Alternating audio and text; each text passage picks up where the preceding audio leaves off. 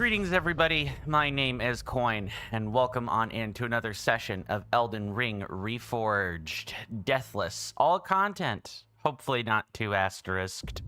Fire spells only, routing/scouting. Since I am on time today, I'll go ahead and start by reading our wonderful appreciation placards. I'm so used to moving things via my keyboard that I now need to get used to my Stream Deck. I believe it is this one. Yes, and we can play the camera minigame. Oh, this is so nice. I've added a couple of other things to the streamer deck as well. Just basic stuff, but stuff nonetheless. I do read these placards at the start of each and every stream as a way to say thank you. The most minimal way I have to say thank you for people choosing to chuck change at me, which is how your names end up on this list. Still working on the kick panel, but it will be out soon. Probably within, I would say, 24 to 48 hours. This should be there by next week. I will go ahead and read those placards out now. Thank you to Mr. Gorda Goku for their continued Valkyrie tier membership over on Patreon. Please do enjoy the benefits and privileges of that membership tier, good sir. Thank you to Mr. Rasby the player for their maintenance of their Valkyrie tier membership over on Coffee. Please do enjoy the membership privileges, good sir. And while I do not have any people who are maintaining any Twitch subscriptions, or no one doing gifted or anything like that, or one-off contributions, I would like to thank people who have used those platforms or made direct donations in the past. It is greatly appreciated. Thank you so much for supporting my work. And now, I guess also I should make sure I've put those back. Okay. Things that I have programmed into the streamer.deck include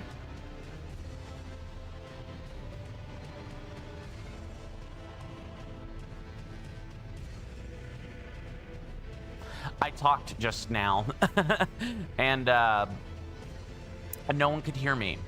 Yeah, I've toggled over some basic overlay. In fact, I could probably make one real quick for the focus toggle during the break. But with any luck, our stream should start to get a lot better and a lot faster at this type of thing. I have had entirely too many messages come in, so let me go ahead and catch up with those now. I do not see anything on our green or red apps, so yep, Mr. Jason says, as stated in the DMs 2 hours and 4 minutes ago, wonderful times have now arrived. I'm glad you think so, good sir. To say the least. Mr. Jason goes on to say, earlier today, good sir, your talking flower said, it sure is peaceful around here. I mean, that's true, but it did also disturb the peace in saying this. You said it was peaceful. Mr. Jason goes on to say, Mr. Coin, you've had your time away from screens today, and so you should be okay for the long haul, except for washing, pots and dishes and stuff. Understood, good sir.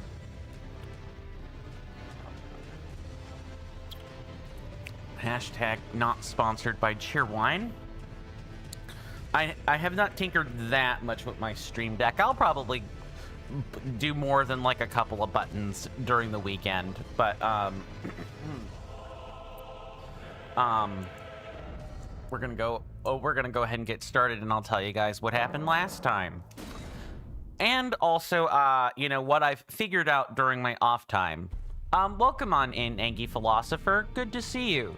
Hopefully you're doing well in body and mind, and I do hope you enjoy your stay. You came in right at the beginning, good compeer. Mr. Jason says Mr. Jason should be around $320. Better off tomorrow, good sir. You usually write in pounds. I assume you converted this to dollars when you talked about it, right? I'm not, like, delusional. As for what happened last time, while those conversations are sort of cooking or setting in place, we went through and did Academy stuff. Mr. Jason says, yeah, you do, but you did the conversion. That's okay. That is what I thought would thought happened. You just usually don't do that. Angie Philosopher says, yeah, just got bored of your coding session, so you wanted to see your live, and lo and behold. Oh, you code? Do you do that for a living, or is that more of a hobbyist sort of thing? Either is fine. I'm curious. Yeah, and during our session yesterday, we wiped face to Renala for like an hour and 10 minutes. Yay! Speaking of Renala, I did yesterday I did catch up and get a little ahead in the scout file. I have found that the best possible manner, and this is after, you know, talking about it on the Reforged Discord with Kernifer themselves and a couple of other people about it. They suggested, hey, you should try headshots. You should try doing headshots on the dragon. That'll probably work out a lot better for you. I tried that. It did not work. Instead, what I had to do, because of how short-lived the dragon is I had to get up close to Renala and kind of wait for her to summon the dragon, and then very quickly get over to it, like run behind the flame breath, use a sign to mark it, and then quickly use catch flame to DPS it down. That's it. I literally had to do the opposite of what I was told. And then I got it on the scout file for later. That's what I figured out off camera. Our goal today is somewhere over in Caelid. Probably over to where this finger reader crone is, if I had to guess. But we still got some quest materials we got to take care of first before doing any of that. We need to go talk to Celavis, for instance. Get the letter of recommendation from him, which we will go ahead and do right now. Anki Philosopher says still in uni, but yes, the plan is for a living. Ah, nice. That's awesome. Do you know, are you working towards a specialty yet, or are you still in like what I would consider lower course electives, i.e. you're still taking like the general programming courses? I'm just curious, of course. Lower? Okay, so you've still got some way to go yet, but I hope you will know, I hope, a specialty or something of interest becomes apparent to you at some point during your education. I hope you find something that's interesting and worth doing with that. Mr. Jason says, I know a little bit of coding. If Coinstit, I'm pretty sure you do not need the greater than sign there, but I totally get that, because that's a Boolean argument that you're trying to make. Compliment. Yeah, I appreciate that, Mr. Jason. Truly. Let me get my spells readjusted back to where they're supposed to be, and then we'll do these quests. Mr. Jason says, I don't know, good sir. You're pretty great. I'm glad you think so. I am glad you think so. However, I did take a semester of computer science. I did that as a minor, so I actually had to take the majors course. Yeah, that particular statement right there is missing or does not have the correct Boolean argument. But the intention is what matters, good sir. You know, details set aside and everything. Truly. Let's see. We wanted... Yeah, that. And then we have just enough for... where we're going, we are gonna need Flame Cleanse Me. We are going to need that spell. We need that handy and available at all times. Because guess what? Today is Caelid. We're gonna be starting on Caelid. Caelid's a whole different place. I would say each region in Elden Ring Reforged does a very good job of showing a moderate difficulty spike. We're about to get another one with Caelid, and let me tell you, as someone who has done a challenge run of this previously and got a DNF for it, Caelid is rough. Caelid is a rough ride. You know, especially without any form of ready-made, cheap, or even free cleanses. Ah, so you made Nepheli drink the potion. Well done. You are a touch more useful than I had thought. Very well. Then you shall have your gift. Knowledge of the sorcerous arts and of the tutelage of the great preceptor Selvis. I doubt much of it will lay within the grasp of a mere tarnished, but if you put your mind to it, perhaps you won't embarrass Our Lady. You wish to begin right this moment? Well, your impatience, though boorish, is understandable. Let's have at it. Yeah, so this dude, like, has sorceries available if you want to buy them. These are not to be underestimated, especially Ice Crag. If you are running any kind of magic build, Glintstone Ice Crag is really good. You might want to consider getting it, even if you don't care about the frost buildup. It's so useful for this run. Yes, indeed, it is not useful for this run, but the statement is very much noted. What scroll? What scroll? Oh, do I have the Conspectus scroll on me? I think I still have the Conspectus scroll on me.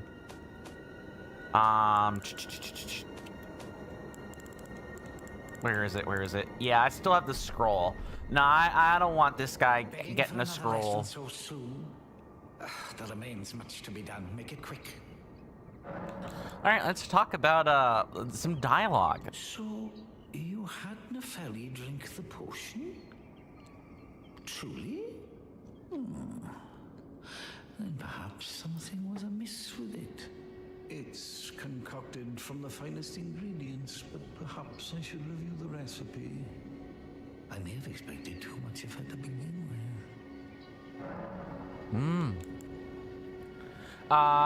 What did I missed something. Yes. Mr. Jason says, of course, good sir. I had a feeling that you would find the deliberate error that you added. Of course. Of course. Yes. Completely understood. Mr. Jason says, you can understand why Mr. Coin went for fire spells only, because it would be pointless to do ice spells only, because Mr. Coin is already cool. I appreciate that. That said, there are no such things as ice spells. There are...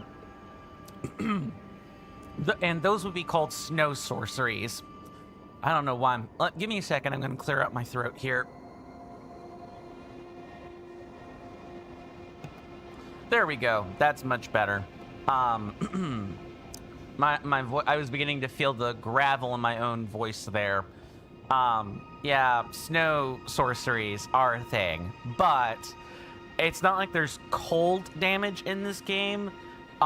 there's magic damage in this game. Yeah, FromSoft games are weird. There is no... Cold does not exist in the usual RPG sense of the word. Definitely not. Mr. Jason says, "Too true, good sir. You're on the ball today, discovering all of your deliberate errors. GG, you cannot put anything past the Mr. Coin." I know, right? I appreciate that. Mr. Jason's, or I'm sorry, Angie Philosopher says, "But then fire spells wouldn't make sense either, since Coin is already hot." I think you're going to get along with our audience just fine, Angie Philosopher. Well, well. You're asking me about that, are you? The task was left to you and the mongrel, was it not? Not only are you incompetent, but shameless to boot. Well, there's no helping it. Now's as good a time as any. I'll let you in on it. There's a glintstone sorcerer by the name of Selene in Limgrave. She owes me for the help I gave her when she was expelled from the academy. I asked her to look into the matter some time ago. I'll write you a letter of introduction. Go ask her. Oh, before I forget, incompetent and shameless, huh? I have that right here. Not only are you incompetent, but shameless to boot. Say what you will about Celavis the character, but the voice... Give him a squeeze. The Celavis's voice actor knew what he was doing. He knew exactly what he was doing. One of the best, like, deliveries. The smarmy, arrogant, yet smooth delivery on voice lines is not to be understated. Mr. Jason says, yeah, I'm glad you approve, good sir. You break into a man's private chambers, rooting about as you please? Yes. Your offishness knows no bounds. Fine and well. You tricked Nepheli and had her drink the potion. I believe that makes you my accomplice. You yearn for a puppet of your own. Oh, no. Well, normally, one of your stature would never be allowed. But perhaps I can make a very special exception. Now, choose. This is what this guy likes to do to his puppets in his spare time. Think as little or as much of that as you want. Mr. Jason says, Mr. Jason really admires the community that has been cultivated here, good sir. Yes, I am very pleased with my community. I know it is quiet and, you know, not loud like Kai Sinats or XQCs or Connor Dog or Moist Critical, but I'm happy of the crowd that I have. I will always be grateful for that. I could still be streaming to no one. I probably would still be doing this and streaming to no one. I'm happy to have a bona fide, genuine audience after a number of years on this platform. I just want to make that warm sentiment abundantly clear, more than anything. I am going to take on take the Therolina puppet.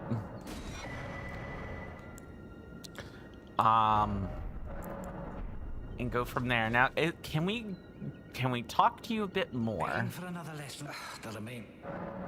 No. Okay. So we actually need to go back over here and talk to Blythe. Oh, no, wait. No. I'm missing a step. I'm glad I caught that midway. We need to go talk to Selene first. I should also say for perhaps those that are not aware of Vanilla, there is another way you could complete the quest, one that does not involve talking to the Twisted Dolly Botherer, and that is by going over to Redmane Castle, which is over here, going all the way up to and including the boss right before going out to fight Radon, Star Scourge Radon. And you'll find an NPC there named Jaren. You can talk to him about that. He'll tell you about EG, and then EG can give you information. Rather than needing to, quote-unquote, do things this way. However, If I believe if I'm remembering all of my quests right, you actually want to do things with Celavis this way, like Celavis and Selen, because talking to him, interacting with Celavis will open up his part of the quest, so to speak. Young apprentice, first things first. You are a tadpole when it comes to magic. Infantile, without the legs to walk. So, to become a sorcerer, first, you must face your ignorance. Now, shall we start learning? Is that Oh, I didn't mean to do that. Takes me back to my academy, Yes, I'll yes, be sure to yes. never lose that. That's fine. We already weren't getting the miter anyway, so... Well, Celavis is not a name I ever wanted to hear again. But fine. If it will help you, my apprentice, I offer my knowledge. The stars alter the fate of the Karian royal family, and the fate of your mistress, Rani. But long ago, General Radahn challenged the swirling constellations, and in a crushing victory arrested their cycles. Now he is the force that repulses the stars. If General Radahn were to die, the stars would resume their movement, and so too would Rani's destiny. Yay! We've learned something we already were gonna have to go do. Kill Radahn. Now we need to go and tell Blythe this information, so that he'll be at Redmane Castle when I need him to be. And why am I starting out over here when I could instead pick the closer grace site? And the reason for that is I can actually kind of do a fade on most of the enemies here, whereas I cannot do a fade coming in from the closer grace site. I will almost die running off the cliff. Let's not do that. I would have had bozos from over here threatening to shoot Blythe, and we can't have that. Okay, before I talk to him, though, I will catch up on chat again. Mr. Jason says, Mr. Coin, speaking of finding wonderful streamers, good sir, you were still genuinely shocked of how you came to discover the lovely Mango Misu, good sir.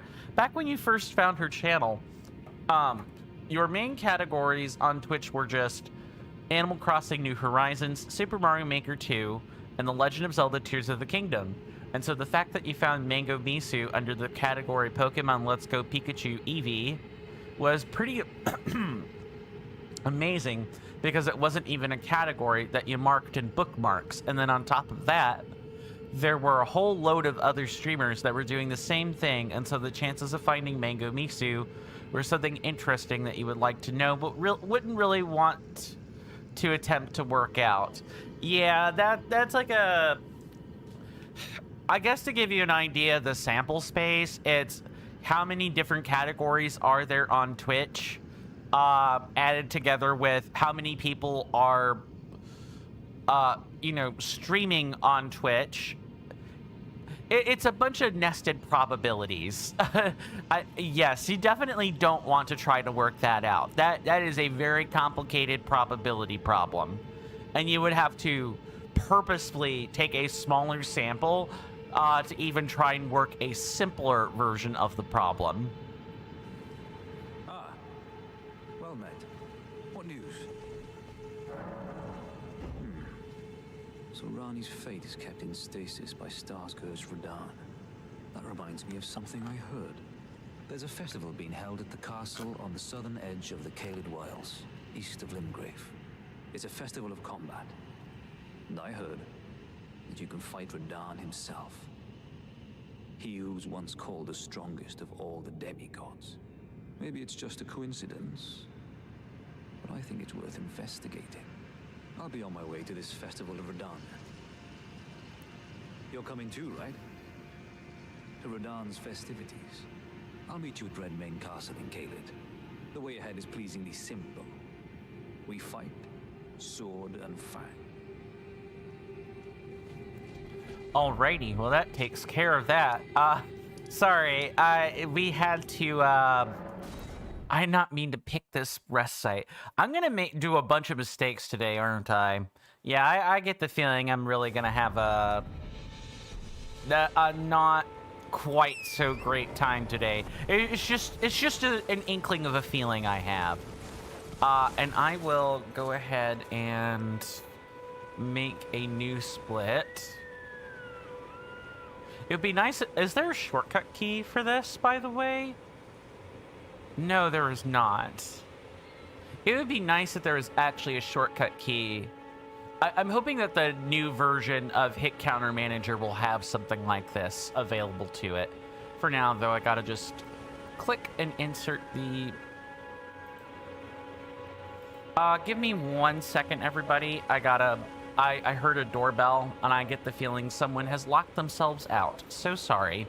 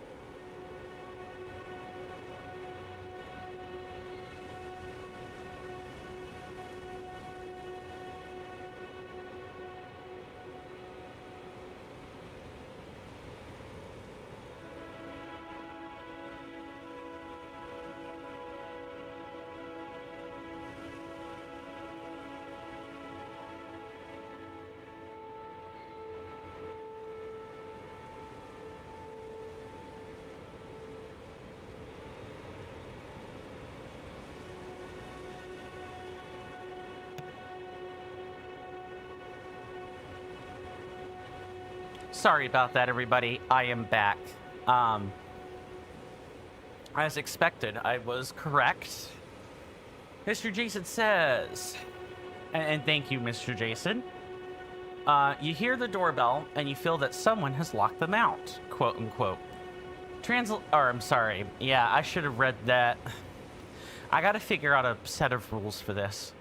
Translation. I will BRB one moment while I go out and collect all the latest fan mail. I don't have any fan mail, but I appreciate the thought, good sir.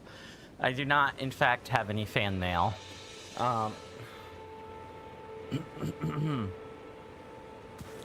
Sorry, I probably should start drinking tea more. You'd send me fan mail, good sir?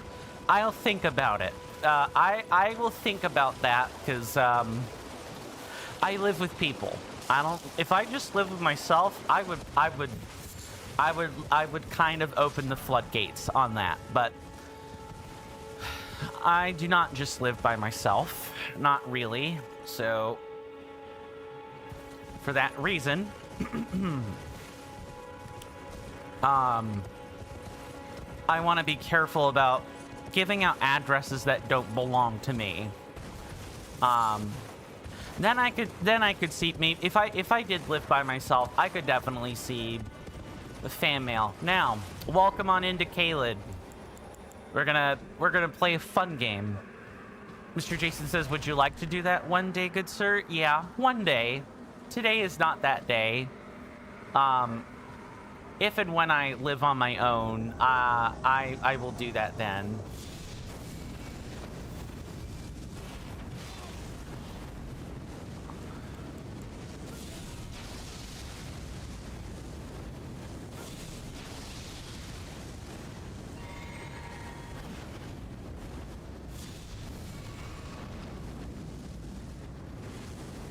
But we're going to use this to absolutely great effect.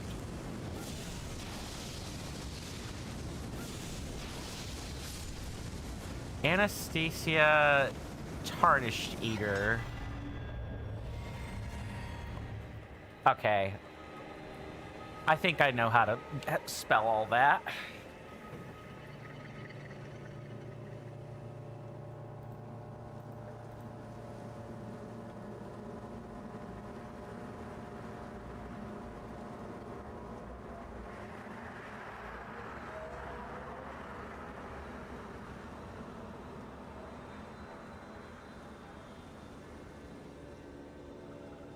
Ain't that a rather warm welcome to a church? Yeah, warm welcome. We meet a mad woman with a butcher's cleaver. This is actually a reference to Dark Souls 3. And that reference is in fact a reference to Dark Souls 1. There's a different lady. She always has a butcher's knife on her, which is like a huge giant hand axe. Normally, it's how it's classed in the game. It's like a huge axe. And every time you hit with it, it would heal a little bit of your HP at a time.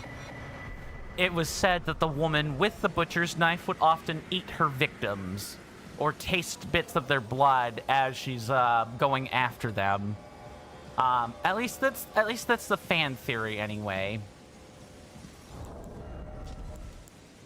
Poison pot. I think the poison pots deal true damage if I'm not mistaken. Strike damage. Okay, yeah, it's not gonna work. Although that, believe it or not, I believe hitless rules still, like the general rules I run by, would still cover the use of consumables. Exclamation mark ER hitless for more information on that, or asterisk ER hitless, or caret that's shift 6 on a QWERTY keyboard. ER hitless on kick for more information.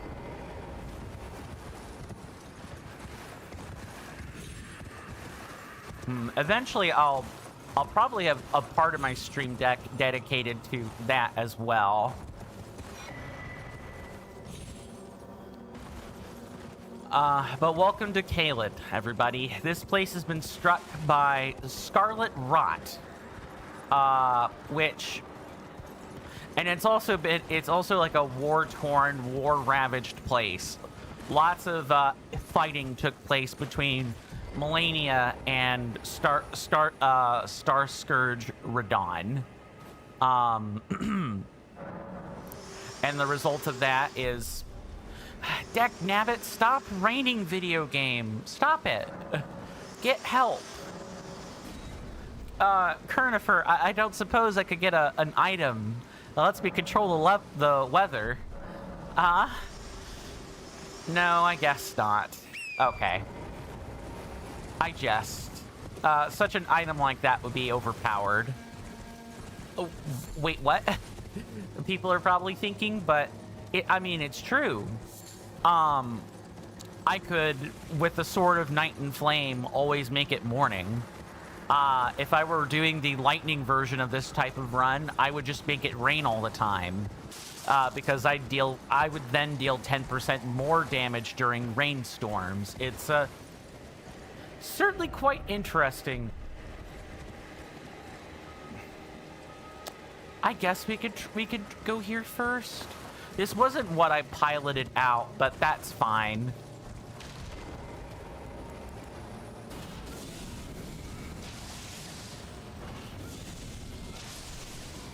Bert Guardian, okay.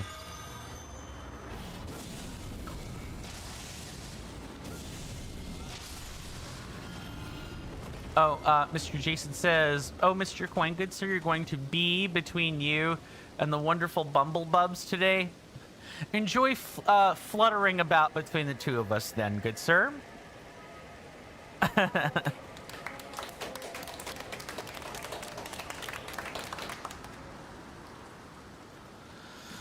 Okay, so in Caelid, there are going to be a lot more rune pieces that get skipped. And the reasoning, let me see if I can't point out a rune piece that fits this description. Mr. Jason says, in her chat, you said, PSA, if anyone here is not wanting the Super Mario Galaxy movie spoilers, please avoid Reddit and Nintendo Life. And someone else said, PSA, don't trust people on the internet. And so you said, PSA, but always trust Super Mario Maker 2 troll level creators. I hear you. Yeah, trust them about as far as you can throw them. Wait, what? Oh, there must be ground underneath that. Alright. Oh, hey. Yeah, they must have fallen just beyond this rock. Okay, so while not a particularly great showing, I'm pretty sure there's a rune piece out on the tips of one of these roots. These roots are fine, but this is actually not a great example. Let's say there was a rune piece on the tip of this branch. I would probably not go out and collect that. Why? Because it's too easy to fall over and die. That kind of thing. Mr. Jason says, but Bumblebubs admire the little plug. That's good. I'm glad that she did. Mr. Jason says, I see you are branching out into new areas, good sir. I am. Literally. I hear it's quite the grassroots movement. Sure, Jan. And I gotta be careful. Nice. Because it's real easy to... The Guardians fit in with their environment really well. If they're not contrasting against their own environment, that is. And just when you think you've spotted one lone one out in the wild, next thing you know, you're ambushed by like 2 or 3 more of them. The Guardians are...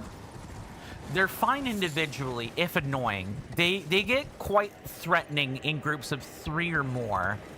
They have like the same kind of swarm tactics as demi-humans. Some of the same swarm tactics, but are better at camouflage, and they have better weapons and stuff. Mr. Jason says, imagine Elden Ring, but all the enemies are replaced with Cheep Cheeps. Yeah, I could imagine it. Unfortunately, you know, Cheep Cheep in such an environment would be, not great.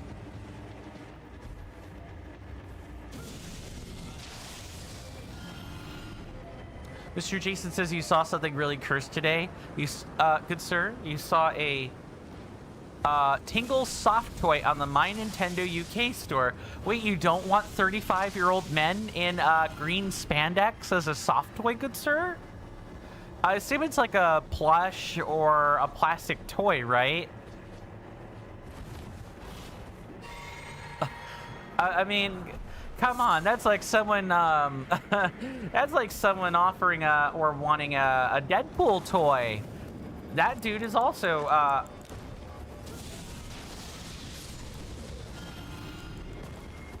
yeah, don't even think about it.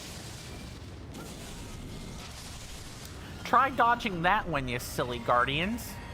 Nah, I didn't think so. I mean... When people buy these like action figure toys, they also pretty routinely, yeah, drop down. Don't tell me you don't have a ranged attack. Good. But they get they get these 25, 35-year-old dudes in spandex, and it's fine. But no one wants awkward, you know, the problem is Tingle looks like a little bit of a weirdo. He already looks like he has a few screws loose, which nothing wrong with Tingle. That's not to say that people can't have screws loose in society and be fine. It's the Tingle has screws loose in an exact wrong way, and it causes problems for society, you know, writ large. Oh, yeah, see this? Doesn't that look familiar? That is a blighted avatar. Yeah, that's right. The Scarlet Wilds have a lot of variants of most enemies, and whatever doesn't die due to Scarlet Rot usually mutates and gets stronger. It's not a mutagen, but it like many things in life, if it's exposed to some kind of contaminant, the thing that usually survives the contaminant is deadlier in some way, or has adapted to be scarier in some way. See rad roaches for an example of this in a different environment. I'm just gonna craft some signs real quick. Oh, and we should actually clean inventory before continuing. Let's go ahead and do that now.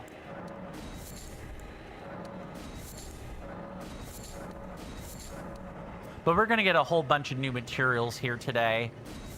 So I do hope... I do hope people will stick around for that.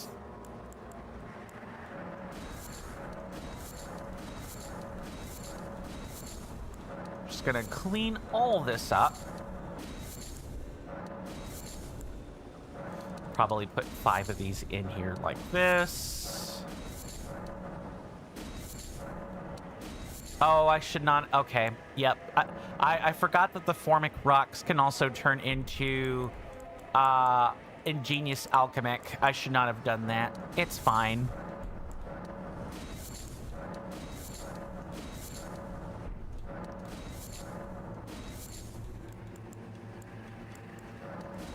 Just clean all of this up.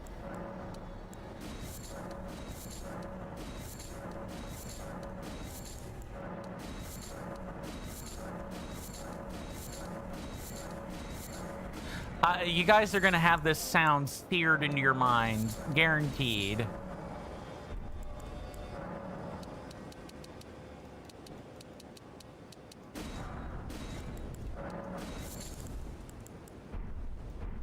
Okay.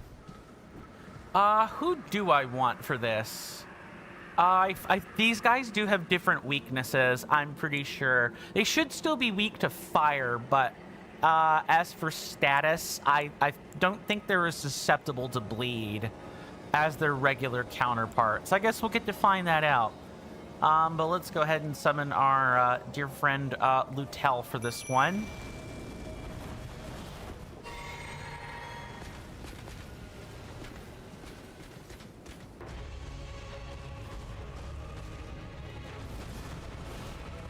Oh, it's the putrid avatar. Okay.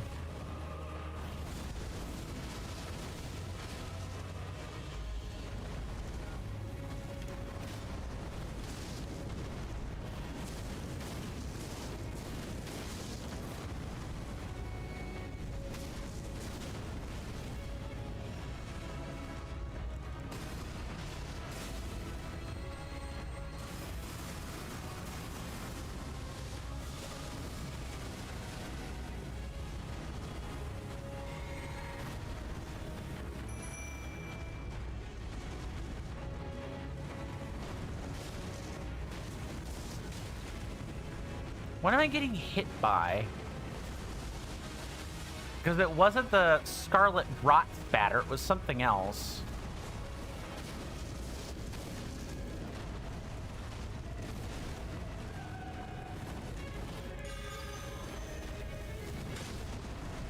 Ground fire? Wait, what?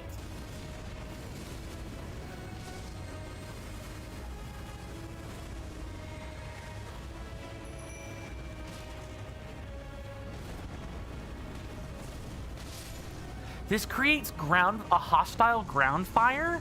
Wait, what? Interesting. I didn't know that that was a hazard.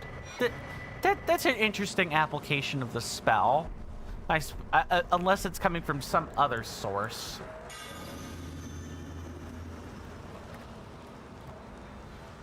The fires from the... Oh, okay. Yeah, the fires from the Avatar, since he has the fire tier, makes sense. Another putrid Avatar slash Erdtree Avatar gimmick.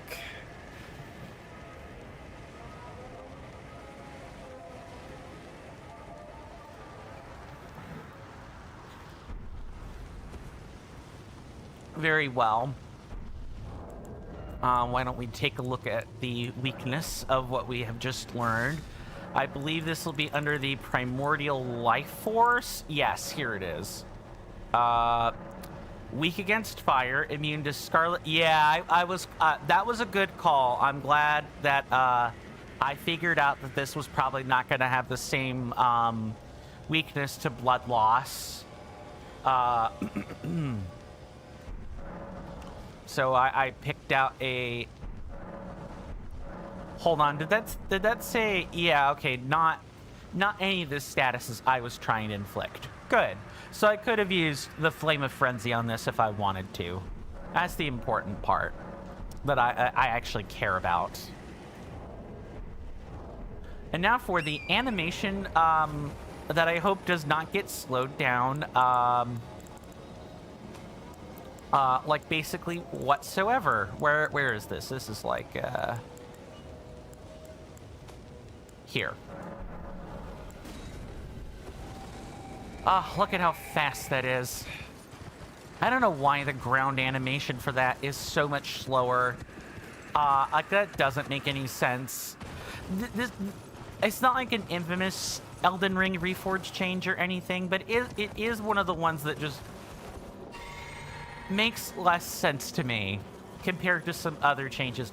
I'm willing to bet it's a PvP thing. If I had to guess, without sifting through the patch notes to try to find it, probably a PvP related change. Because you can PvP people in Reforged, which is kind of a cool thing that I would never have expected to see in a mod, if I'm being quite honest, of FromSoft materials. I cannot express enough how cool that is. We are in the Minor Erdtree Catacombs. It's not going to be the catacombs, it's going to be what's in the catacombs that's part of the split here.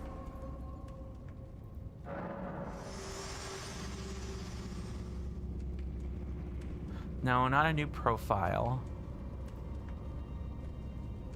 There we go. Let's get our handy dandy lantern out.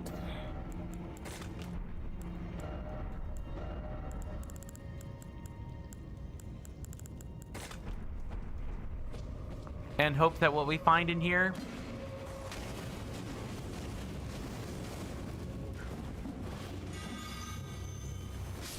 is not too difficult for us to deal with. We've done a lot of grinding, so I'm gonna trust that we're good to go. We're exactly where we're supposed to be. Although, part of me thinks, if I remember my tier list correctly, or like tier numbers, I actually want to say that... Wait, what? Why do I... There's normally like a second tier. Hold up. Okay. That's fine. Nice to find that. We'll go into that later. I want to say Altus is technically next in terms of difficulty. I think Caelid's like one tier above that. I would have to go and look at the pin again, which I could actually probably do. Let's see if I can't find it just real quick. Let me just turn on a... Caelid is before Altus. Thank you for the time save, Angie Philosopher. Much appreciated. Good. I am glad that is the case, and that my My Elden Ring intuition has not, is not that far afield. Or that my experience from my past challenge runs is not that far afield of anything.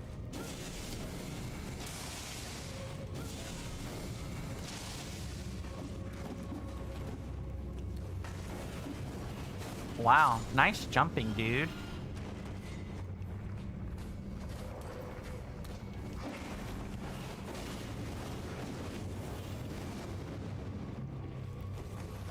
I gotta be careful. Oh, yeah, see, that's exactly why you don't follow enemies into rooms like this. You don't know who's gonna ambush you if you do that. That's like following the scarab beetle into a place that you have not, you know, scoped out yet. That could get you killed pretty quickly. So always double check rooms. If anyone ever plans on doing a challenge run like this for themselves, no matter what version of the game it is, check your surroundings.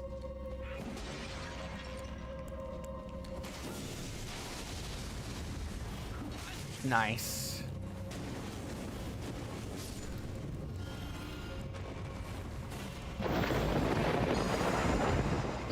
Off in the distance, my senators and inductees, that is an ad storm. In about 5 minutes, it'll blow over us, and then we can get right back to the gaming. Thanks.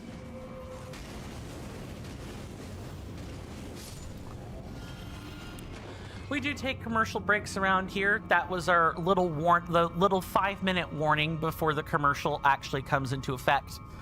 We do take commercial breaks around here at the top of every hour. So in about 4.5 minutes from now, there will be a timer to the left of my webcam, and it'll read 3 minutes and 0 seconds.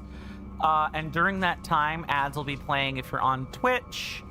And, you know, I will be away from my keyboard, getting a stretch and everything. I highly encourage everyone to do the same thing. It'll make your break pass by faster.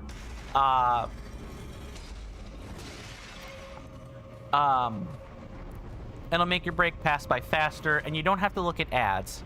But do feel free to spend your time in whatever way you wish. Once the timer reads 0 minutes and 0 seconds, I will have returned to my desk. The ads will be over, and we can pick up right where we left off.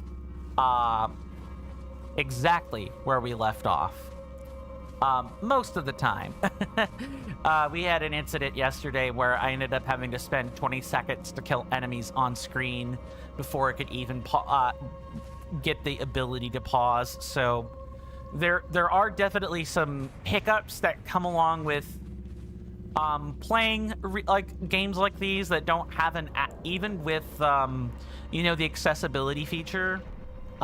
You know, the pause implementation is not perfect, number one, and number two, more than anything,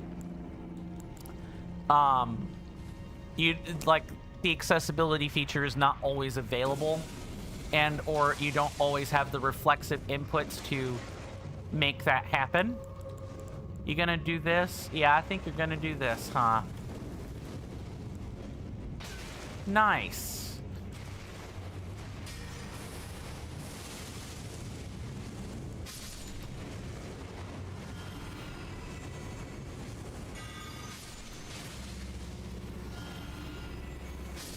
There we go. I got at least one of them. Where's the imp? It was throwing stuff earlier.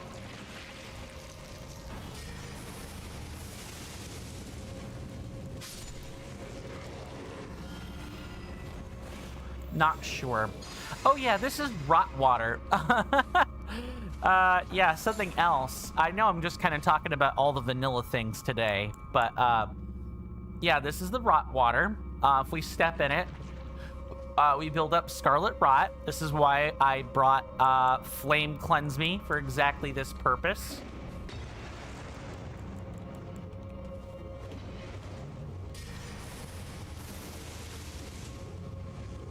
Yeah, bleed up there, imp. This is where like the geometry and spatial occupation of spells is vastly superior to direct attack methods. It's one of the reasons I like Blood Boon, is you could do stuff like that and not think too hard about it. And if I'm lucky, I might be able to catch this one. Uh-oh. Sex. Okay, cool. I'm glad that the redemptions are working properly. Welcome on in, Mr. Shiny. Good to see you, good sir. Hopefully you're doing well in body and mind, and I do hope that you enjoy your stay. I'll try to read this before the commercial break really quickly. You walk through a tunnel. Every wall, every turn, every arch looks the same to you. You walk past a pot. Suddenly, a terrifying creature jumps out to ambush you. You struggle, but make it out alive. I need to be more careful, you think to yourself, but as you do, you sense a presence right behind you. It's leaning towards your right ear to whisper, licking its lips before it does. I tacked that on, by the way. To whisper, sex. Thank you. We gotta make these copy pastas into quotes. I gotta figure out how to make that happen. Well, I'm gonna fiddle around with a couple things, and I'll see you guys after the break. Thank you.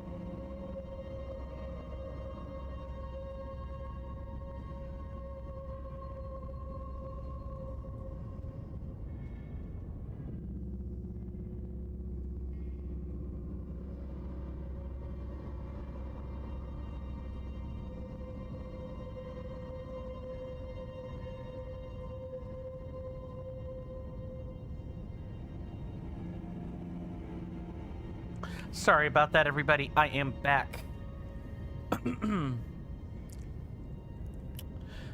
Let's take just an opportunity to check in with our wonderful chats, and then we will go about our business.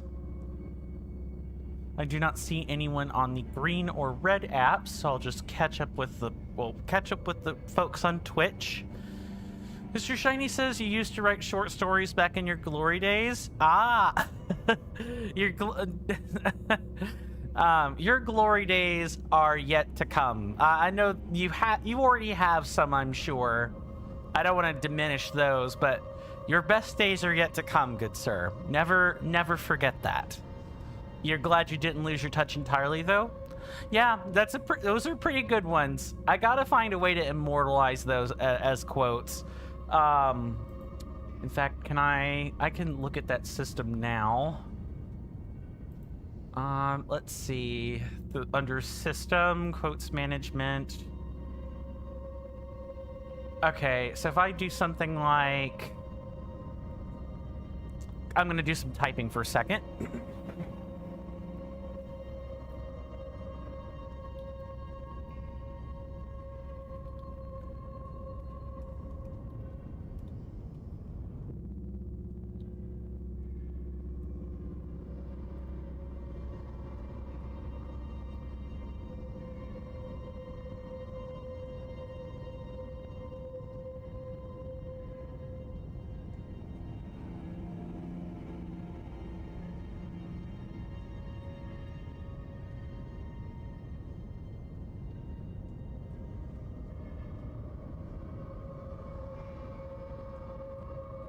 There we go. I put a little, I've put some ellipses on the end. That was the only, this already had ellipses on the end. I guess I just didn't copy those. But, yeah, that short was good enough to make a quote. So I made a quote. I should probably, after stream, edit that particular one to delete the bot quote, so it isn't doing that. You guys don't have to see it twice, that kind of thing. I'll play around with that after stream. Let's get back to our regularly scheduled hack and slash, shall we? This is not a hack and slash title, but I mean, you're hacking, you're whacking, you're smacking, you're hacking, whacking, chopping that meat. But when I'm finished joking, this is not a hack and slash. There's some elements of a hack and slash, like with Reforged. We even have like randomized or somewhat randomized modifiers on like Ashes of War. Like that's the closest it gets to being randomized or to having that kind of hack and slash element, but it's not the same. Mr. Shiny says you see your works won't be lost to time now. No, good sir, they will not. It's just copying all of that can be a little bit of an exercise in tedium.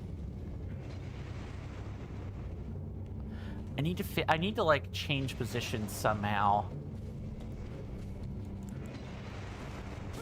Maybe this. Nah, that's not gonna work. Oh, but what I can do... Will this work indoors? I need to know. It does!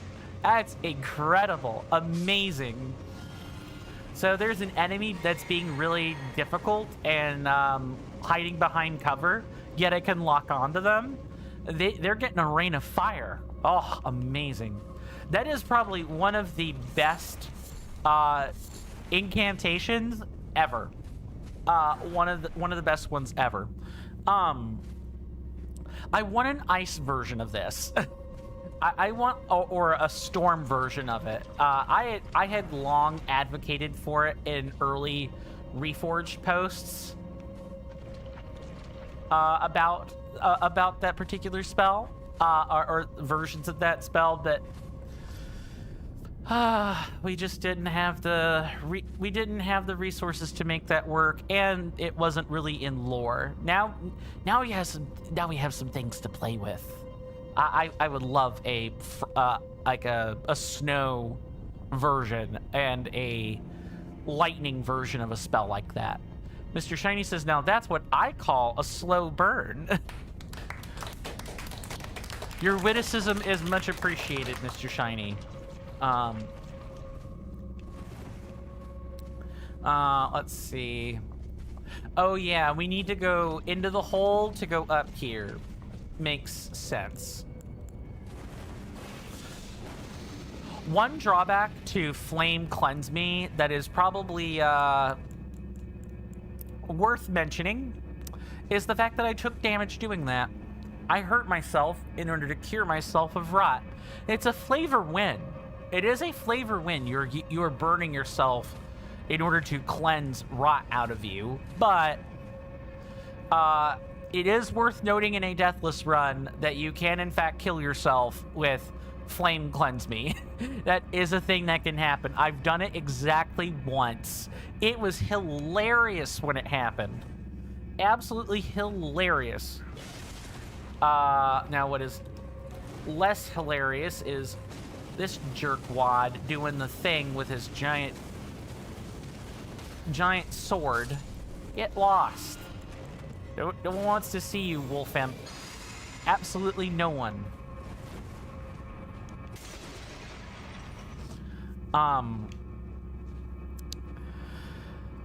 Let's see. Since you came in a little bit later, Mr. Shiny, we got a warm welcome in Caelid. We had a finger maiden with a butcher's knife come after us, and then we fought a rotting tree avatar as a warm welcome to the land blighted by scarlet rot. That is pretty much the gist of what was missed. We're gonna get all bunches of new enemies today. Look at the visual effects on that water. Grody.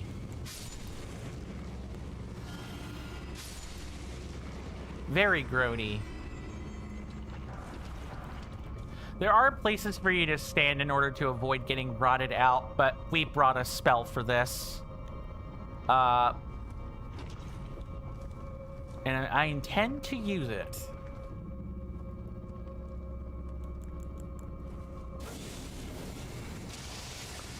Nabbit, don't do that. Well, I guess also the spell is just... Oh, no. No. Get off.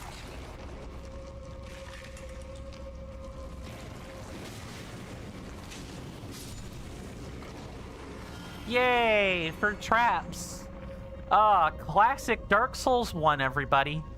Mr. Shiny says a warm welcome is something Mr. Coin treats all his enemies to as well. Too true, good sir. Too true. Yeah, I'll give him a real toasty. A real toast. Oh, yeah, don't stand in that. Let's not stand in bad, as the classic MMO saying would go. Standing in bad is, well, bad, of course. Yes, let's... Also, don't roll in liquids. Wow, that shaved off a lot more than I wanted, there. Yeah, so I'll kind of demonstrate this, and, do we have the soap? Filth and accumulations on the body. Yeah, so I will demonstrate this. This is the vanilla thing.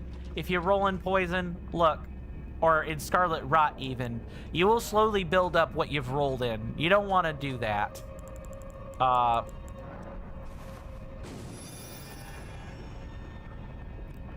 Yeah, and to get rid of that filth and accumulation, you need soap. You couldn't make soap or buy it in huge quantities before, if I'm remembering my vanilla right. You know, when it's real, that is.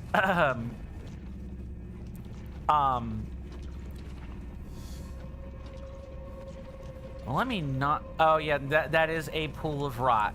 That is bad. Yeah, and the Scarlet Rot can hurt you. It can hurt you a lot. It also, in Reforged, it's even worse. It lowers your defenses while active. Like poison lowers your resistance while active.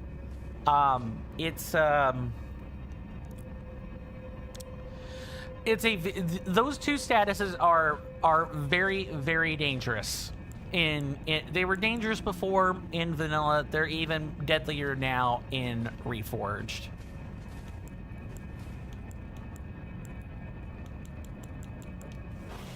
Oh, those are just... Oh, are those crabs? Those are crabs. Yeah, those are crabs. Is there going to be a giant one that pops up out of the burrow?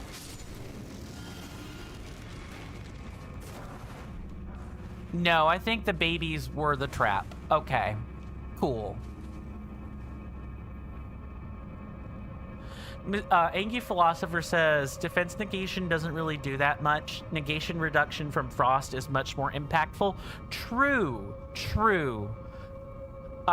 Yeah, that is certainly something worth knowing.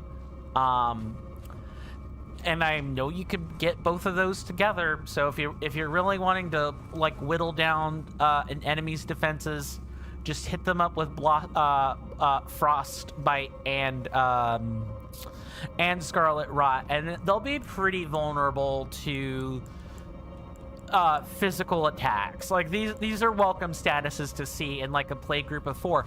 Oh yeah. Before I forget, for those that are like, oh, where's the multiplayer fun? There's a separate mod called Seamless Co-op, which lets one, play with other people on like a... I forget if it's passworded or if it's like the same localized instance. I forget exactly how it works. But what you can do is you can meet up with a few friends. Hello. Yes, thank you for interrupting my explanations once again. Get out of here. No one asked.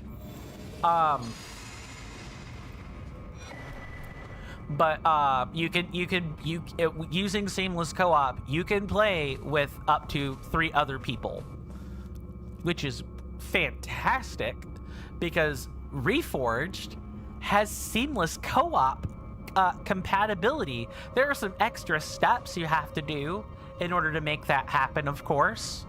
But assuming that you follow those steps, you can have 4 people playing Reforged with you. Or I say 4, I meant 3. 3 other people playing Reforged with you, which is just fantastic.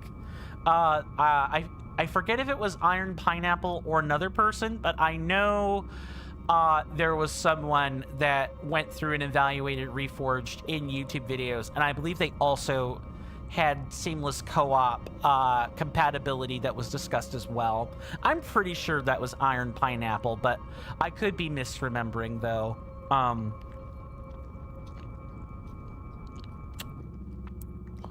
But maybe that's something we could work towards as a community as well, is maybe someday having 1 or 2 other people.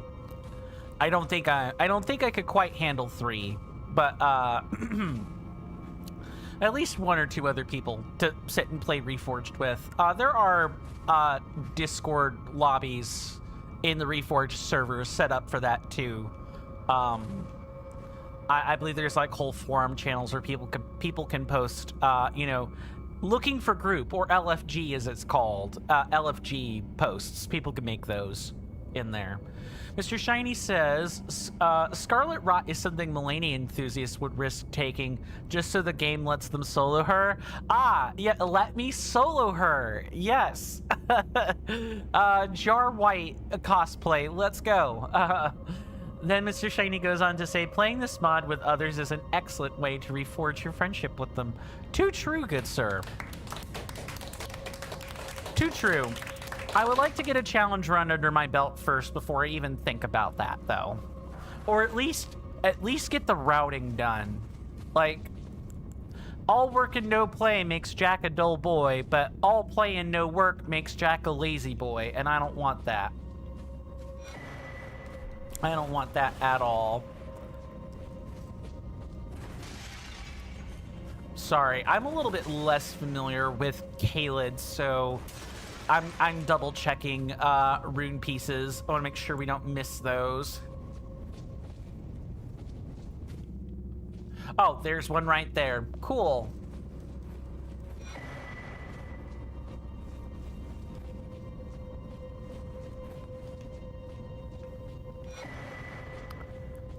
Sweet loot. Sacramental Burgeon. Wait, what? A young shoot heavy with Empyrean blood. Material used for crafting items. Said to burgeon forth from where the golden blood of Empyreans, those chosen to become gods, was spilled. I have never seen this. Is this DLC or is this Reforged specific? Like, I know some materials like the meteoric ore are Reforged specific. Those don't exist in vanilla. It is vanilla. Okay. I learned something new every day. Oh, vanilla, like it's neither DLC. No clue if it's DLC exclusive. It feels like a DLC item, because when I was playing vanilla, I never came across an item that looked like that.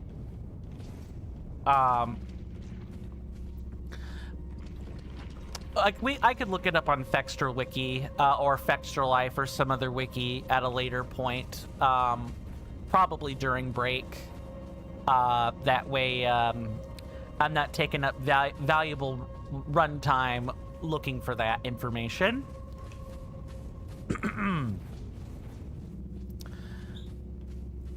And, ooh.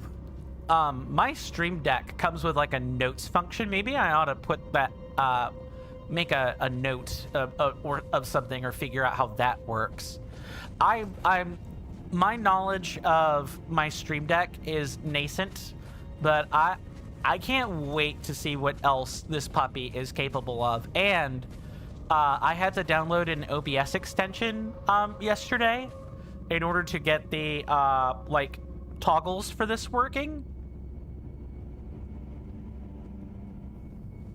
I could do that without putting a post in chat. Now I will probably still put the post in chat, you know, the first time, but after that, I feel as though I won't need to do that. Where's this door again? Oh, and do I want to go in with this number flask? I feel like the correct answer is to probably go back and rest. I think the door is down here, now that I'm thinking on it. Right? Great. Coin gets turned around the episode. I'm pretty sure it's, you know, it's this here. I literally walked by it. I should have remembered that. Door is downstairs. That's what I thought. Oh. Yeah. Can easily confirm which of the stairs is correct. As soon as we go back to the site of grace and recharge here.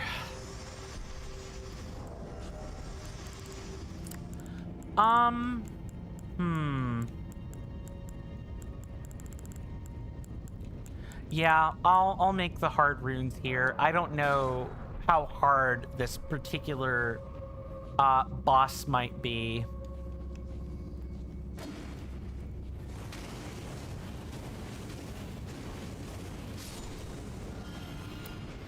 Don't worry, I will have the time to get some more piloting done this weekend, and hopefully we'll have some splits that I don't have to keep plugging in splits on the fly. I know that's not really something people want to see. People want to see that stuff done ahead of time.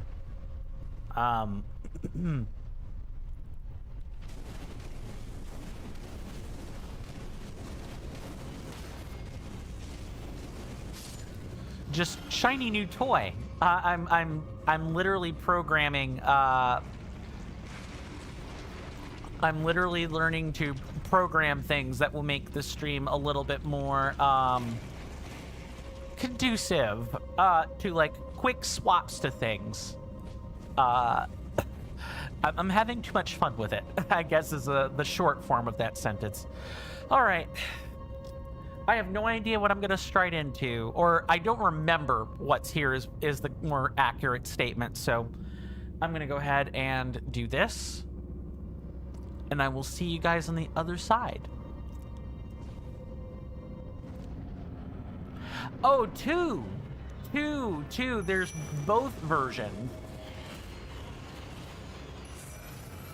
Okay, I got to figure out how the hell I'm going to do this, and probably the scepter version.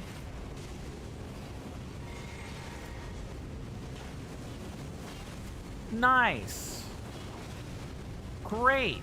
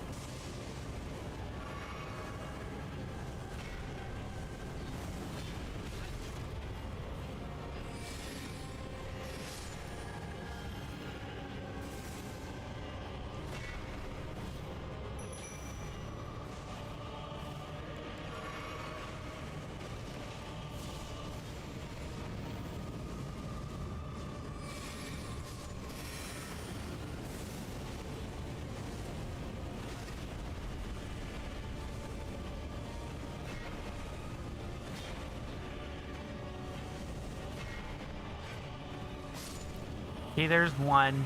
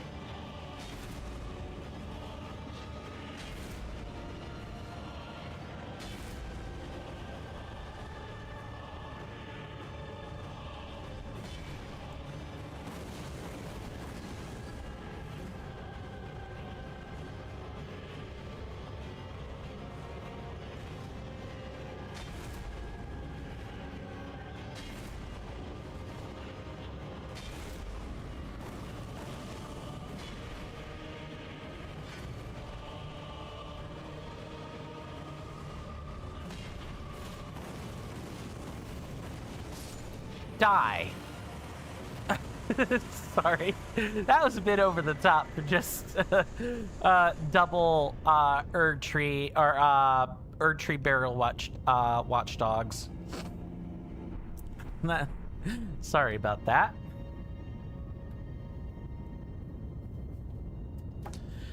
Angie Philosopher says, GG, those can be really rough if they decide they want to gank you, but that went well. Yeah, now that I know that this is here, what I can actually do in the future, or remember that this is here is what I should say, is I can actually craft a Cursed Blood Pot and like mark the scepter using one, and hopefully we could just, I can DPS that down in the future. But, yep, thank you for the GGs. I'm going to type in that split.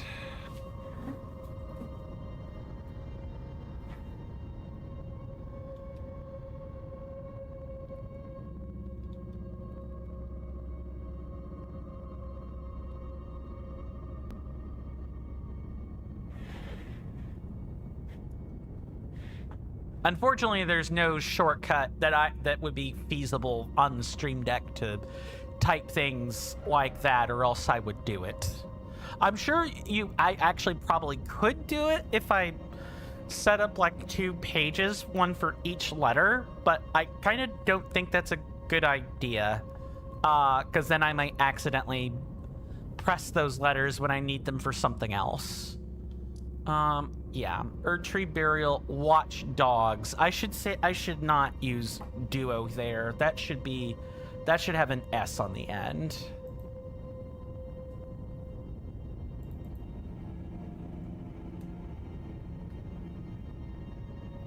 There we go. That's a little bit cleaner.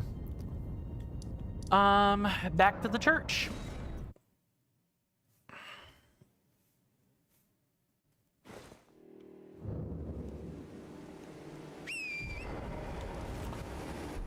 Now we're gonna go to the, I guess before that, we should probably go at least check out those routes. I think there is at least one item worth getting up there.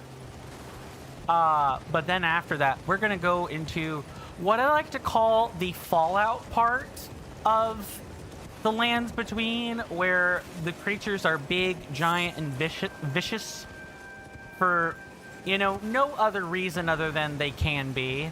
You know, a la Cazadors or Deathclaws from Fallout New Vegas.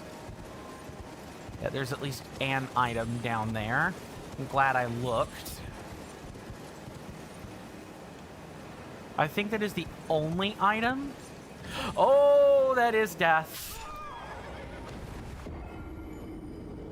Nice.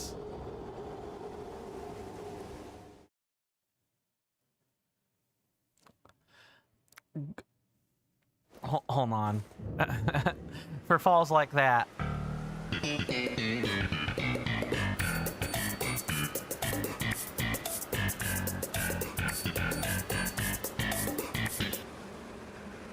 Yep. Gravity, the final boss, strikes again. Sorry, that's funnier to me than it actually is. Eventually, I would like to learn how to finesse the soundboard. I think that involves making a new quote-unquote source. I do not know how I would possibly configure that on the Stream Deck. That's going to be like a YouTube tutorial and a half, guaranteed. Now let's quickly collect our runes before we, while also hoping not to make that same mistake twice over.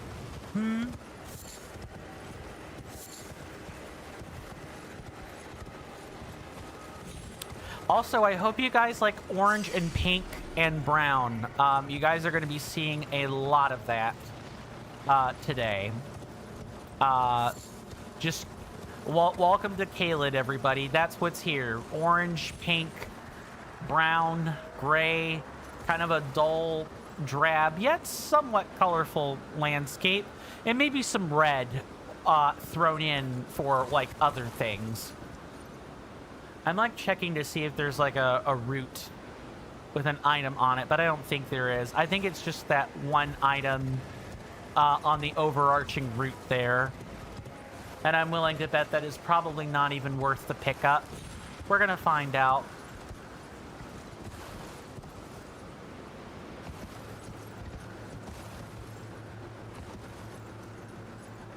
Please tell me that Guardian is not gonna jump down here. Shouldn't be able to.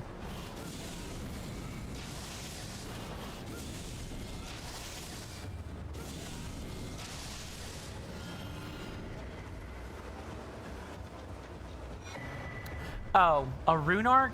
This was absolutely not worth the diversion to pick up. Okay, learning. We have learned that we do not need to pick up that particular item. This is all part of the routing process, my lovely senators. Routing is not only showing what I'm going to do, but also it serves as a log of things not to do.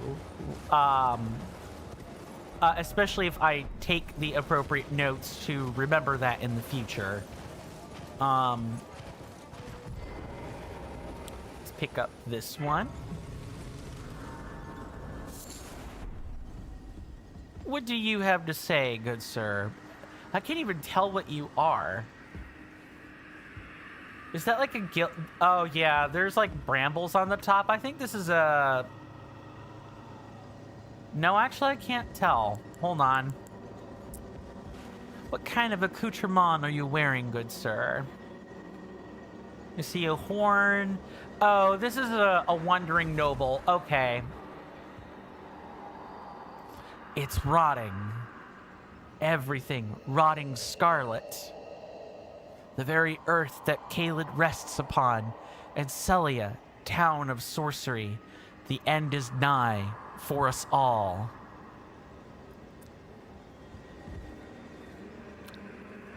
Just look at this pervasive wasteland.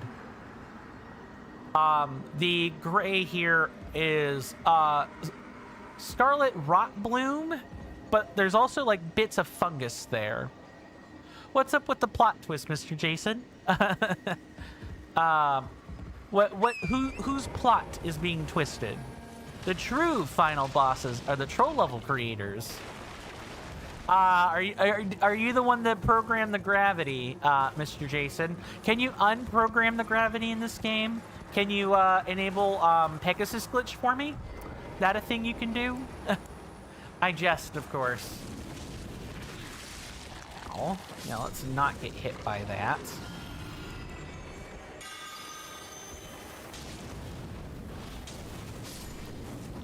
Mr. Jason says you cannot confirm nor deny that, good sir. So you say.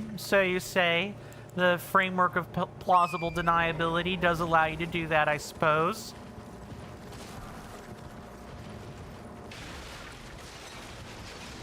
You haven't missed that much. We handled the Erdtree Burial Watchdog duo that was here in the catacombs. I'm surprised it did not turn into an absolutely brutal gank fest. I got ganked a little bit in the beginning, a little bit, but at the end it was kind of mostly already handled. In the future actual real runs may prove to be more dangerous.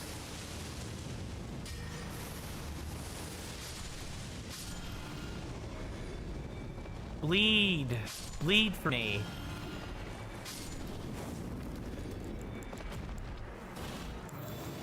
Now, I'm actually kind of curious. I want to know how effective this is.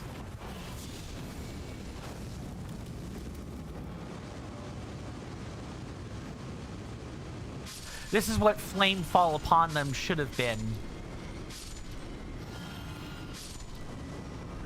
Ah, music to my ears. I need a lightning version of this. I need a lightning storm. Make it a dragon cultist incantation or something. Come on, the potential for a lightning storm is literally right there. I'm mostly joking. I'm mostly non-serious when I say that. I know that's not how the flavor of storms is in Elden Ring. That's usually more of a Simorgian divine bird / pierce thing, not a lightning thing. Can people tell I like electricity?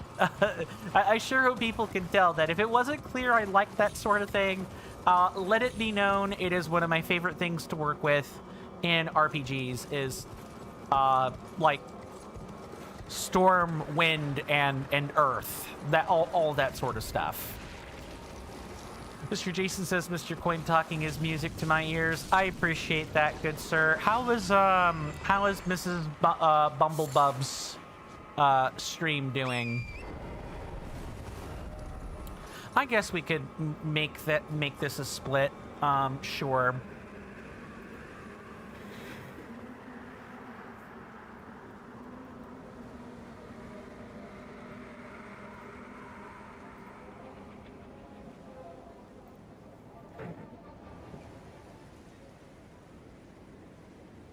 Mr. Jason says, "Oh, Mr. Coin, you've just now remembered another game suggestion that Mr. Jason had forgotten. Do tell."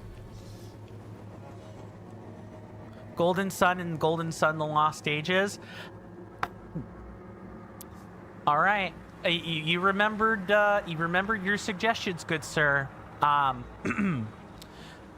I think what you could do, Mr. Jason, and this is another suggestion if you don't want to interface with the forums, is you could quote that for yourself, right?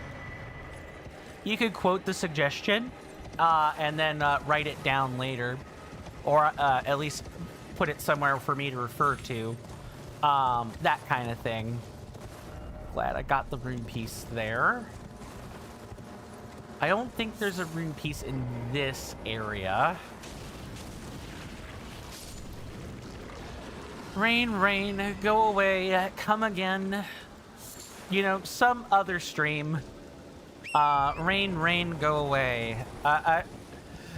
Rain is like my single biggest buzzkill in Elden Ring so far.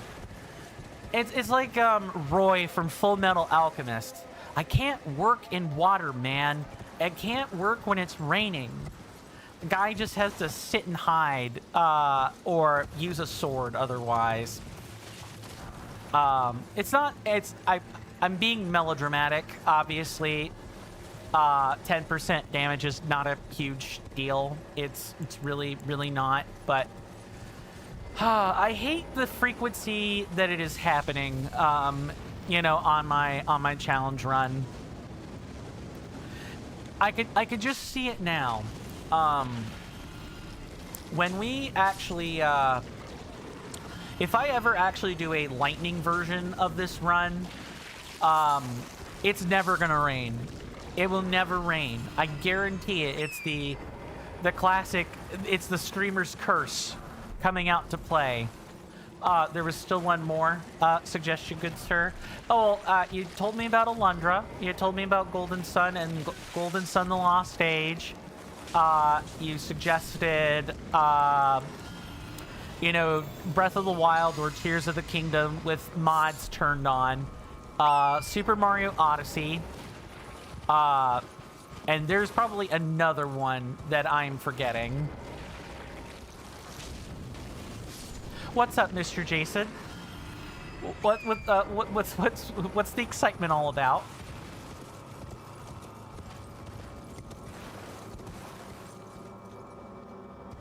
There's got to be a rune piece in this general direction. It wouldn't make any sense to have this little, like, alcove up here and then not have a rune piece. Mr. Jason says, you have just, while you remembered, added both of them to the game suggestion gallery. Very good. Very good. I will do a quick check on that. Now, I will need to go grab my phone, so give me just a second, everybody. I need my phone for other reasons anyway, so I will go get that and be right back.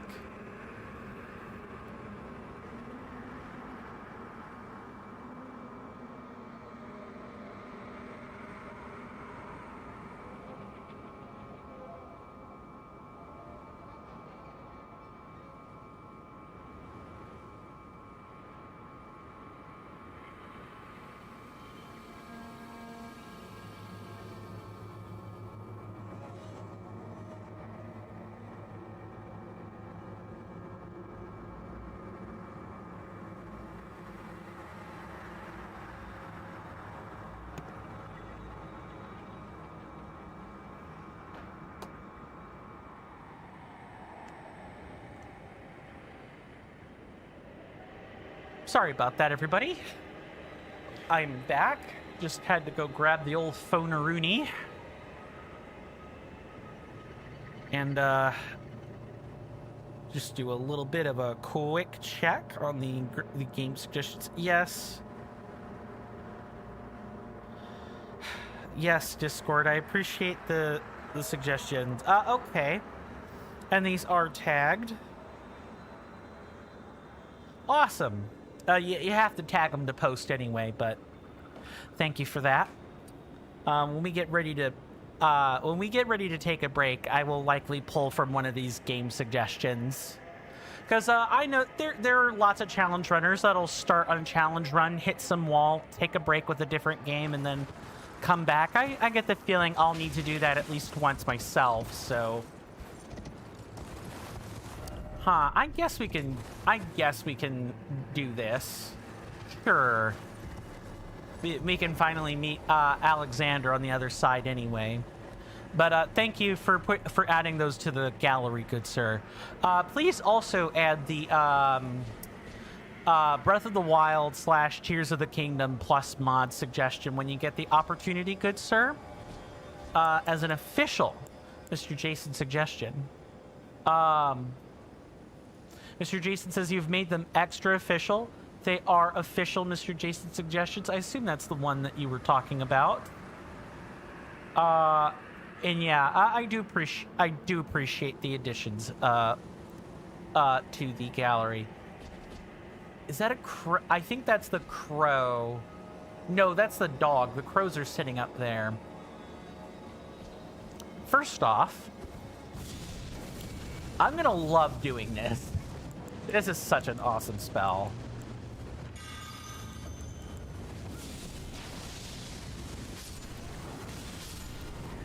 And it follows. Oh my god! I think I have a new favorite spell. This is amazing. I love that. Give me more of these types of spells, game. And I know that's a DLC spell too, so that's like really good stuff. Amazing stuff. While we're here, let's grab this codex entry. Mr. Jason says, Mr. Coin, your talking flower just jump scared you and said, it's going to be all right. And Mr. Jason agrees. It will be all right after you take the batteries out. Or when it shuts up. Yeah, that too.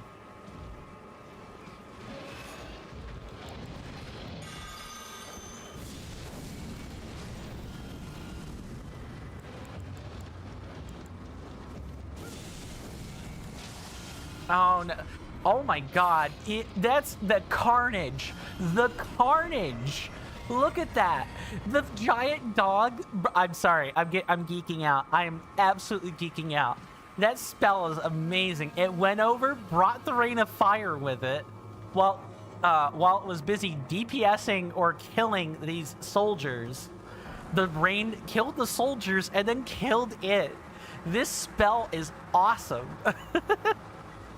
I'm sorry, I'm absolutely giddy with delight. I cannot remember the last time I got to play with a new spell and actually enjoyed all of its perks.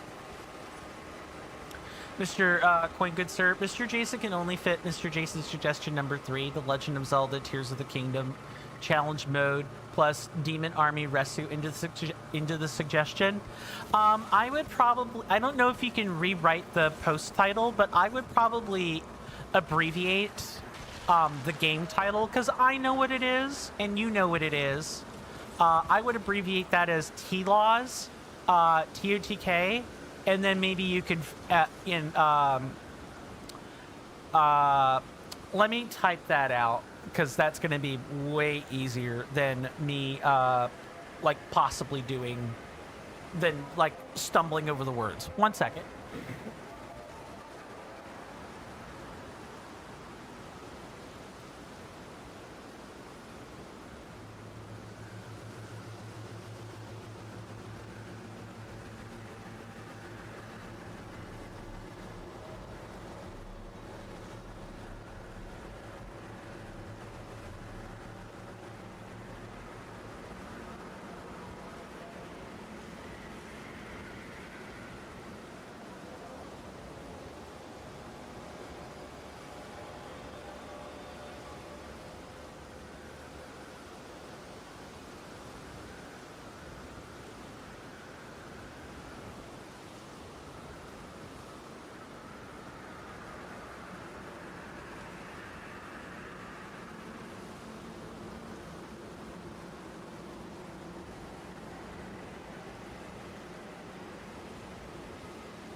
Something like that. Like, shorten it. You have to shorten it a lot because you're including your own name, right? I can already kind of see the post, so I know who's making the posts. Discord tells me that. But you're wanting to put that in the title. So the compromise there in my mind is, like, shorten the game. You could use and instead of plus, but you would still have to put the mods in the description. Mr. Jason worked it out, good sir. You're going to add the majority of the information in the body text. Very good, sir. I'm looking forward to reading that, perhaps during break. Oh, let me not do that.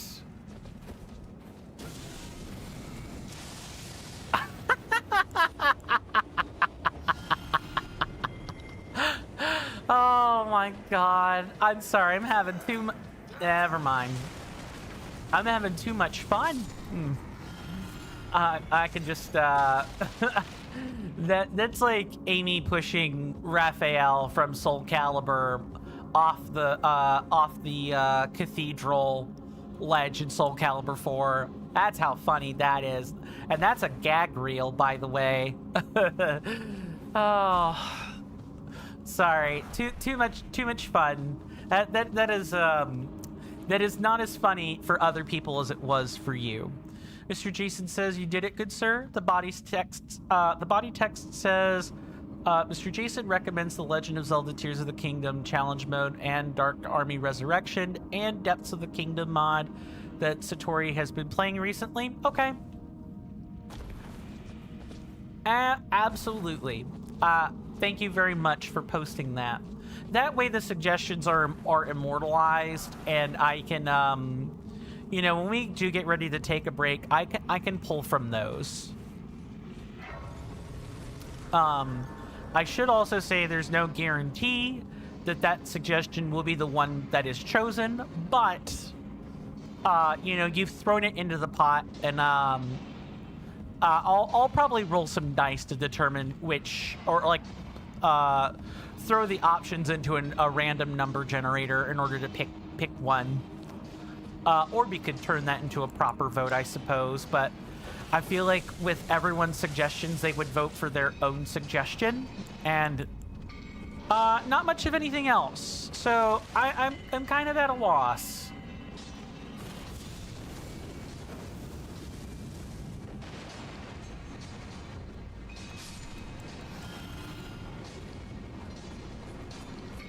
Oh, that's a shame. Oh, did it? They walked right into that. Wait, did that cloud home in on another enemy? I don't know exactly how this spell works. Mr. Jason says, but even though that Mr. Jason gave 3 suggestions, you must say that Mr. Jason absolutely recommends Lucas Soccer's recommendation of the Echoes of Wisdom. Yeah, I hear you on that.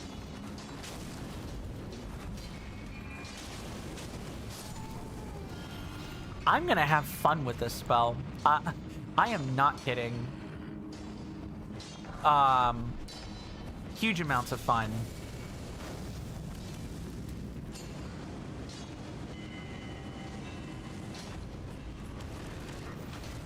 Yeah, follow him up here, please.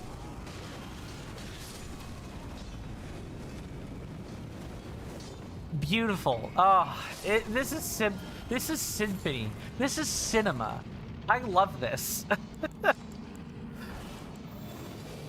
Mr. Jason says, you are in a fortunate position in your Discord, good sir. For Mr. Jason doesn't mind what gets picked.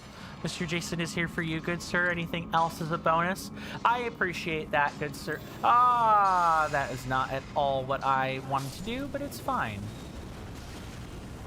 It's fine. This is fixable.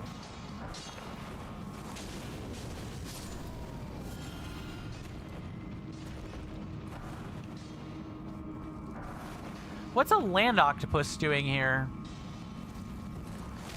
It's gonna be a fun little treat to investigate, I suppose.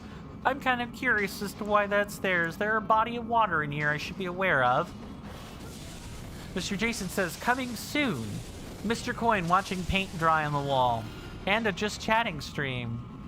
If I ever do a just chatting stream, I will come with conversation topics. I will not just simply watch paint dry. You guys will get other stuff. Because I know we're... Hello. Oh, nice deflect. All right.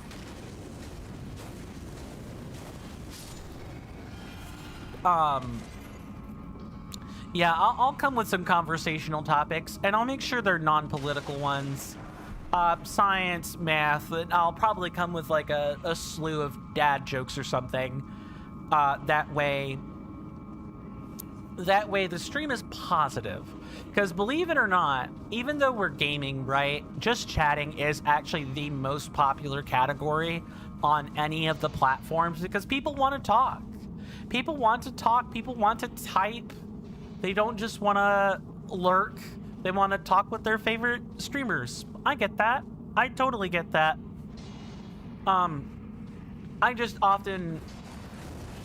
Oh, hello. That enemy is new. I have never seen that before. You hear that off in the distance, my senators and inductees? That is an ad storm. Hold on. In about 5 minutes, it'll blow over us, and then we can get right back to the gaming. Thanks.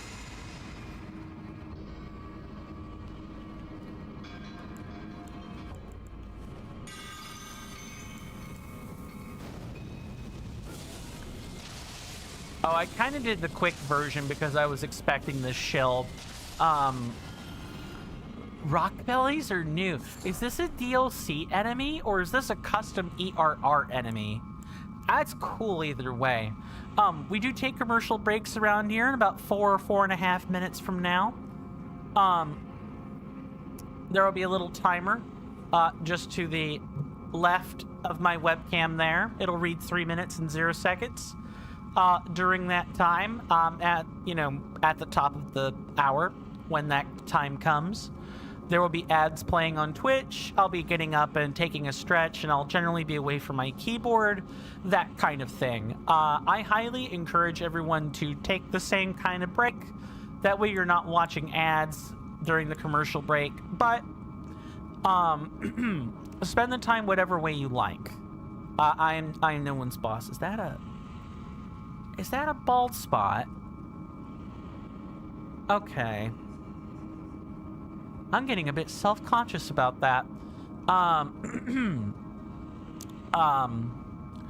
After those 3 minutes are up, of course, and regardless of how you've chosen to spend your time, the ads will be over. I will have returned to my desk, and we can pick right back up where we left off. Promise. I structure things this way so that people don't experience FOMO, right? And even when we get ready to move over to Frost Prime style advertising with the ads, I'm still going to do what I can to minimize FOMO because I don't think people should be supporting streamers to avoid a crappy experience. People should be supporting streamers financially because they like the work more than anything else. Angie Philosopher says rock bellies are a Dark Souls enemy. Oh, that's conjuring something up from old memory. I'm trying to remember if that's a one or could be Demon Souls, I guess.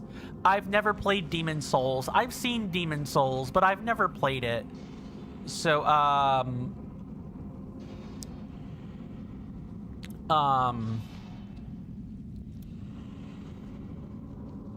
yeah, I got you, Mr. Jason. I'll read that in a second. Finishing my thought. Yeah, that I've not seen an enemy quite like the rock belly. Even thinking back through my Dark Souls experience, that feels like a Demon Souls thing to me. I could be wrong though. Mr. Jason says, Mr. Jason is already excited. Of course, good sir. Your comment just emphasized that you wouldn't even be bothered watching paint dry. I appreciate that, good sir. Mr. Jason says, even if said paint is a bit flaky, it'll still be appealing. Too true. Yeah, I've caught up on the context. Thank you for pointing me in the right direction, because I probably would have just read the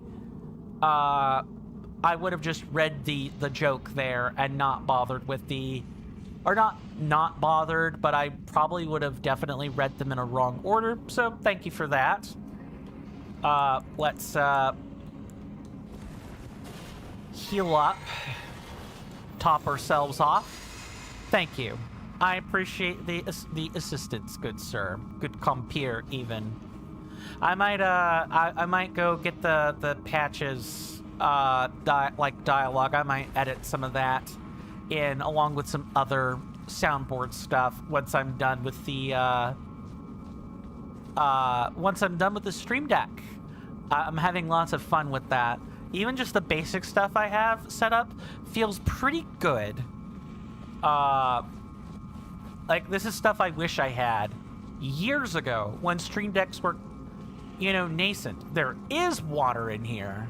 That explains the land octopus very well.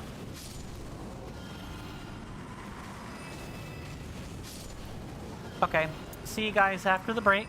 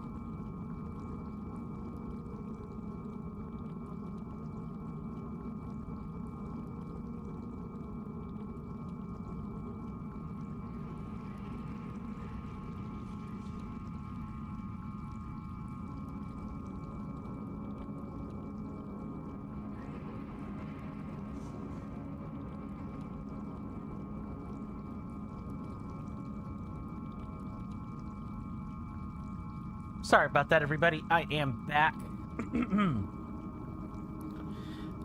Hopefully we all had a wonderful commercial break, even if all we were doing was just waiting for it to be over. Nobody likes advertisements, I can promise you that. unless they're funny, and then maybe we'll make an exception.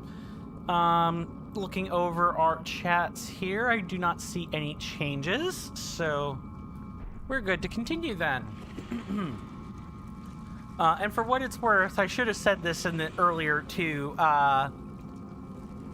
lead-ups to the commercials. I do sincerely want to thank everyone for hanging out with me today. You guys have been awesome so far. Of course, the stream is far from over, but I am so incredibly thankful. I'm just gonna lure them down. And do this. And then just put them in a place where they can't get me.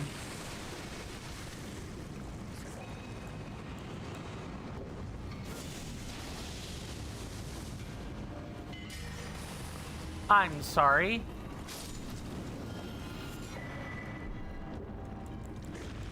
Ooh, another Somber 3.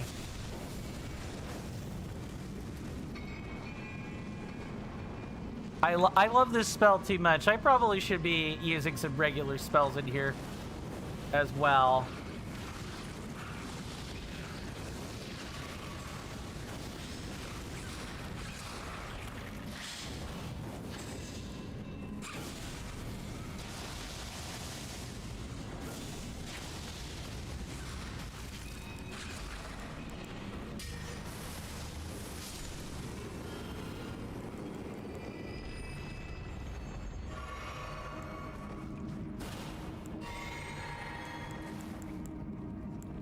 And we can definitely just use regular old spells for trash. Like true bona fide trash and not like elites and rares. Even though I'm well past my World of Warcraft days, right? I do feel like some part of me could probably go back to that game.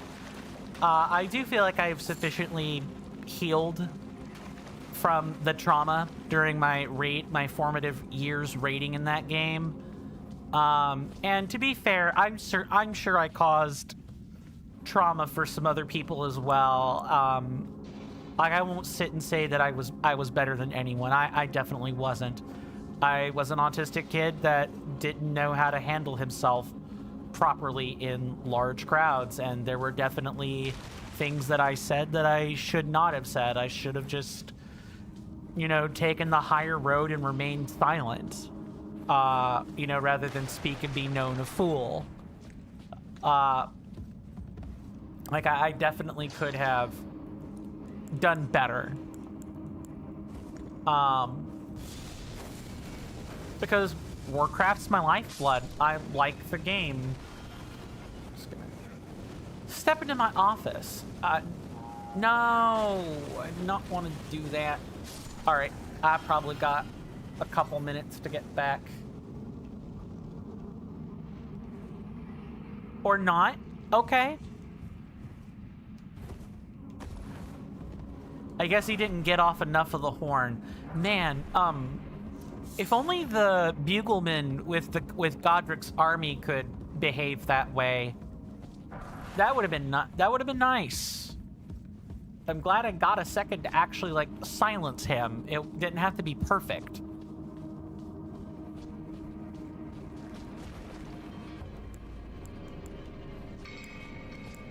This thing probably can't bleed.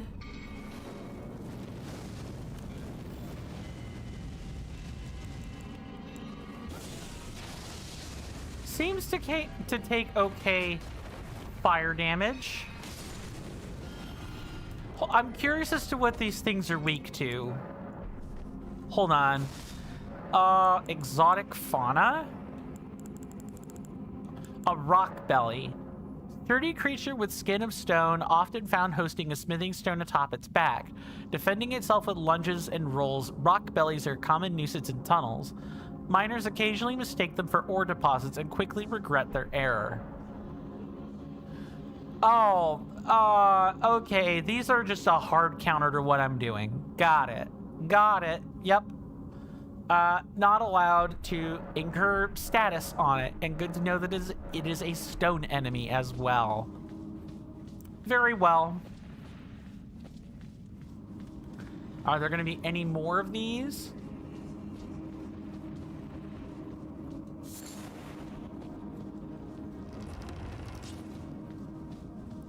Oh, good sir. Where did you spring from? This was supposed to be a dead end, I'm sure of it. What's going on here? A door from thin air. Well, stranger things happen at sea, or so I'm told. But onward to the Kaled Wilds. I suppose my calculations were right all along. You should head this way as well, friend. Dude, how are you gonna do a Kool-Aid Man impression? Oh yeah. And you're gonna like break down that door? That should be a thing that happens where there's just like a huge blast hole, or not blast hole, but like a huge hole. There's no door, the door is gone, and it's replaced by you know, a stone, a jar warrior sized hole where the door used to be. That would be hilarious. It's time I set off to the festival at Redmane Castle on the southern edge of the scarlet rot-blighted Kaled Wilds. Doesn't the thought just set your heart aflutter? It's time I set the festival at Redmane. It's time that we... Oh, is this a magma dragon? I think this is a magma dragon. Yeah, that looks like or a magma worm even. Well, that's gonna kind of be a problem now, isn't it? I think this thing can bleed out. Well, time to get this party started. See you guys on the other side. Magma worm, okay. I had it right.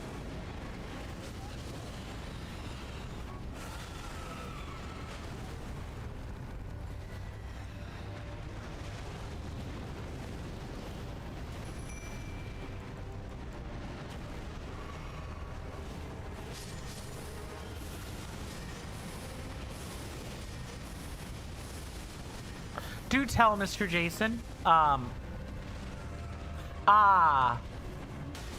hello.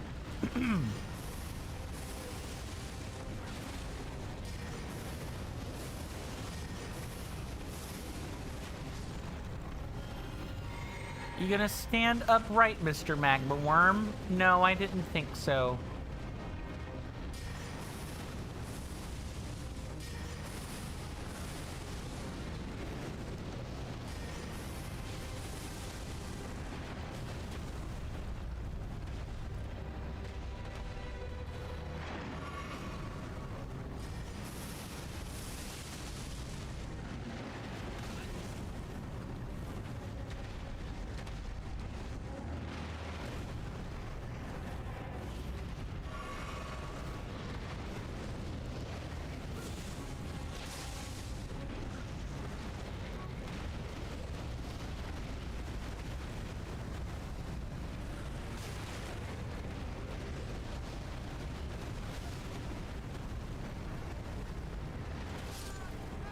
Okay, yeah, that is a awful way, or an awful way to die. Questmaster, Mr. Jason says that is his suggestion. I could see that, and there's even the whole troll element stuff in there too. Yeah, that could work.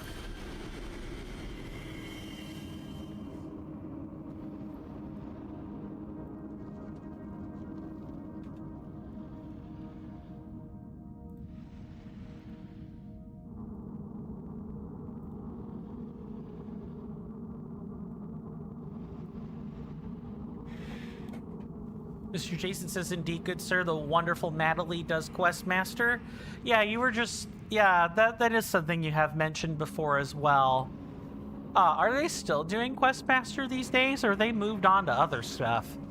Because I have seen, like, the Blue Sky profile that Natalie has and everything, but there's not really much quest master material as of recent, from what I understand. You believe Natalie is still doing quest master. Okay. I believe that. Let's see. Do we get a limited entry on this? This would be under the Dragon Wars. Immune to death blight, but it can be bled out. Okay, that's what I thought. Mr. Jason says Mr. Jason has a massive respect for Natalie. When you first discovered Natalie's channel, Mr. Jason was like, Mr. Jason needs this wonderful person on his team. Yeah. I definitely do remember that. I'll have to visit the channel again sometime. Or check out the profiles and see what they've been up to lately. Okay, so Rain of Fire is not useful here. Flame Cleanse Me is not needed. I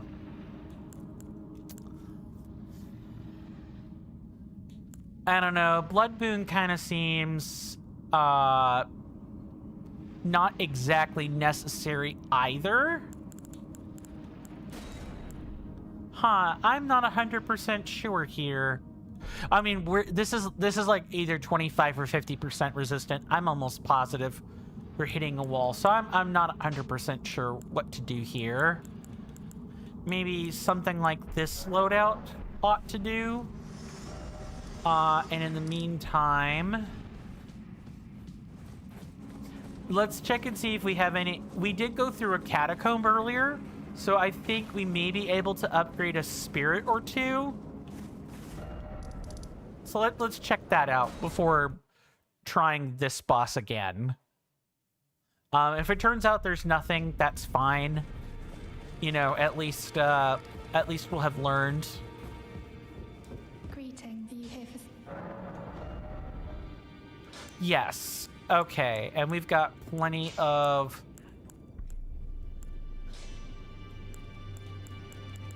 We got plenty of upgrade materials to make that work.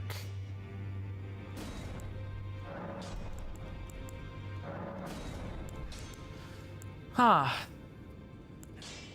We only have one Grave Glovewort 5?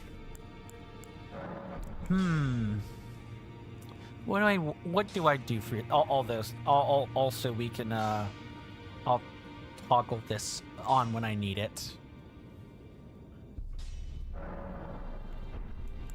No, we should definitely be upgrading this.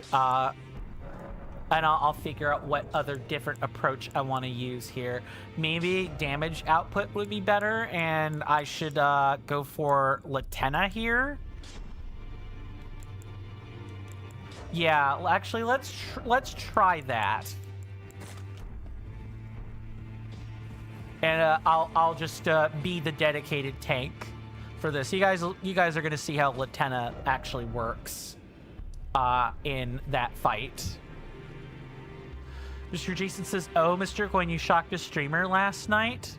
Oh, do tell. Do tell." I'll be right over here.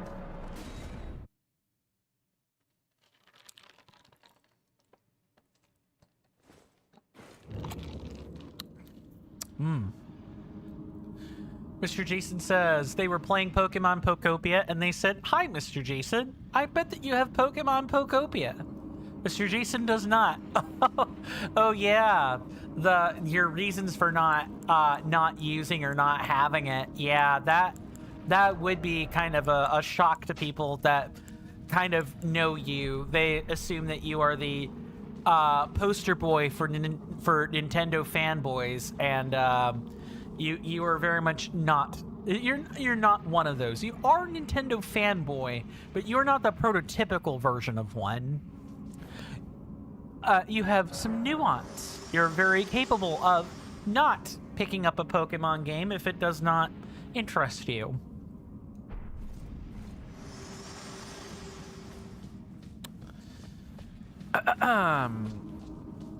Okay, it is time to focus up again. Do feel free to keep talking about that exchange if you want, Mr. Jason, but I am going to lock the heck back in. That's got to be a thing that happens. This is so... I can't tell... I can't thank, you know, you guys enough for the stream deck. This has been amazing. It's been amazing. I don't even have to set separate on or off states with this thing. The default for the stream deck is to act like a toggle, which is really, really good. Mr. Jason says, indeed, good sir, although this does not really matter to the Pokemon Company. Mr. Jason says, since Nintendo decided to go that route, that is 2 to 6 sales that they've lost. Yep, I hear you on that. I think gaming as a whole is in some serious trouble because of, well, I guess lots of things, but ever since corporations got to be, you know, litigation happy, I think there have been a lot of, a lot of unfortunate side effects as a result of that, and gaming companies are learning that the hard way. Mr. Jason says Mr. Jason would have bought all the copies, or at least 2 to 6 of them. Too true, good sir. All right, stepping through the gate now.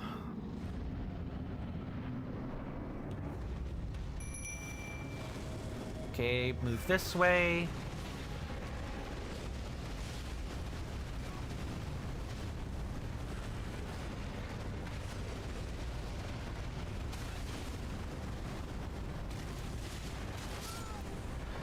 Oh, see, yeah, that's kind of a problem. I always have difficulty with this particular attack. Not the first time, it's the second time where it just seems to lock into wherever the heck I'm moving to. That's always that's been a significant problem for me with the magma worm fight. Nothing to do but try again. And you know, make sure I've got... you know what would probably be better is if I were actually using a... If I were actually using semi-appropriate gear. 1 second.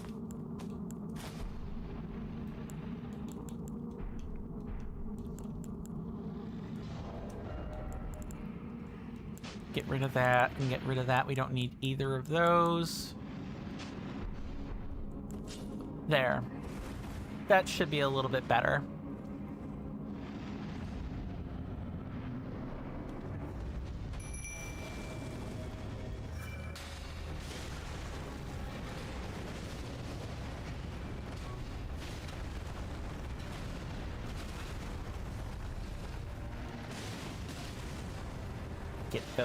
Get those quickly. Even if I die, it's all right.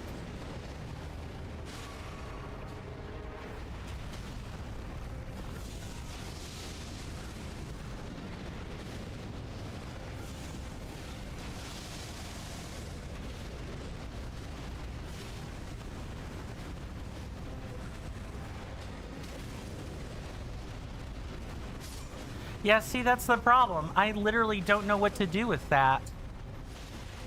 The correct answer when they do this is to run. It absolutely is to run. You do not roll dodge that. You do not I guess you could deflect it, right? That is something I should probably attempt to do more of. I'm just maybe also secretly wanting this to be a hitless run one day, but we're not even there yet, and the votes aren't even for upgrading that. Mr. Jason says the ultimate answer, though, good sir, is to win. Too true, Mr. Jason. Too true. Let's win. Let's decide to win rather than lose. Maybe the correct answer is to just not be, you know, not be so far away that it attempts to do that.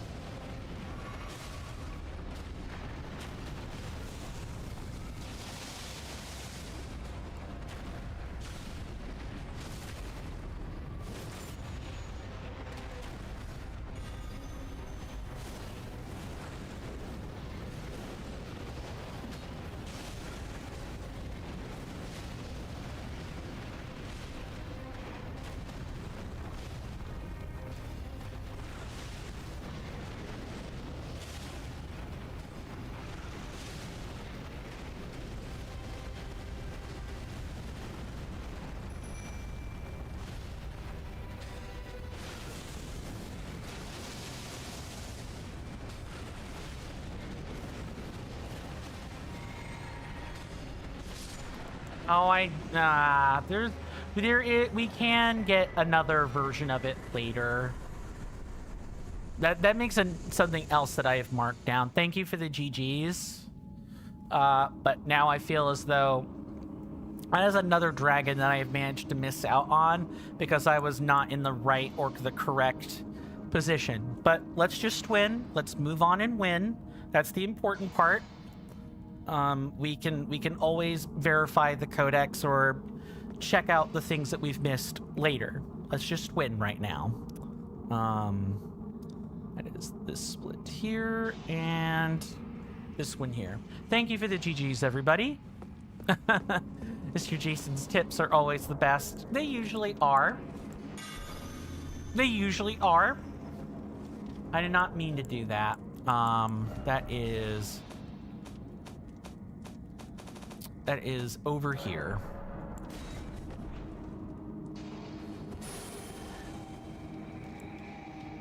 I'm never gonna let that animation change, or that animation speed go. That did not have to be that way. That really did not have to be that way at all.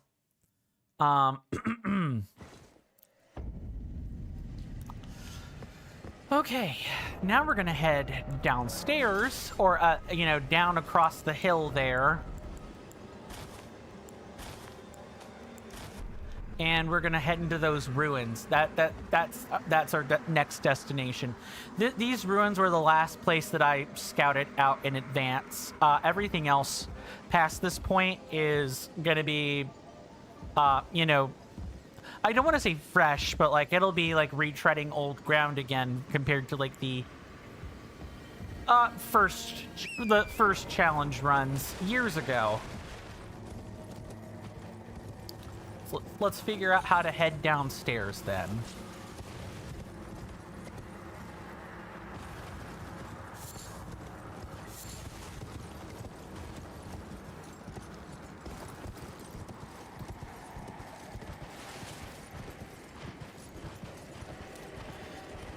Okay, so we haven't really seen the full fury of the hounds, but we are going to see the full fury of these giant crows. What I'm wanting to do is equip a different talisman. This is exactly why I keep the lance talisman, is you do not want to fight these crows on foot. I promise you, they suck. And they suck big time. Although, let's also make sure we've adjusted our spells back. We're back to the outdoors. Mr. Jason says, Mr. Jason wants to order a takeaway for you, Mr. Jason Stab, but Mr. Jason isn't sure of what to go for. Well, you know, an obvious, one of the more obvious answers is, do you know what your dad likes? Because that's like a way to get into his heart for sure. Is, you know, go through his stomach, get a takeaway that he likes. That's what I would do if I were ordering for my dad. I would get Waffle House or something, because that's what he likes. Spells coin, spells, not flasks, not level ups. Spells, good sir, spells.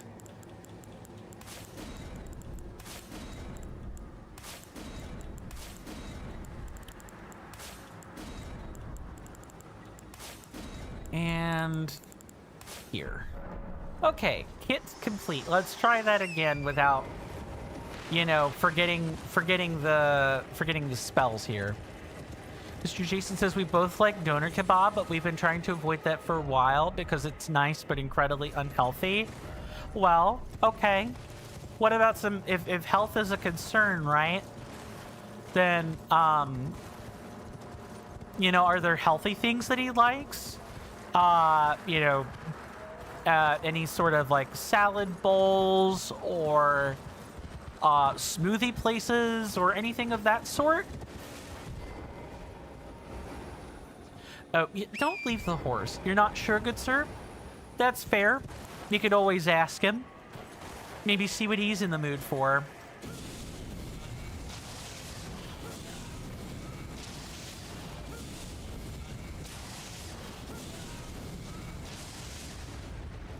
Yeah, so these things are like chasing after you.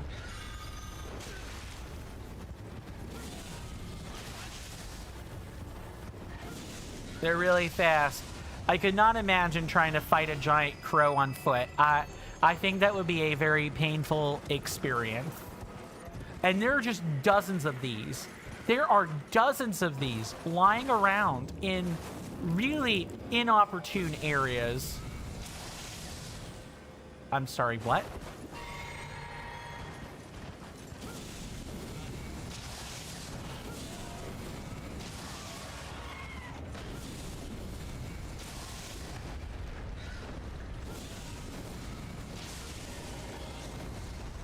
You know what? That's fine. I will take the madness. I will absolutely take the madness. 110%. That is way better than, you know, getting pecked in the face by a giant crow. I think people would run for the hills if they saw this thing in real life. I know I would. And they just eat up your resources too. In general, I would say that these giant crows and the giant dogs, kind of by extension, are usually the only reason I'm clearing these out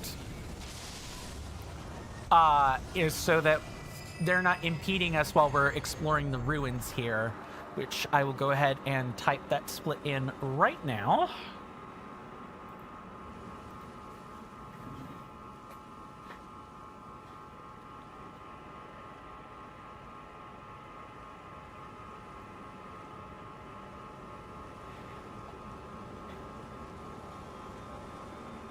If they weren't standing on top of the spot with the ruin sigils, I would definitely not even bother. I would not even bother going after them. They're that much of a waste of your time to fight. Though they do drop runes. They do drop a lot of runes. We've killed 3 of them, and it's not tens of thousands of runes. We were already carrying lots of runes beforehand. I'll go ahead and... Actually, we should probably find a vendor somewhere and do it that way. But we're already ready for a level up with stored runes again. So if you don't mind the challenge, consider fighting these giant crows. And in Reforged, you've got a lot more options available to you. In vanilla, these things are obscenely difficult. And you don't... Even with, like, Frenzied Burst or, like, Glintstone Comet Shard or, like, a long-range spell, right? They just have... They have gob tons of health. I'm not kidding. They have gob tons of health for no reason.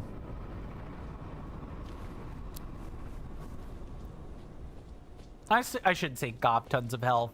Like, at this point in the game, everything has a gob ton of health, but it hits different when stuff had reasonable amounts of health before in Liurnia, and now all of a sudden in Caelid, they really, like, up the ante, because the giant dogs, the giant strays, and the giant crows are everywhere. They're everywhere. You know, assuming that whenever the place isn't filled up with putrid corpses or, you know, flame chariots, red mane soldiers, other stuff. Mr. Jason says, so if you beat one of those enemies, you could crow about it. Too true. Too true.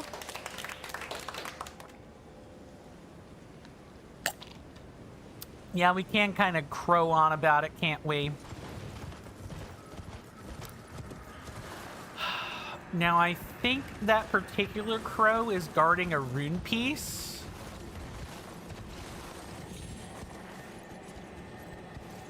If I am remembering correctly. Oh, hello there. Mr. Jason says, but then if they were weak, they would just be nothing to crow over, eh, Mr. Coin? Yeah, exactly. You know, catch-22, right?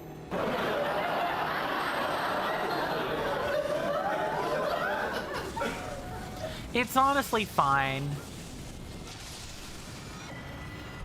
It's honestly fine. It's just fighting these without an effective way to like keep your distance is really scary. I have died many times to crow and giant stray attacks. It's not funny.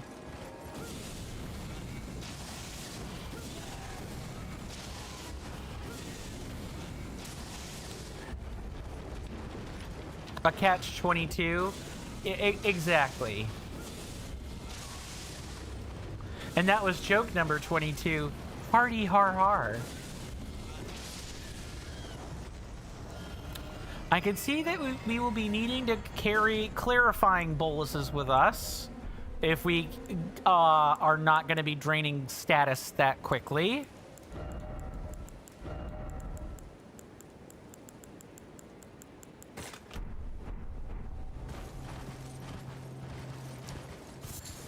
Too true. A real catch-22. A real catch-22.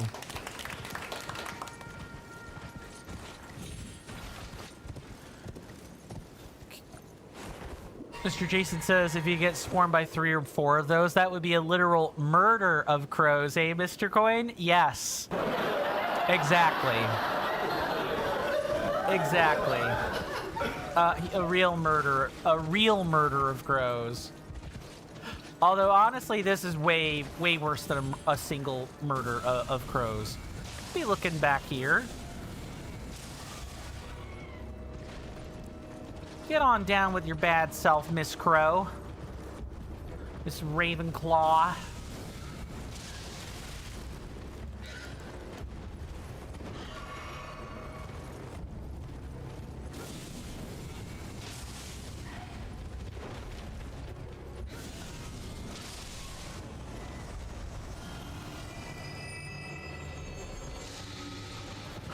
Now let's see if my intuition about the rune piece is correct. If so, this is likely I could collect this one. Oh yeah, look. Oh, and listen, it'll be quiet a second.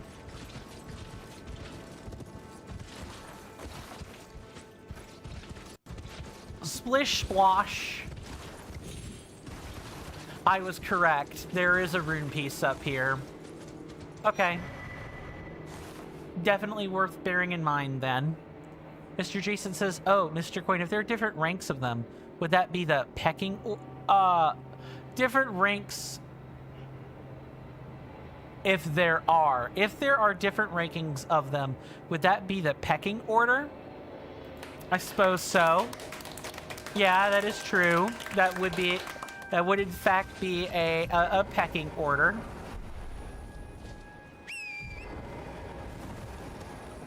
Okay, now all these crows cannot be guarding rune pieces, or this is going to take a very, very long time. So we're going to hopefully skip that mound of crows and not have to worry about that.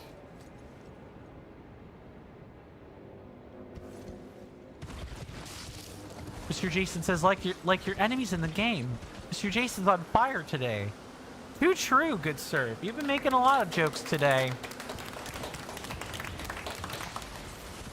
We have been hamming it up quite good, you know, around here.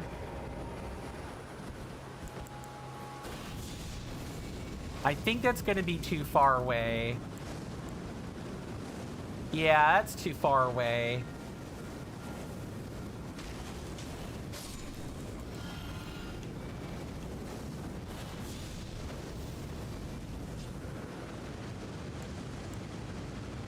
Ah, symphony, music.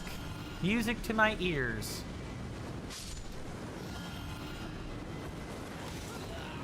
Get off this, get off this. Is that one about to spit out scarlet rot? No, I thought it was, but no. We're good there. Oh, and Kaled is absolutely gonna make you, like, kill groups of smaller enemies just to refill your flasks. Like, that is a thing you should expect to do a lot. Anytime you see, like, these roaming bits of putrid corpses, you should go out of your way to kill them. They kind of act like the cerulean, scarabs for you. Mr. Jason says, while you use your tools that you've awarded to you in moderation, you can also hammer out the puns. Too true. A 2-in-1. A multi-tool, as it were. Sure, Jan. Alright, let's get back on the main road. Hello. Nice of you to stop by, Mr. Dog. Nice of you to be eating that carrion corpse. There's gonna be a rune piece in that, isn't there?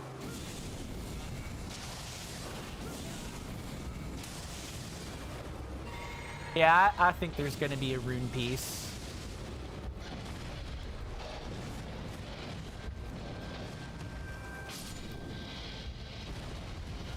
Yeah, those things are very scary to fight. They deal massive damage. They can bleed you out pretty easily. Those are not fun dogs to try to fight. There's a reason why challenge runs through Kaled look a lot like speed runs, and the reason for that is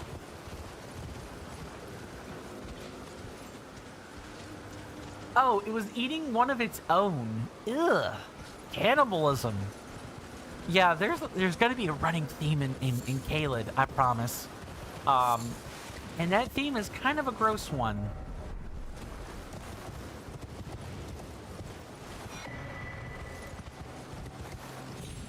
And you know, that is like, you know, survival of the fittest. This is very much a place that functions off of survival of the fittest.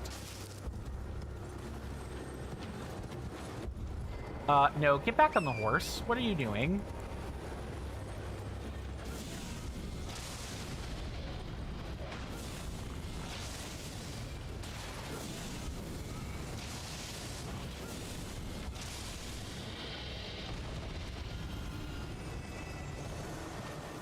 Yeah, this place is very much, you know, coded to be, you know, whoever can tolerate the scarlet rot can survive.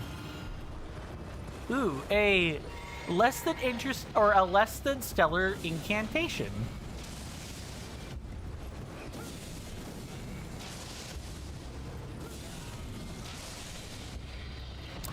Whirl of Flame is okay. If you charge it up, it can deal some halfway decent damage. It staggers light targets pretty well.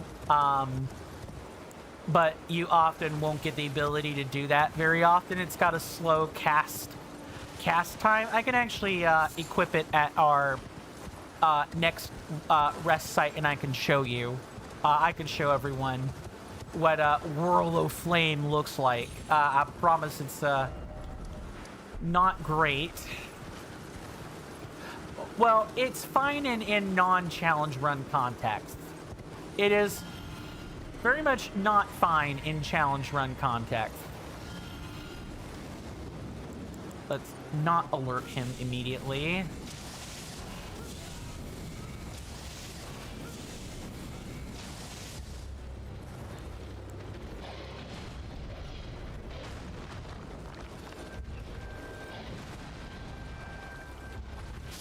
There we go. Got him.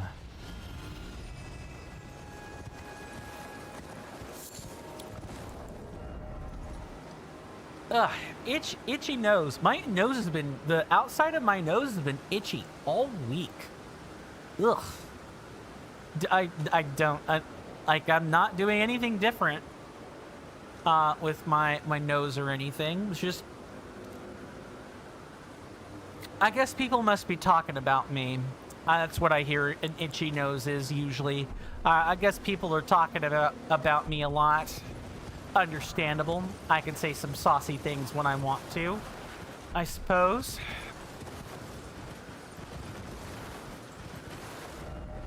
I am kind of working around this encampment here. I'm not just killing things for the fun of it, I promise. This is very much the... You really don't want to be caught flat-footed when we get ready to go where that giant crow is.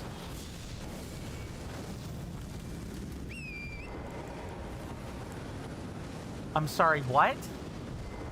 Oh, I'm too far away is what it is. I'm too far away. There we go. That might work a little bit better.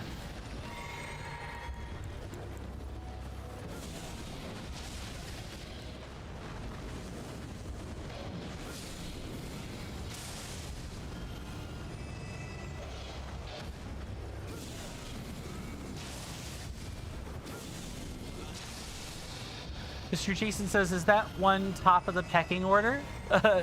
Hashtag recycled jokes. Hashtag green jokes. I suppose so, yeah. Yeah, it's kind of a lone wolf among the crows, right? Yeah, I could see that. Nice joke. Okay, any more large... like giant dogs.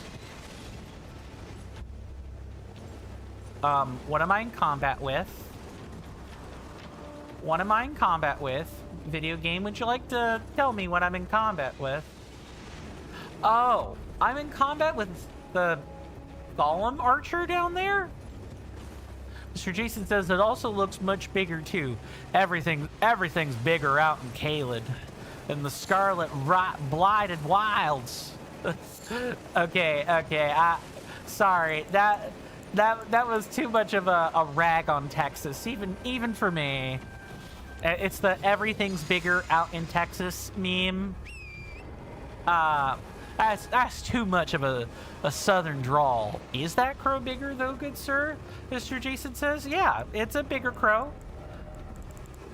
Oh, do you mean bigger than the other giant crows? That I could not tell you.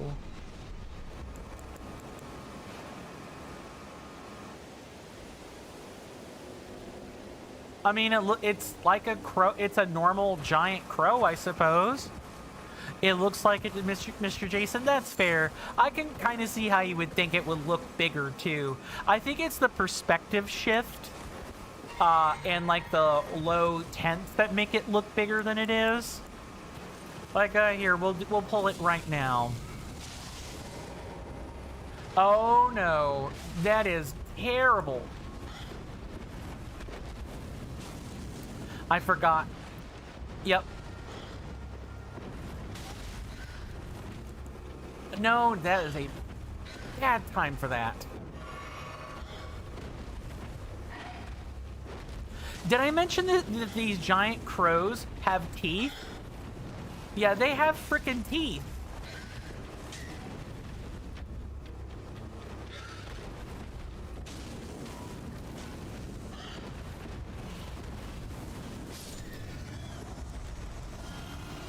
Yeah, they have teeth.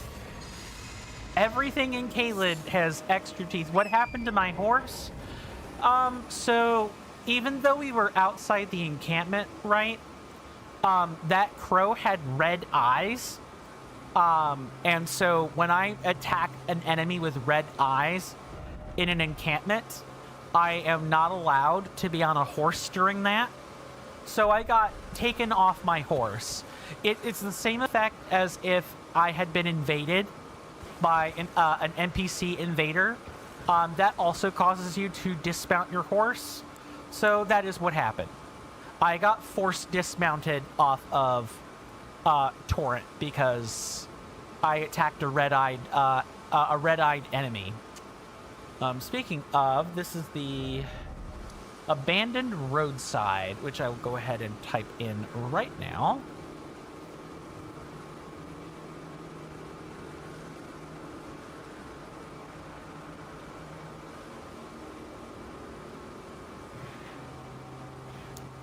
Yeah, you know, I would be scared of those crows too, Angie Philosopher.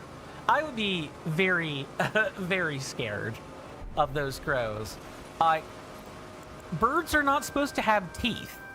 That's the whole purpose of beaks. They're not supposed to have teeth. So a crow that has evolved teeth would be a scary thing indeed. Like a super scary thing. I would not want to tangle with that in real life. Mr. Jason says, so you beat all the other crows fairly easily, and so that one wanted to take you off your high horse? Hardy har har. Yes. That is true. I did, in fact, get knocked off my high horse for that encounter.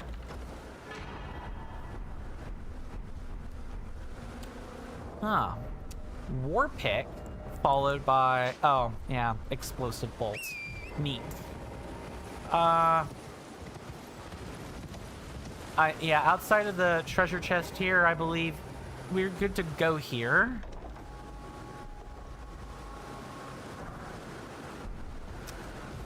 Ah, the classic greatsword, and you have to brave the Scarlet Wilds in order to get to it. Nice.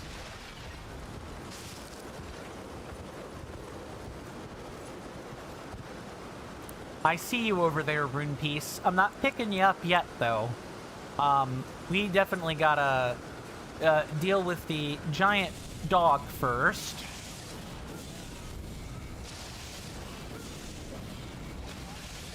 Yeah, that was a little bit too slow. I should have cast an uncharged version. It's fine.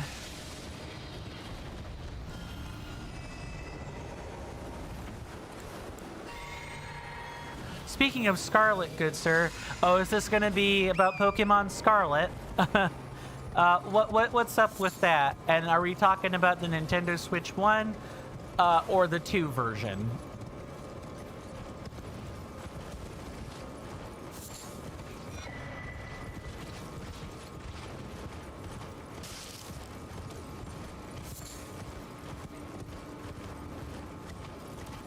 I wonder what's happening in... Oh, I think there are corpses that are just touching the fire. That would make some sense. Mr. Jason says in Pokemon Scarlet and Pokemon Violet, the area Tag Tree Thicket got renamed by the community to Lag Tree Thicket. Gee, I wonder why. Your thoughts, your ambitions. I wonder why that got renamed. I couldn't even hazard a outright guess. Okay, for this section, I don't think there are any giant crows to worry about, so we're probably good to put this back on. Mr. Jason says, Mr. Jason really loved Pokemon Sword and Shield, good sir. Oh. What about it did you like? Other than maybe being the regional rep for, regional rep for the UK. Except for the Legend of Zelda Ocarina of Time N64 trees. Too true. The trees were, in fact, I think, one of the worst things about Sword and Shield. If I remember the reviews right, everyone was making fun of the trees. Absolutely everyone. This would be the Kalem Ruins.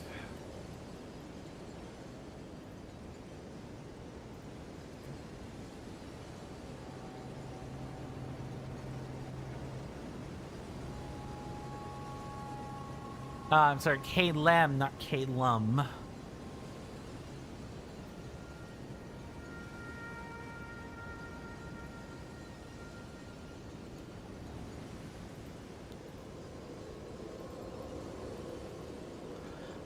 And then you Mr. Jason goes on to say, Mr. Coin, you love Pokemon Sword and Shield for another reason? Oh, do tell, do tell.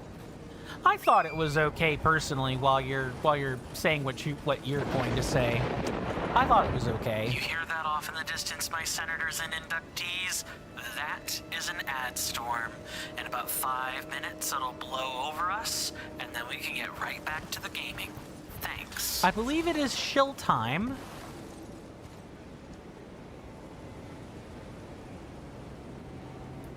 There definitely should have been. Oh, I think that might actually still be disabled. Yes, of course. No wonder. the advertisements were not working. We're gonna have to fix that. We're gonna have to fix that a lot. So let's do this here. I really appreciate everyone's time that they've spent here. It means the world to me. It would also mean the world if you could electrify my algorithm by following my Twitch channel, subscribing to my YouTube channel, liking the video and or streams on YouTube, and even leaving a comment. Doing all of those things ensures that when I zap your feeds with a live or a long-form content notification, you don't have to worry about missing any quality content. Thank you guys for sitting through that. I really, really appreciate it. You guys have been wonderful company today. We do take commercial breaks around here at the top of each and every hour. So in about 3.5 minutes from now, there will be a webcam off to my left here. And that'll read for 3 minutes and 0 seconds. I'm sorry, that'll read 3 minutes and 0 seconds. And during that time, ads will be playing. I'll be getting up to take a stretch. I'll generally be away from my keyboard, that sort of thing. I highly encourage everyone to get up and take a stretch break for themselves. That'll make the time pass by much faster for you.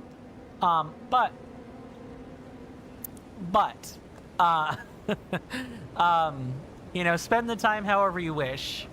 Once the time reads 0 minutes and 0 seconds, I will have returned from my from my stretch break. The ads will be over, and we can pick right back up where we left off. Let's go back and catch up on those messages.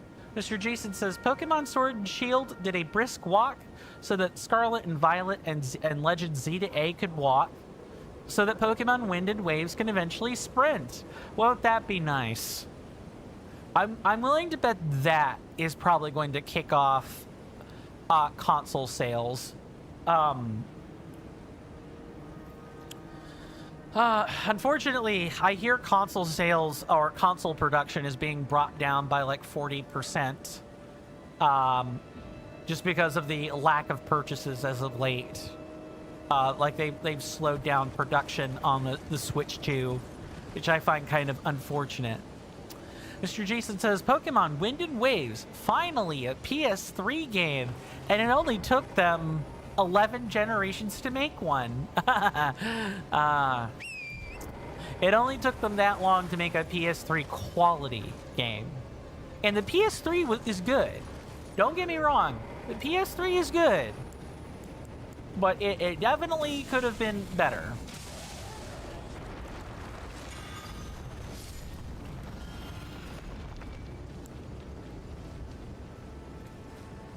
Now, can I... These guys are immune to... They can't, like, burst into open flame. Yeah, they're definitely not going to be bursting into open flame. So we do have to kill these at range.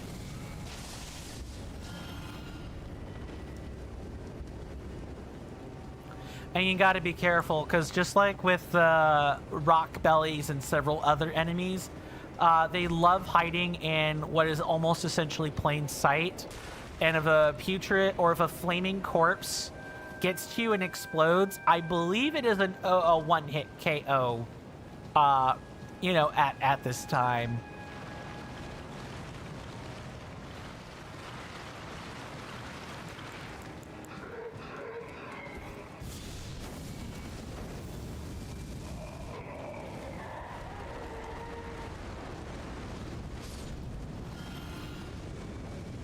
Yeah, I'm pretty sure, not that much damage.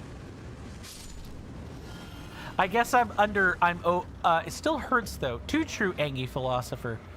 Too true. We will definitely pick this up after the ad break though. See you guys then.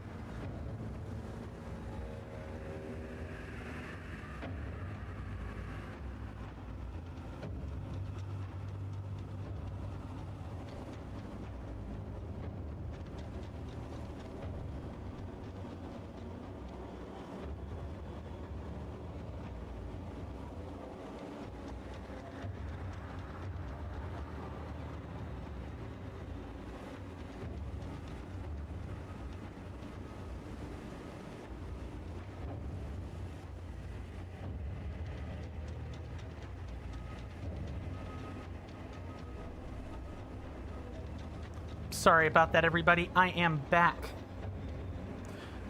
Thank you for putting up with today's stream so far. Thank you for hanging out. Really appreciate it. Thank you, Mr. Jason. After taking a precursory look at our chat rooms, I do not see any changes. Mr. Jason says, just randomly, good sir. You just noticed a really funny game name? Do tell. Do tell. Are we there yet? Wow. What a name. I know that's not a joke, but it is funny. I'm adding it. Someone was streaming that game. I mean, what sort of game is it, I guess? You've got me curious.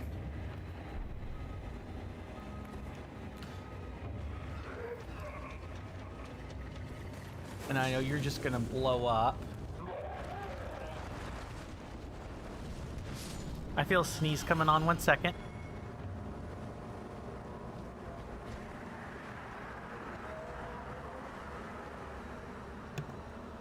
Whew, okay. After sneezing my brains out, let's continue.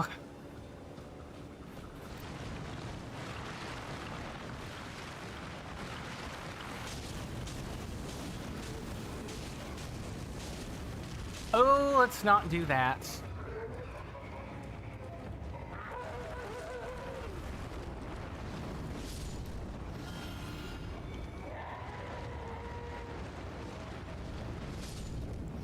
Yeah, pretty much the Calum Ruins is all about, you know, pulling out these flaming corpses and letting them explode so they can kind of, they either damage other enemies or start off a chain.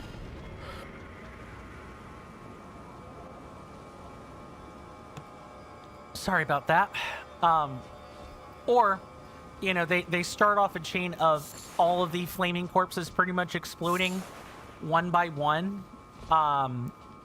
You know, that way you can deal with actual real enemies. I want to say there is a flaming chariot that's in the area. BRB, good sir, take your time, Mr. Jason. I'll be right here for the next 3 hours or 2 hours and 54 minutes. Do take your time.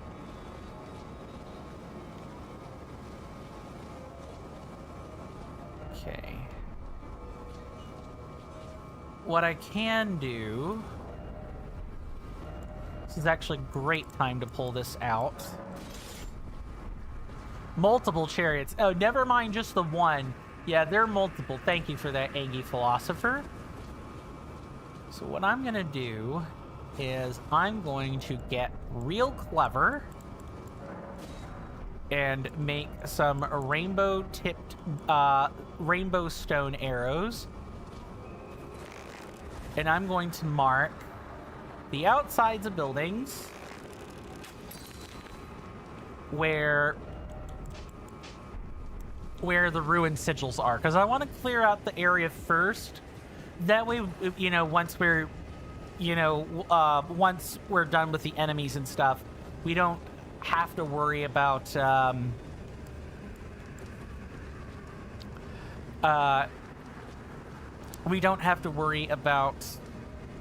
wow, my brain is short-circuiting today. We can do it all. We can unlock all the sigils in one swing, in one go, and we're not needing to like mind that at some other time. In the end, I don't think there's exactly a real difference.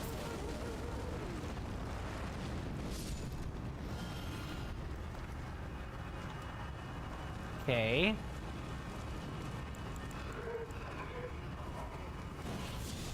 There's two. Okay, that broke, so there's a chariot. Yay for surprise ambush by flaming chariot. Oh, and they have triple cannons. Yeah, did I forget to mention that these chariots have upgrades? Yeah. Oh, and there are cannons on the sides. Destructo Cannon. Is that another chariot? No, that's just that's just nice.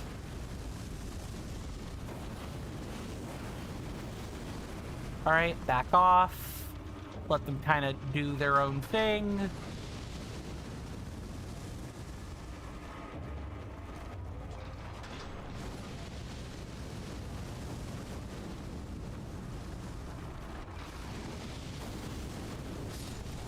Okay, got him. I'm surprised that's not like a separate enemy type. I guess it's still just a flaming chariot at the end of the day, but I feel like that could have been a separate enemy type. Because you don't see those, you don't see the 5-spout cannons everywhere. I think they're mainly in, like, Caelid, if my memory serves me correctly. It is up here, right?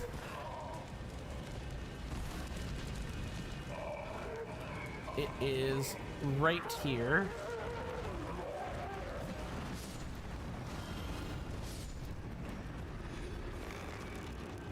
This should probably be up there. And, oh, of course. Different question. Oh yeah, no, a look around literally answered the question. There can be more than 3 ruin seals. Okay. Okay, got it. Understood. Understood, video game. I'm glad that we have communicated this information. Let me not do that. Actually, that might not be a half bad idea, so I kind of...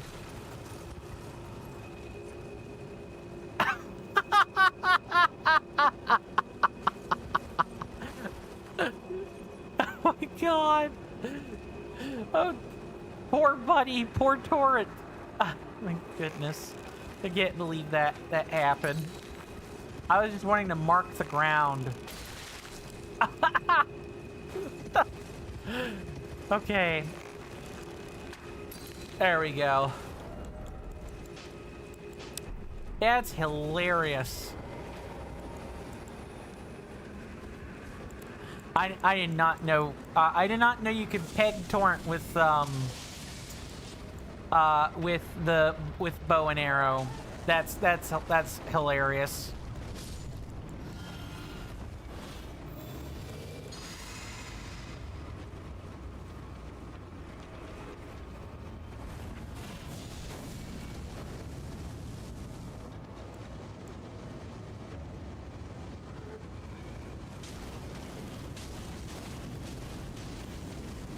Okay, they're gonna blow up.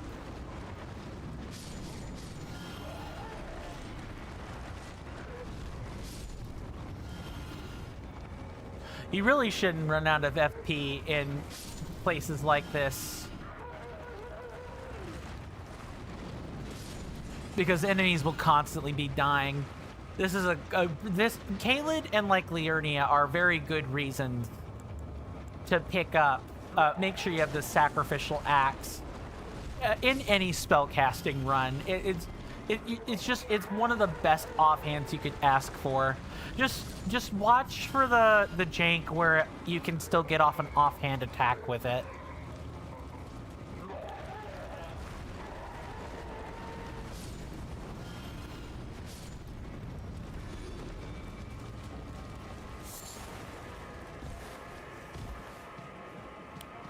Did our marks run out? Are those a limited time?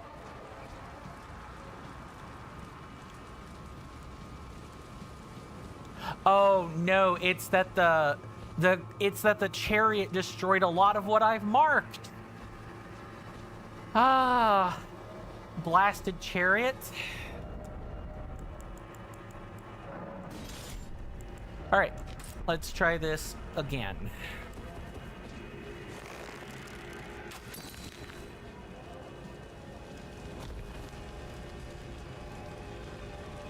That's not really enough of a mark. Okay, that's better. That's much better.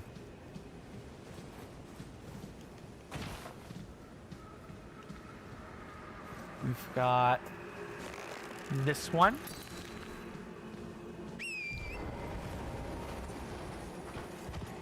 Marks last 30 seconds. Okay, so yeah.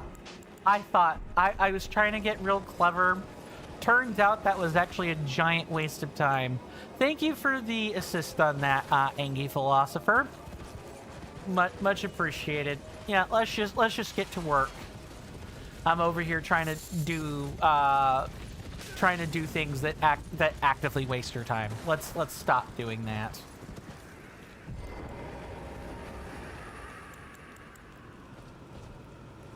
Ooh, what I could do. I don't think this is going to be very effective, but I'm going to try.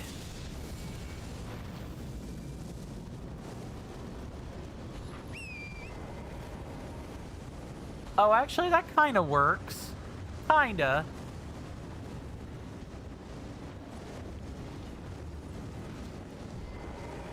It kind of works. I also kind of think this is a ginormous waste of time.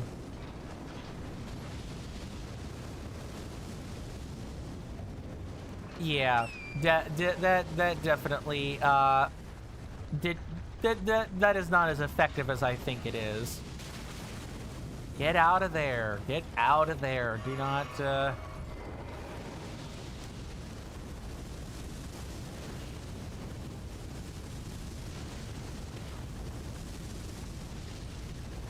just run. Just run. Don't stand there.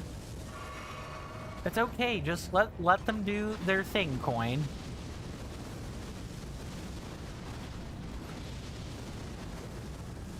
It's fine.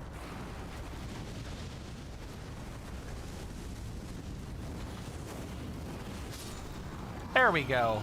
That was 2 flasks wasted for no reason. When things didn't have to be that way. I think we only have 1 more chariot left.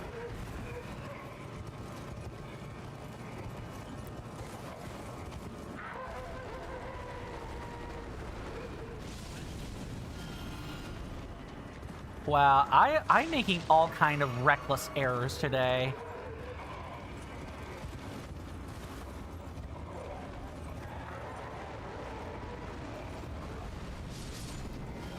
Angie Philosopher says, see, not 1 hit. Too true. Yeah, just, I heard that. Was that a... yeah, that was a chariot. Shh, Mr. Chariot, you saw nothing. Well, it would help if I... it would definitely help if, yeah,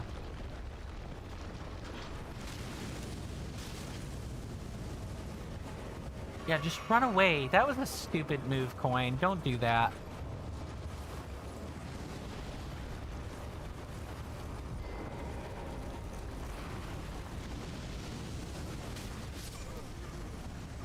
Okay. Yep, I have played with fire. Literally.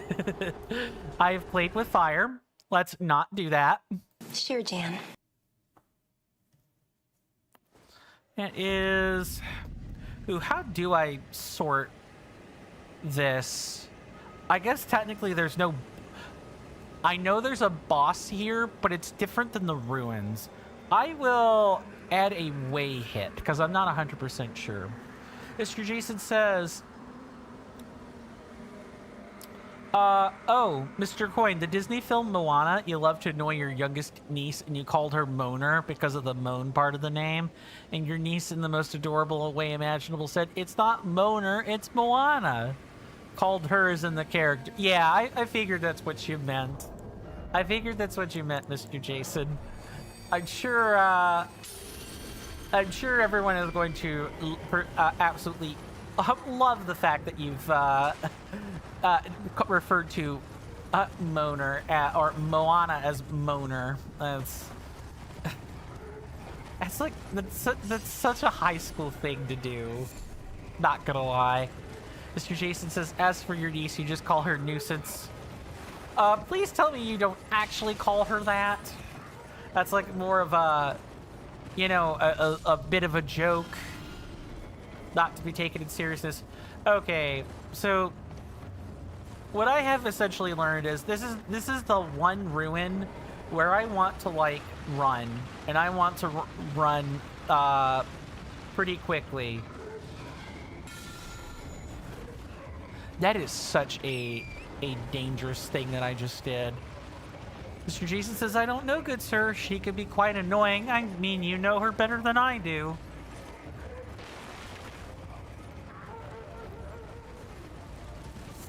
I don't know. That's just basic tact for you.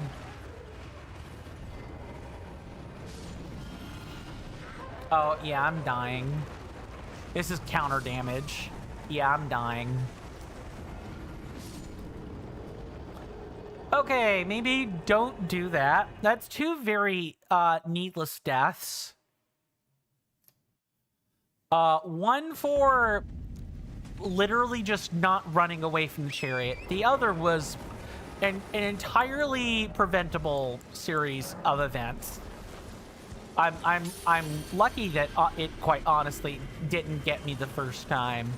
Yeah, that is massive counter damage. All right, let's try this again. I can see a corpse off in the distance. It's like you have to play this weird. You have to play this weird, like, behavioral thing with the ruin seals here. Oh, you know, I think it's more of a. Oh no. I'm sorry, I'm like musing to myself in too many different directions. Like the thing is that the chariots, I know the chariots are guarding ruin sigils. I know they're doing that. So I have to kill at least some of them.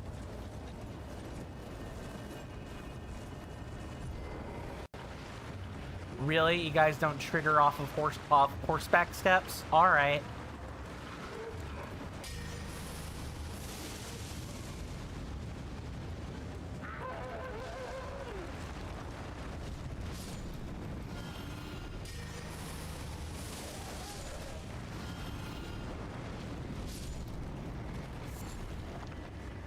Sure, I guess two can play at this game.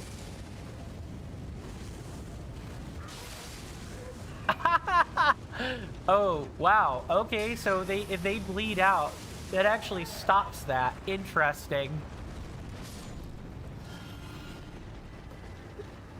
Good to know.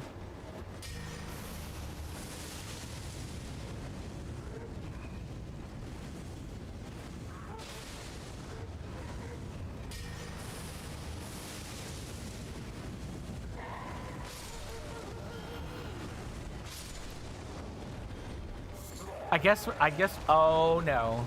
Yeah, definitely not. I guess we're doing this, like, hybrid tactic here, where we're, like, killing the minimal number of enemies rather than clearing the camp out. And also taking out the ruin seals. And is it just me, or do these particular ruin seals, or sigils take a longer time than normal based on the number of enemies that are present? I sort of don't think that's really possible.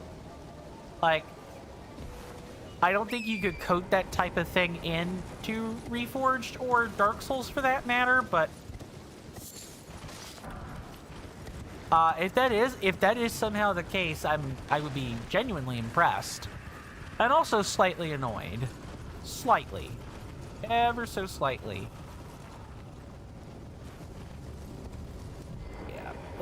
Yeah, let's not even bother with doing the hit and run. That does not work.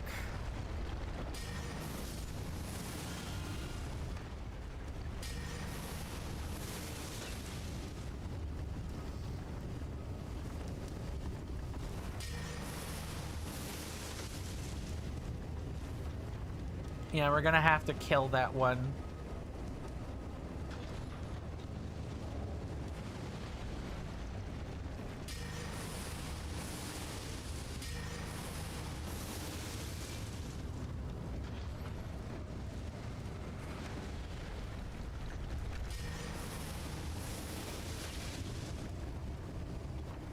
That's not really working either. Okay, I know what I can do here.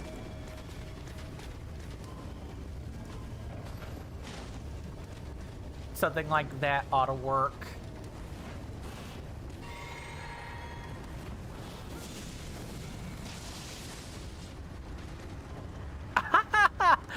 Ah.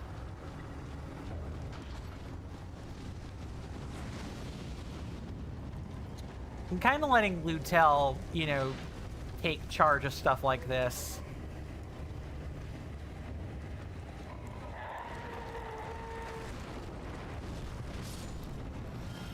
Rather than, you know, getting, like, rather than going up there close and personal.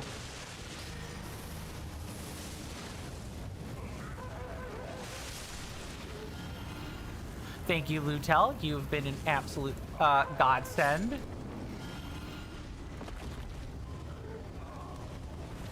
And now we just have to get rid of the chariot. That's like the single biggest thing kind of getting in the way right now. Is just the chariot being annoying.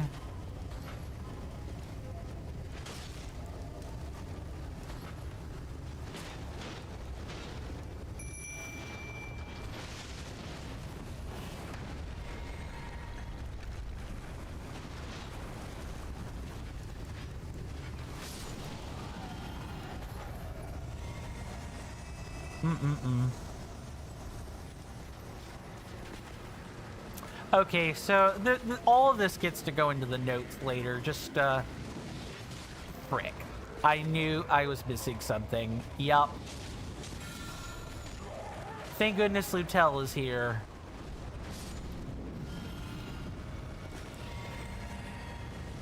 And she kept them off me just long enough for that to work. Lutel, come this way. What are you blinking out? Wow, incredible.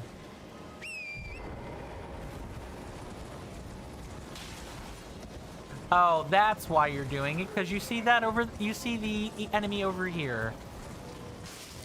Maybe if I go far enough. Nope, that is actually a bad idea. Super bad idea.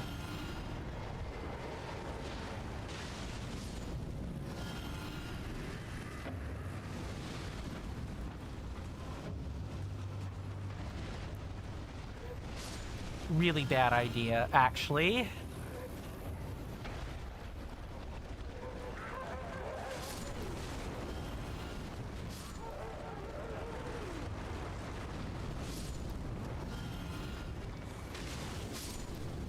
I'm trying to keep my eyeballs on so many things right now.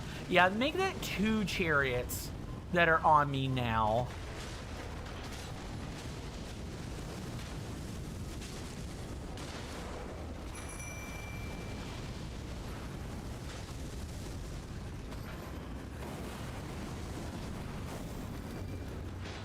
Lutel, where are you going? What are you doing? I'll read that in a moment, promise, Mr. Jason.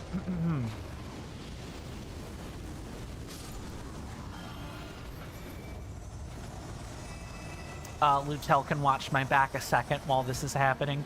Mr. Jason says, there's a UK entertainment retailer named HMV, good sir, and Mr. Jason is very much looking forward to when they eventually list the Super Mario Galaxy movie on 4K Blu-ray. Oh, yeah, that'll sell like hotcakes, guaranteed. And Mr. Jason was really happy when they listed the Super Mario Brothers movie because they released a limited edition box set that came in a tin shaped like the Super Mario Superstar. Ah, the collectible, right. Yes, very, very much there are plenty of collectibles. That's like a huge thing with the movies, especially that, especially like such a huge franchise like that. Now let's just deal with these rather than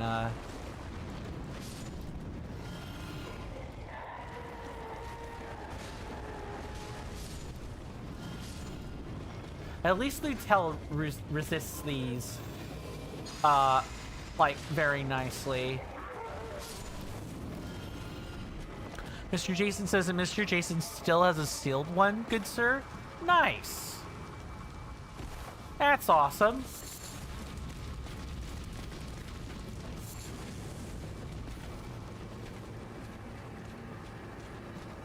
Okay, let's get this chariot out of the way.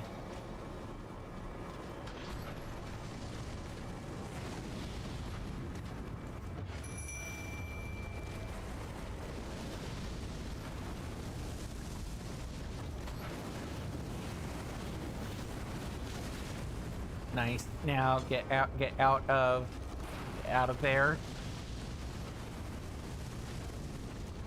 Lutel, hun, what are you doing? Yes, please teleport behind them and like actually do work. There you go. There you go. Chariots are hard, but they're not that hard.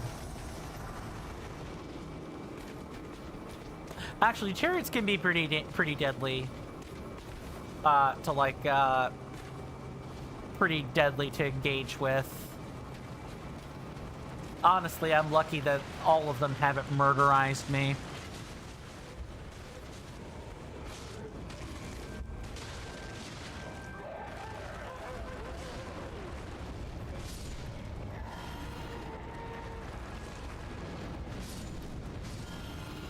Mr. Jason says you still find it interesting that attacks can go through walls.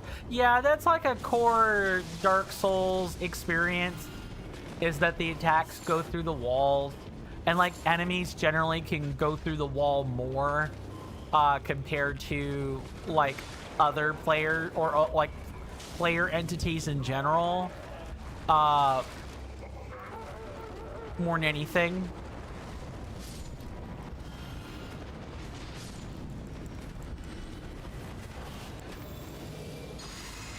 Let's go ahead and keep Lutel's health up while we're here. Although it won't be too long before we go in and deal with the boss. We've only got 1 or 2 more sigils left to find. Mr. Jason says those enemies need to go to therapy, good sir. They have an explosive anger. They do, good sir. They do. Yeah, they have a fiery temper, let's say. Sure, Jan. Lutel, what are you doing? But yeah, I'm looking forward to pictures of the movie paraphernalia. I know that's a thing you almost usually like get a hold of.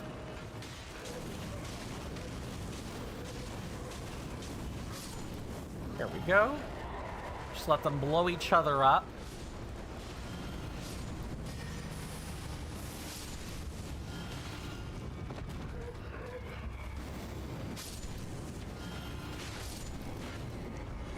Yeah, okay, a summon definitely makes this a lot easier to deal with. All good information to go in the notes later. And we have decent flasks. Now, Caelid is a pretty infamous place in terms of its bosses. It does the... I've tried 1 copper piece, but how about I buy it for 2 copper pieces? It's not just 1 boss, it's 2 bosses in the same room. Caelid does a lot of this in the beginning to really up the ante in terms of what you should expect from your FromSoft bosses. Duo bosses was kind of a rare thing before Elden Ring. They're quite common now. Rain of Fire is not going to work real well, and neither is Flame Sling. Yeah, I think we're good here. Oh, not Frenzied Burst. Yeah, none of those.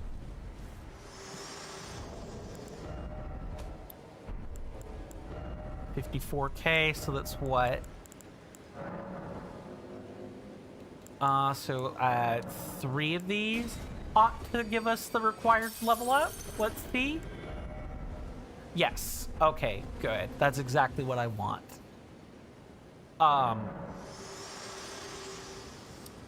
But we are done with that split.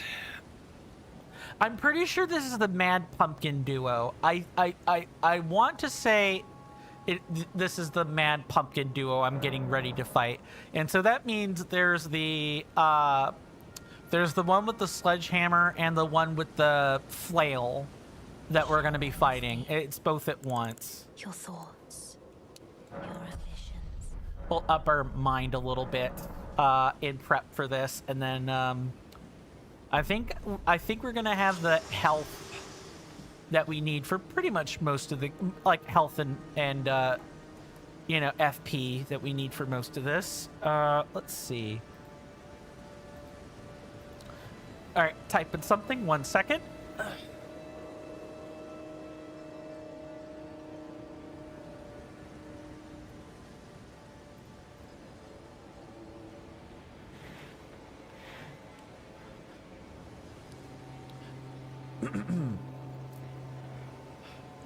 Not as bad as like the where was the Erdtree Burial Watchdogs, but the Mad Pumpkins can be kind of evil. It's a more confined space.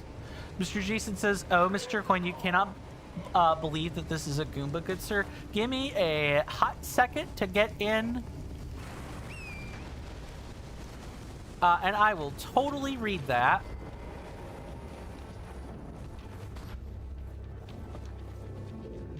They can't reach me down here. What?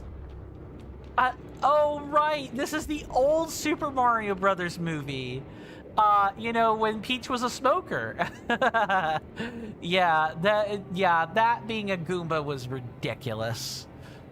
I am pretty sure that is the old Super Mario Brothers movie, because they, you know, everything was humanoid. It's like, what if Brooklyn were superimposed on the Mushroom Kingdom? That would be what it would look like.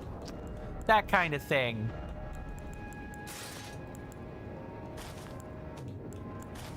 We gotta clear out inventory after this.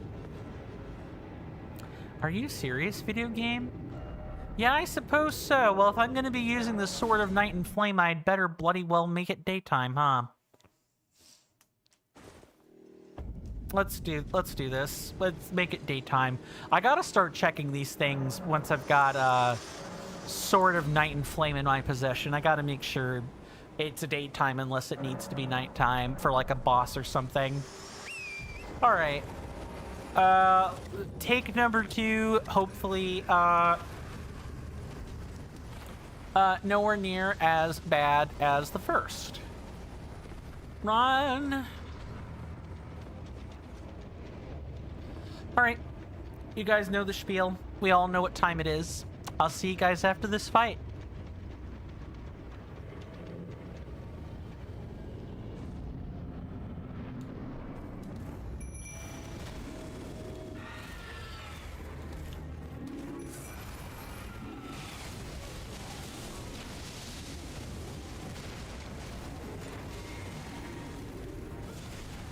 Ballroom Blitz, Ballroom Blitz.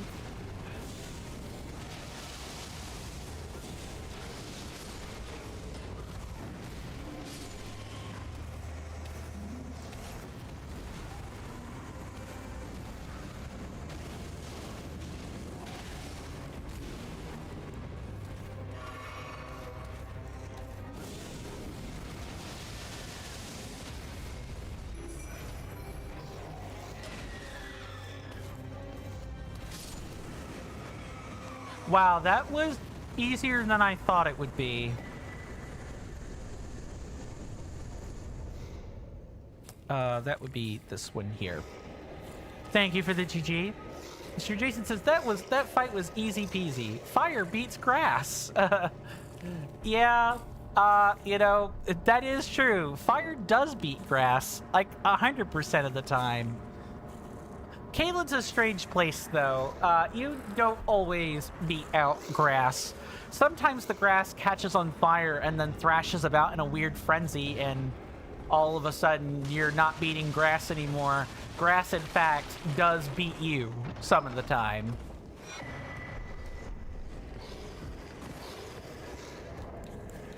Okay, well, let's get out of here. We are done with that split as well. Yay! And I have no idea where I'm going next. That's not true. I have a little bit of an idea, but we've got to be advancing this way. There's like a very not rough, but like a very fun fight down near where the Stell is. I can't wait to show you guys that. But we're gonna have to go through a lot of nooks and crannies before we get there.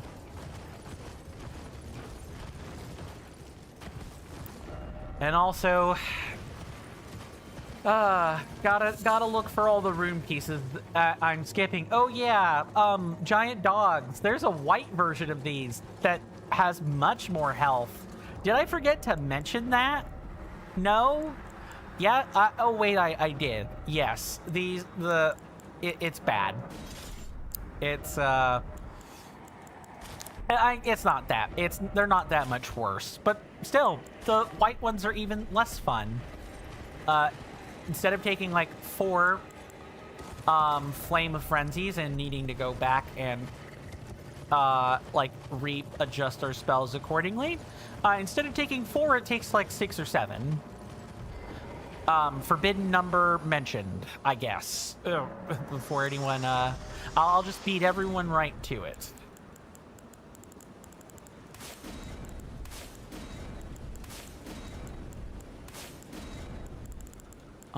Something like this. No, that is incorrect. Oh yeah, I said I was gonna show you guys Whirl o' Flame. And I meant that. Okay, so this is like it's like Mr. Jason says, did you not at one point ban the forbidden number? I've never technically banned it. I've just like, I guess you could say I shadow banned it by referring to it as the forbidden number more than anything. It's mostly the don't spam it. If people spam the forbidden number, then I'm gonna purge messages. But 1, 6, 7 here or there is not gonna kill anyone.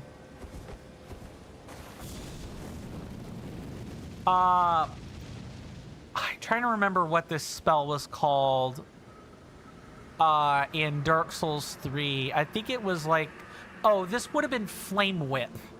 Yeah, that's what it would have been. That's the uncharged version. Has a kind of a short range to it. And here it has like a significantly longer range. I'll equip it for a little while. It's not as good as a fireball, but it's got about the same range as, say, the Flame of... a little bit less than the Flame of Frenzy. We'll keep it for a little while. Try it out on some weak trash. Mr. Jason says, okay. Mr. Jason was just checking the policies. You weren't sure Mr. Coy needed to ban himself. Yes. No, I believe I'm good here, but thank you for the offer. Yeah, like simply mentioning the number is not enough for like a structural ban or anything. Someone has to actually like spam it or something. Okay, let me... yeah, that's a Golem Archer, I hear that. Mr. Jason would never mention the number anyway. You find it quite silly, right? I believe that was your stance on the number. You found it quite stupid.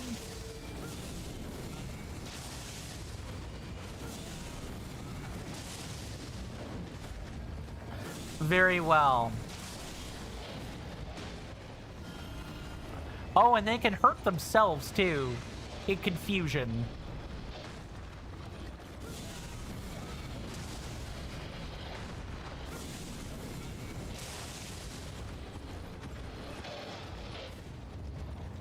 I could not imagine fighting 3 of these on foot.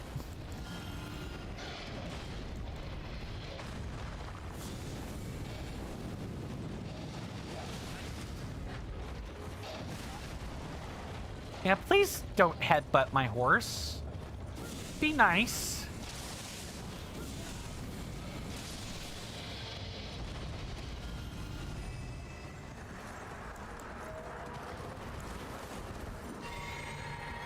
So that's like, that's skip worthy right there. That's definitely skip worthy. And then there's probably rune pieces in this mess that are also skip worthy. And it's kind of weird. It's easy to check the tops of these and think you've gotten a rune piece when you've in fact have probably missed one more than anything. Sometimes they're in little crevices instead. Like here might be a spot where I would hide a rune piece, honestly. Mr. Jason says you'll be right back, good sir. You need to go shopping. You're going to a cooperative with your dad. Awesome. Maybe Mr. Jason might find the wonderful custard donuts. Well, you know where I will be, good sir. I hope the shopping goes smoothly. And I hope you return with the wonderful jelly-filled donut. No, I hope you return with the wonderful custard donuts, good sir. Do take care of yourself, of course. It was good having you. If for whatever reason you don't get back in time, do stay safe and take care of yourself out there, Mr. Jason. Seek the town of Sorcery to the southeast. Ah, right. There's like a... There was a spirit spring that was here that would let you skip Caelid and go right to Dragon Barrow. Yeah, Kernifer has nixed that and said, yeah, you need to go to the far end of the map now if you want to go to Dragon Barrow, like the proper way. No skip ski potato for you. That's totally fine. Mr. Jason says, also Mr. Coit looks at bag of Jakeman's, sees 13 to 14 packs. Yeah, Mr. Jason needs to get more soon, and Mr. Jason could get more from tomorrow. Possibly. Or you could end up not needing them too. That's always a thing as well.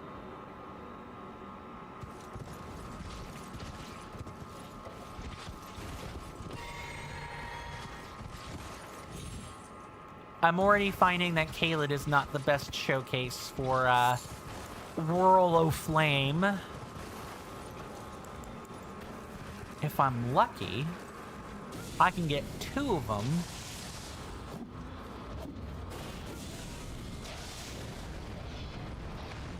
Or even 3 of them with a lot of the attacks. Yeah, okay, definitely.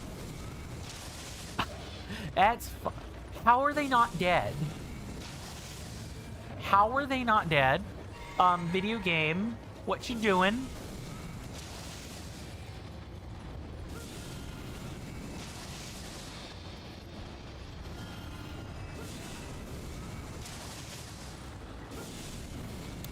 Also, you'll learn a lot about enemy leashing in Caelid, and you can kind of use that to your advantage when looking for rune pieces or treasures. If you would like to get a second to breathe, just go way far away, and eventually enemies will lose interest in you.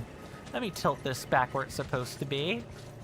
Enemies will definitely lose interest in you, and you'll be more than... Oh. Yeah, it would help if I had the axe out rather than the sword. That is a giant crow. If that is guarding a rune piece, I'm going to cry. It probably is.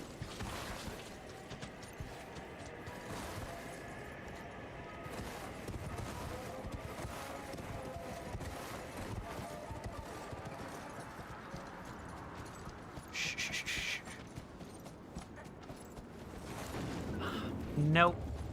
That is not good.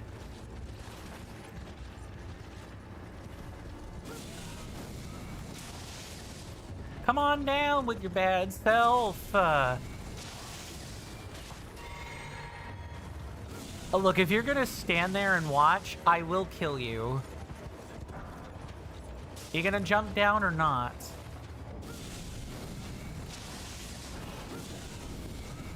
Alright. Oh, and that, you do need to charge that. Okay.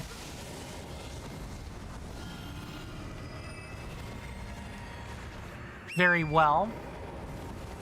Now, was that Raven guarding a rune piece? It would make a lot of sense. Birds do tend to go for shiny objects. Okay, no. This whole hill is kind of a giant waste of time, is what I am learning. That is exactly what I'm learning, as a matter of fact. I probably do want to refer to the map for rune pieces as far as Caelid is concerned. Because I can tell you, I do not want to be sloughing it over the giant wasteland in an attempt to find them all. That is probably not a good practice to be engaging in.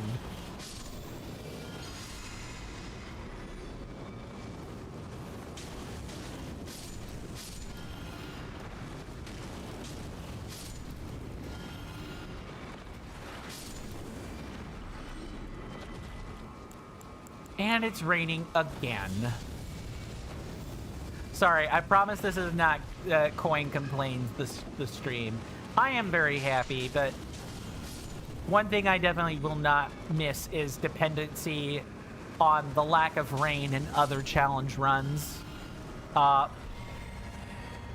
You know, as we move to other types of challenge runs. I'm looking forward to either lightning or bows. Yeah, speaking of which, this is a good time to shill this. I am doing a vote item for other challenge runs, or possibly to take a break and do something else. And that'll be on my Discord server, which I will go ahead and throw out the command for right now.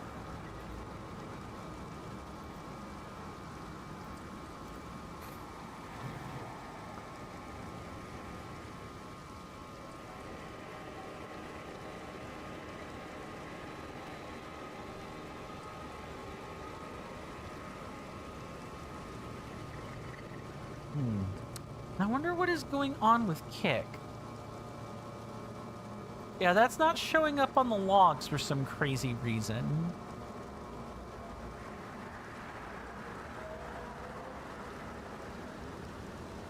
Like, it's working, but it's not showing up in the combined doc, which is weird.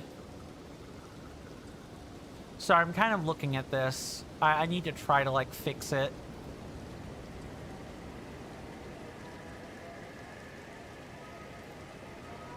Let me try reloading the chat.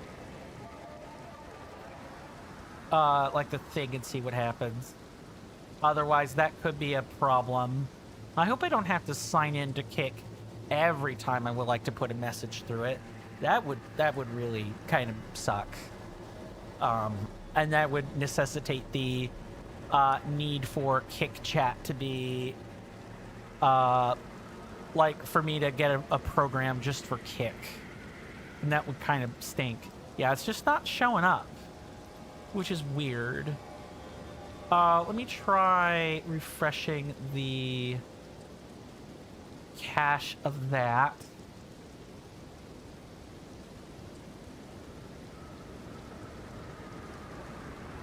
Let's see if that makes a difference. And I'll just throw in a test message right here. Okay, that's working normally. Very well.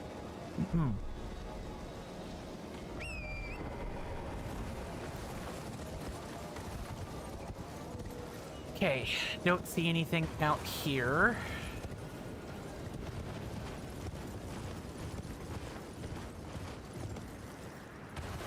So let's march on.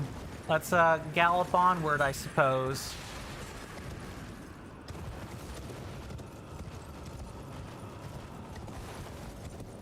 Let me not jump down off the top there.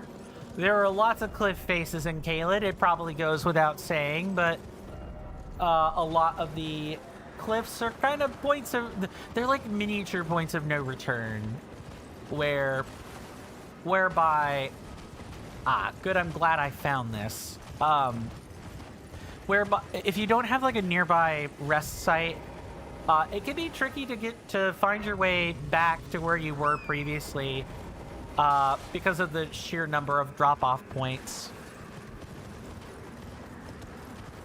Ooh, that is a abductor virgin. What are you doing all the way out here?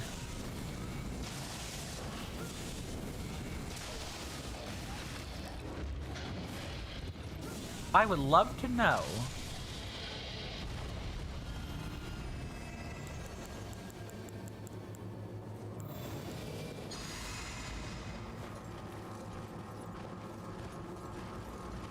Any more?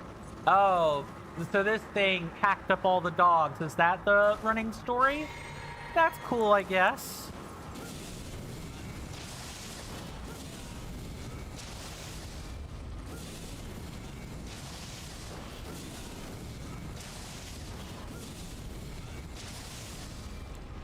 You don't want to be fighting, abductor virgins, on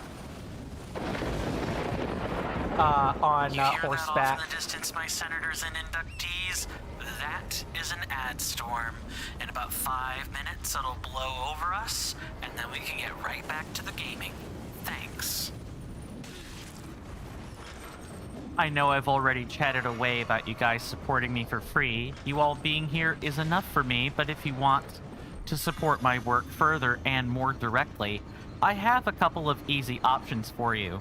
Available to everyone through either Twitch or YouTube. You can check right under the Twitch video player in the About Me section or the bottom of the YouTube description.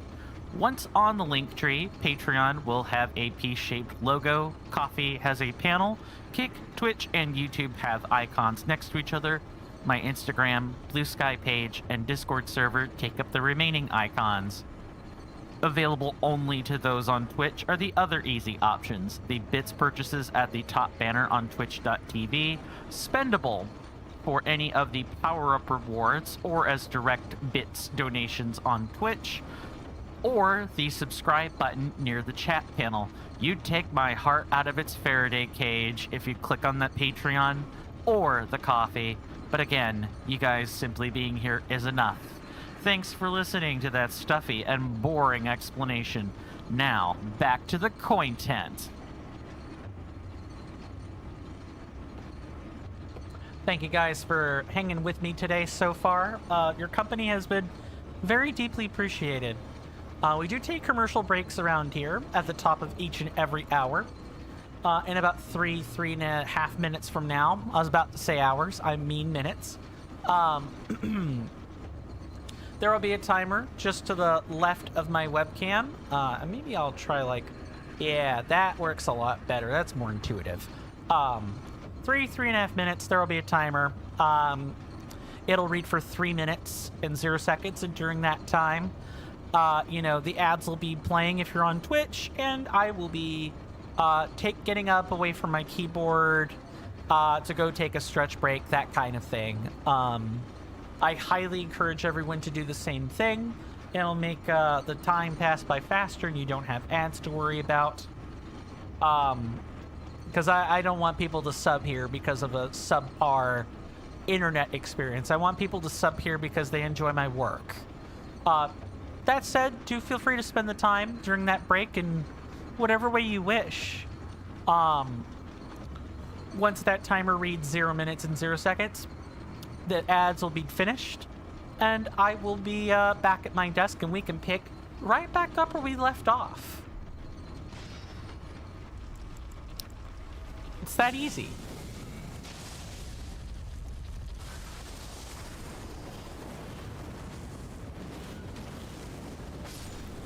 Alright, so what did you guard? Because there would not have been an abductor virgin out here without a nearby reward. That's a little bit too out of pocket. Wait, is this a cave? Yeah, this is a cave. Wow, I forgot about these. The reward is pain, says Angie Philosopher. I can see that. Yeah, that very much screams the reward is pain. You're right about that. Is this one of those hardcore parkour rune pieces? Is that what we're about to learn? Not that I could even get that particular one. I don't know how you would be expected to jump up this. You literally can't.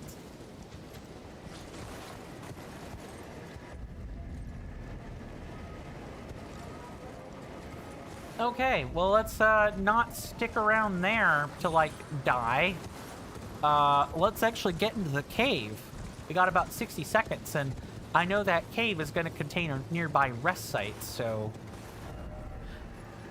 This is still in Aeonia. This is like,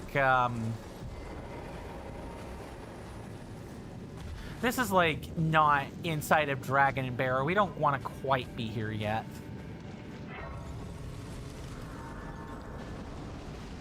Yeah, the reward is pain. Unique enemy. Nothing good comes of it. Just pain. Abject pain. Maybe a bit of lore, but otherwise pain. We'll pick right back up where we left off after the ad break. See you guys then.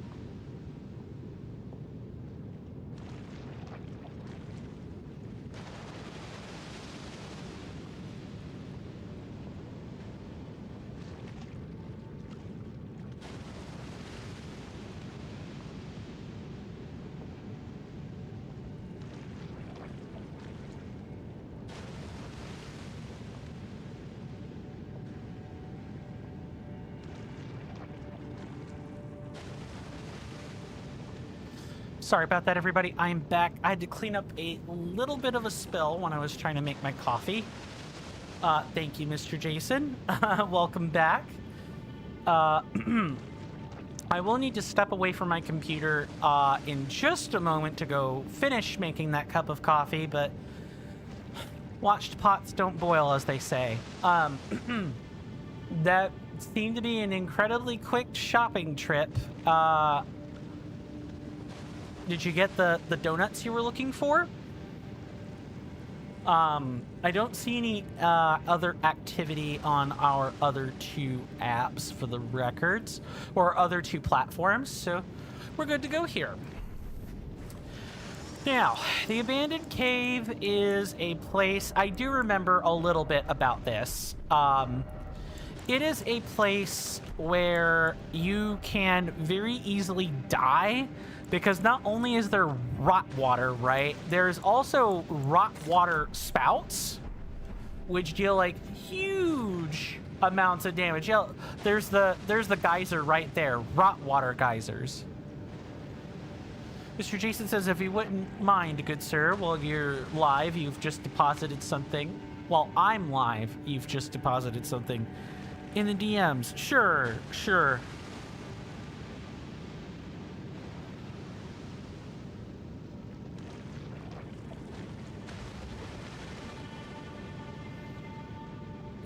Ah, you have come back with the donuts. That was fast. Those look like nice donuts. It was the last one. Very much the last one. Let me type an important communique in, and I will be right with everyone. Okay, that is done. All right. Are we ready to take the plunge? I'm not, but we're gonna have to make the plunge anyway. Welcome to the abandoned cave. Oh yeah, did I forget to mention that not only is it rot water, it's thick. With 3 C's and a K, rot water. Look at this. You can't even move while you're in here. And this is on top of having to fight things in this. Like, good grief, Charlie Brown. Use a dagger with quick step to move through it. You're right. Only one problem. Well, I will have to do so. I will have to use. I will have to. Nabbit. Of course, I would be unable to move out of here. I don't have anything with a quick step art on it. I totally forgot about this. I guess that's what they say about, you know, getting caught with your pants down, as it were. Well, time to suffer. Time to suffer. Look at that.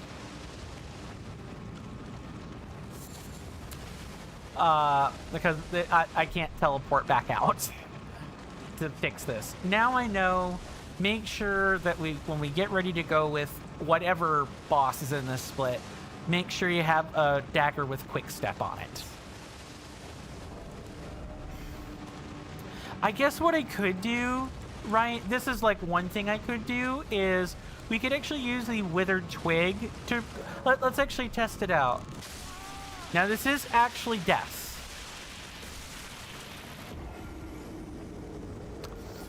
Unfortunately, using the withered twig does count as a real death. So, thank you for the assist on that, Angie Philosopher. I'll type that in and mark a death.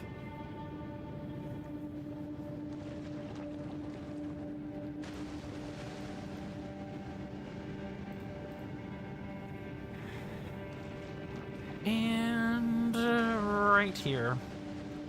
Mr. Jason says, but Mr. Jason may have said it earlier, but Mr. Jason is especially excited about tomorrow, good sir.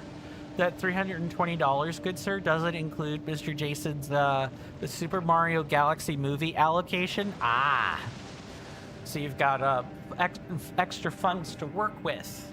That's nice. That's extra nice. Okay. We can adjust Ashes of War at the site. Like, that is a thing we can do.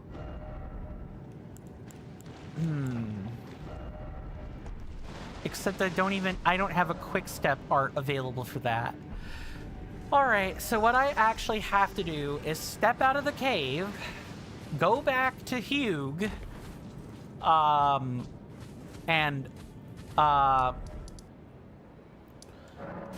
possibly purchase a dagger. Okay, what I have learned is that if there is a dagger, I should keep one on hand, exclusively for getting through the the thick rot water. Mr. Jason says, also good sir, you made a streamer friend laugh. Nice. You said we are now less than a week away from your Yoshi popcorn buckets. Oh, and you suppose that the Super Mario Galaxy movie will be out. Incredible. Okay, we're gonna pick that up, and we're gonna keep one dagger on hand for just such a thing. Now I know to keep a dagger on hand, so that doesn't happen again. Oh, and it already comes baked in with a quick step art. Good. Fantastic. Can we level up while we're here? So it's 8. That is 18. It is 1,800. Oh, I'm sorry. That is 18,000 runes. 20,000 runes, so 20k. I think I might have enough for a level up, provided I'm careful with what I'm selling. Let's see.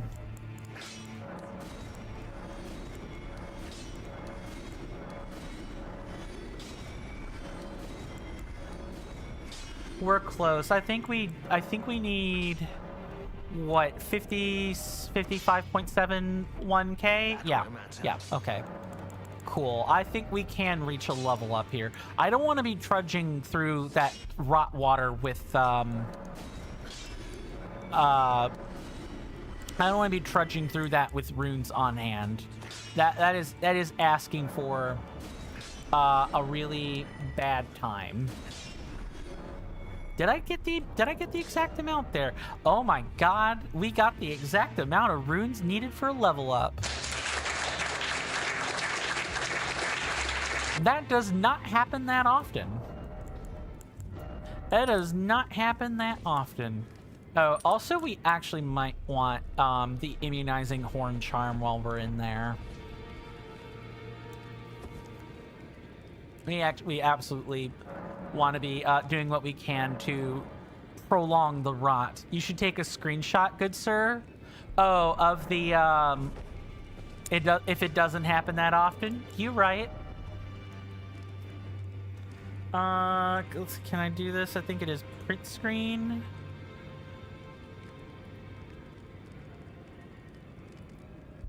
I think it's this.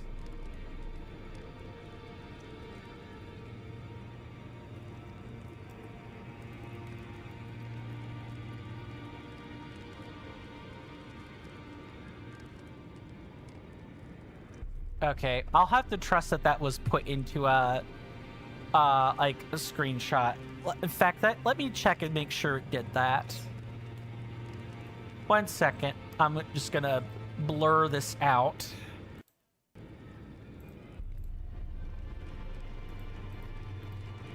While I look at that.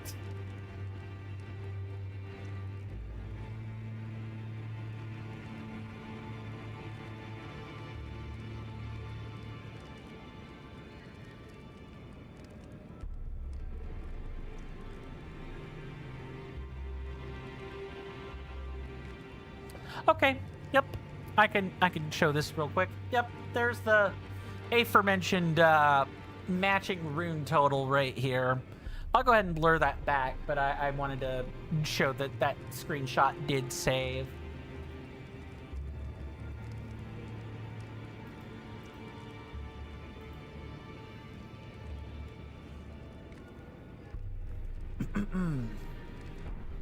Okay, let's go turn that in then. Let's level up and then get to work. Time is ticking. I don't want to be here longer than I have to be.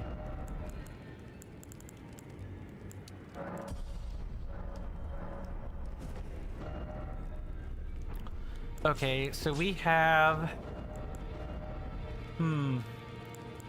Yeah, let's swap this out for a dagger.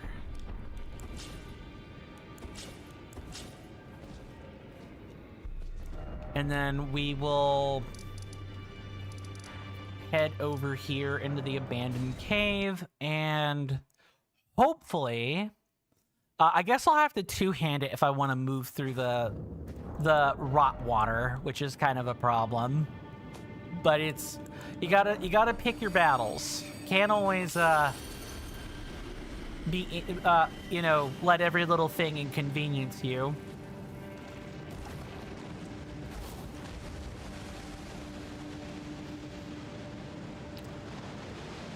Wait for that to happen.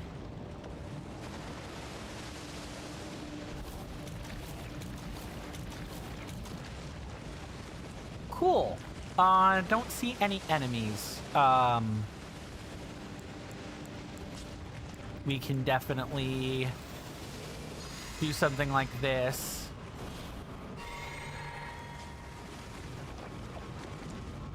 And just kind of keep our wits about us while we're in here.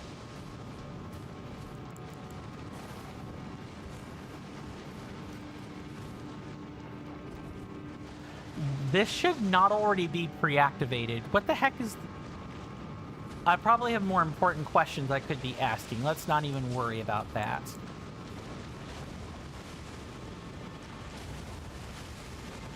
Okay, so far so good. Got that drop down. Hello there, Rot Disciple. Were you looking for this? Amazing work. Any other Rot Disciples? No, I do not. I only see the one. Let's head back this way.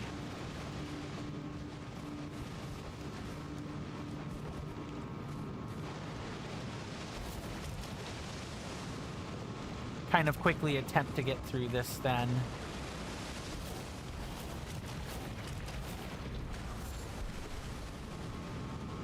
Okay, that was not at all worth it.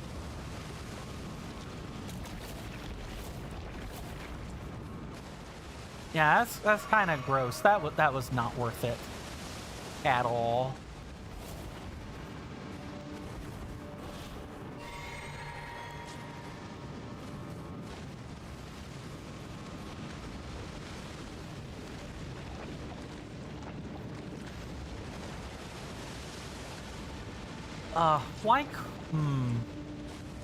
Mr. Jason says, in Animal Crossing New Horizons, people who visit your island say, "Why have you gated off your able sister store?" And to that you say, "Because there is a chance that troublesome people can come over, enter the store, and then change the patterns on the wall to different ones, and you want to keep them all default." Yeah, so...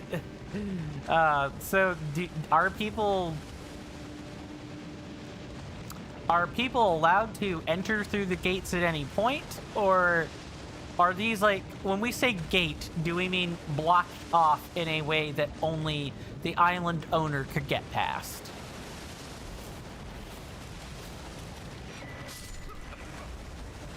Okay, skippable items. Love that for me. That was in front of two geysers, I might add. We were dying really quick because of geyser number 2.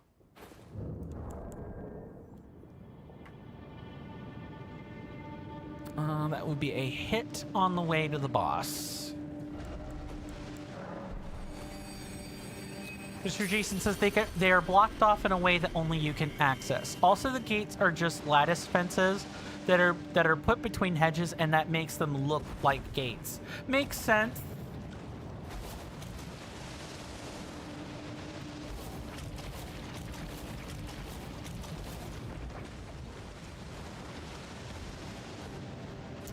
Okay, so far so good.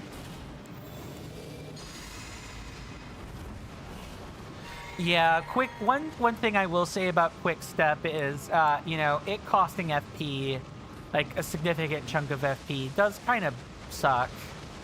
It really isn't. Okay, video game.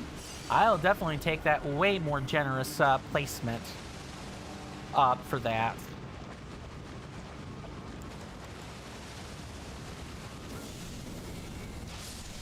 You have had many a compliment on that design. Yeah, I could absolutely see that. Because, you know, normally people don't think to do that with lattice fence. I could absolutely see people commenting on that. I'm glad you get compliments on your island design, good sir. Maybe when I'm more established, I could consider. Okay, let me. Wow.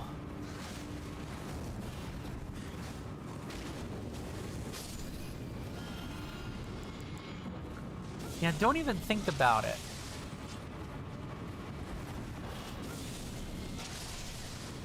Yeah, the abandoned cave is kind of, it's ambush heavy, and not only that, but enemies are often positioned in places where they can see you and you can't see them. So you can walk right into an area with like 4 or like 5 like rot pests, and you will kind of be unable to do anything about that other than like either run back or, you know, run around like a chicken with your head cut off. In the other case, what I am doing is I am crafting, since I know this is a duo fight, I want to make like a couple of cursed blood pots for the boss so that I don't have to worry about enemy priority targets. The cursed blood pots are kind of going to be a huge thing in Caelid, from what I understand. Mr. Jason says, well, when you get a moment and aren't fighting an enemy, which will be right now, good sir, you have sent me a photo of said lattice fence gate in DMs for my viewing pleasure. Oh, let's see.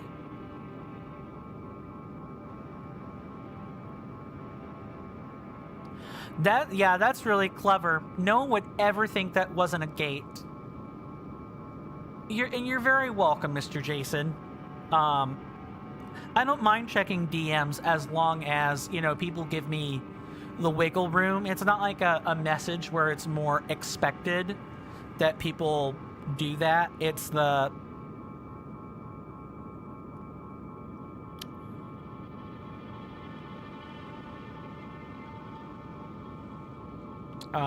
responding to a family communique. It's more, you know, people gotta understand that with Discord in particular, I have the notification sounds turned off, so I don't really know, or other places where I get DMs, I don't really see DMs that often. People gotta tell me they're doing that, so I know to look. And then people can't get upset because people are communicating to me in a place where I'm not normally expected to look, that being a DM. I have gotten people that have come in and gotten real upset because I didn't look at their DMs, and I'll be like, I have to set up the Discord this way for this reason. At least tell me when you sent me a DM and I'll take a look at it. That kind of thing.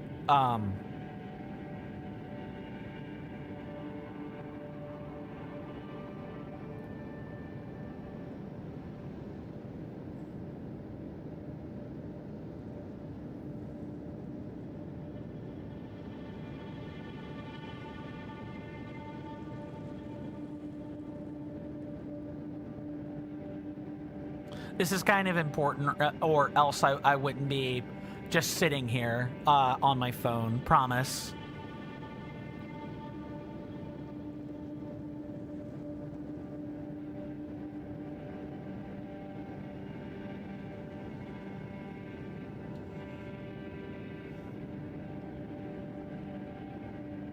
Okay. Your character looks rather dapper, good sir. He does. He does. Absolutely. You always know how to dress classy, Mr. Jason. Let's continue moving, although... how many lamp oil are we looking at? Okay, okay. Boss time? No, it is not boss time. But what we have bumped into is yet another,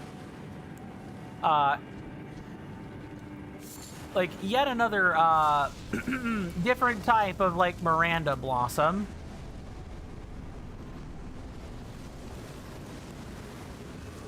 Okay, okay, cool. I just needed to run in so I could see, I could, like, see that. Move back.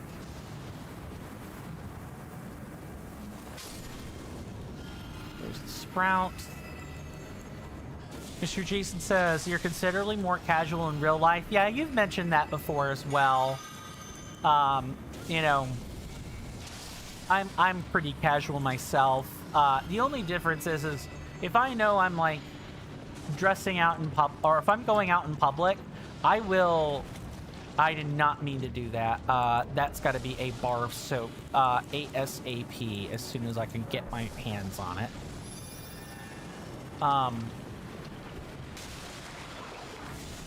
That was a bad place to stop. Oh my goodness.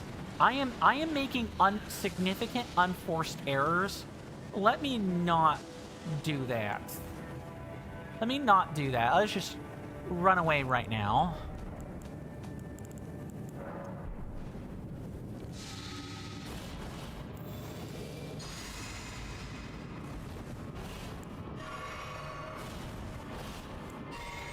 There we go.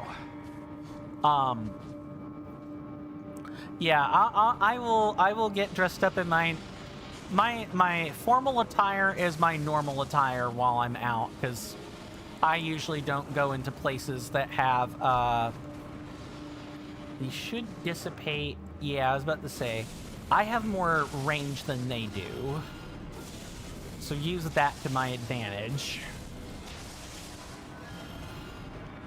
There, that is significantly better.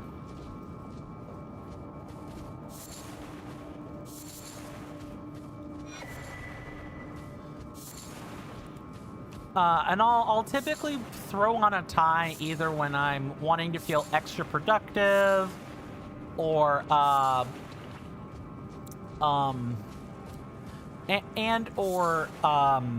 you know, I'm looking to impress.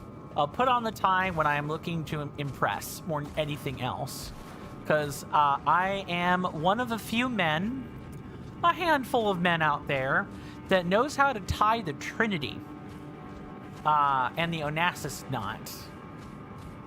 Okay, this is boss territory, so let's not go this way yet. Mr. Jason says, did you tell me about the lore of your character? Refresh me. I'm sure you have, and I don't 100% remember it. Yes. Okay. Mr. Jason says, your Animal Crossing New Leaf Town is named London, and your Animal Crossing New Horizons Island is named Anglesey. Your ACNL character accomplished everything, got bored, and then took a deserted island getaway package. And you could take a flight from London, England, UK to Anglesey, Wales, UK in real life.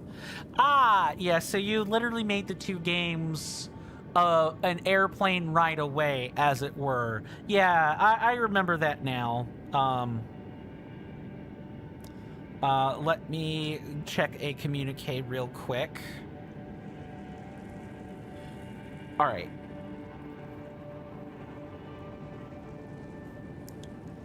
Mr. Jason says, some more lore, good sir. The source of the island's water is an underground spring underneath your estate that feeds your house, the museum, and the museum, and then flows down all the waterfalls. Yeah, you mentioned that.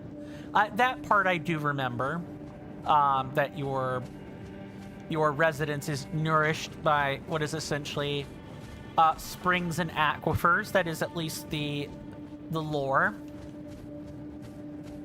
Alright, it is boss time, and you guys know what that means. I will see you guys on the other side of this.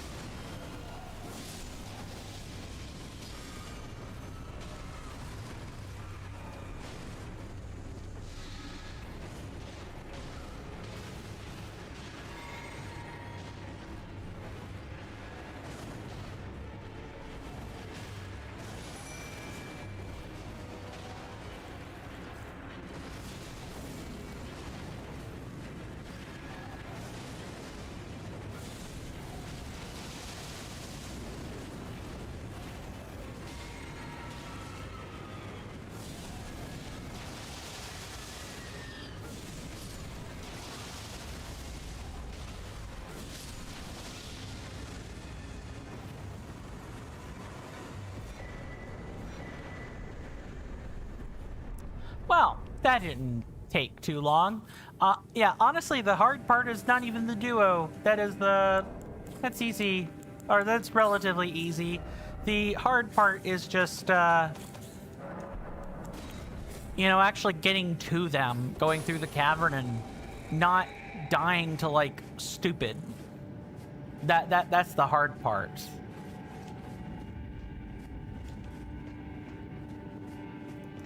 Okay, let's return back out to the main road. I want to say there's an area through here that we should probably check. I'm gonna, like, yeah, hopefully that won't take long, and then we can proceed down, like, this pocket of Caelid here, and we'll, like, slowly put together the... Let's kind of maybe set ourselves some waypoints here, so we know. Oh, hello, Finger Eater. Let's talk. You, please, I can read them. Your fingers, please, your fingers. Oh, bless you.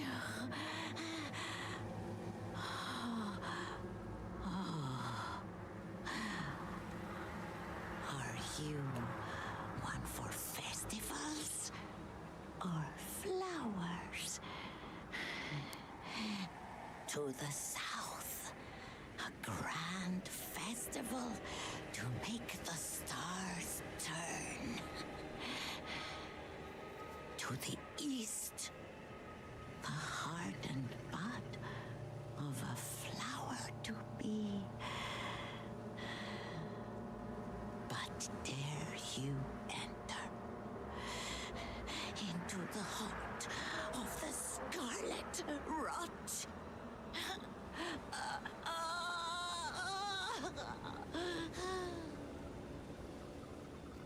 Wow, what a noise!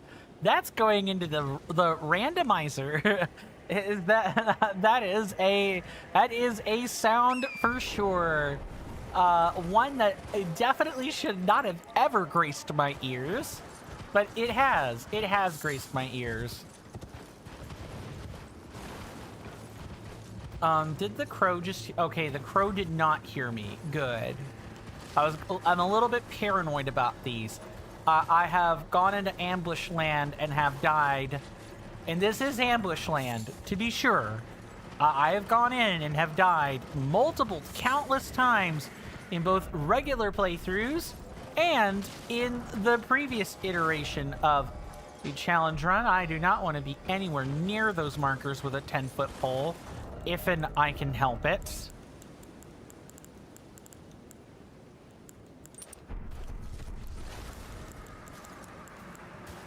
Definitely not. Really? That's just slightly too far? Come on, video game.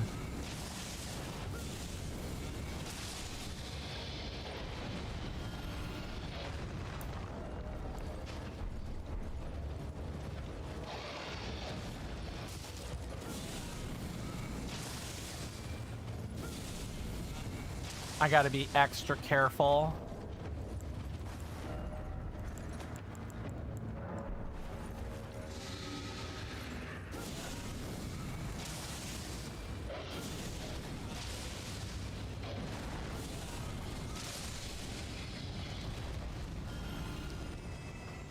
Because every false turn or step I take can be another where I end up dying. Like Caelid is very much a life or death place, both in Reforged and vanilla. Like it's true of both. I could not tell you what it was like in Convergence because they did lots of stuff in Convergence, like the Kalem ruins, for example, became like a whole town. You know, the fort, like Castle Morn was like a whole different thing. Several of the caves and catacombs were clearly way too dangerous to go in, despite being like places where you would go on the map normally at the time that you arrive there. In fact, do not go there. Is that a rune piece? I can't tell.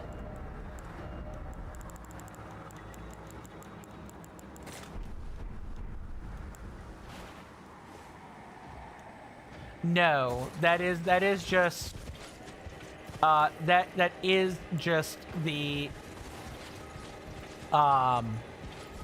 that is just the light on the torches there.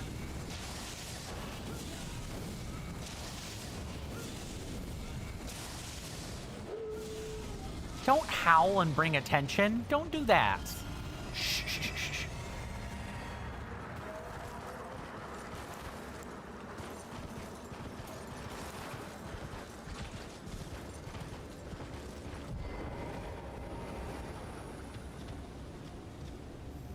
Okay, there's an invisible scarab here.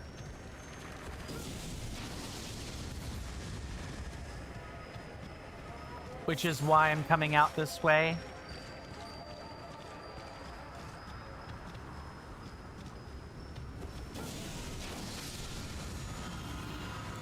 And I'm glad that I got it. This is the other Ash of War, by the way, that I actually want on a weapon. I do not want Barricade in all of them. And now I've made that a reality. Now we could use Lost Ashes to get the Fel modifier on our weapons, which will be fantastic.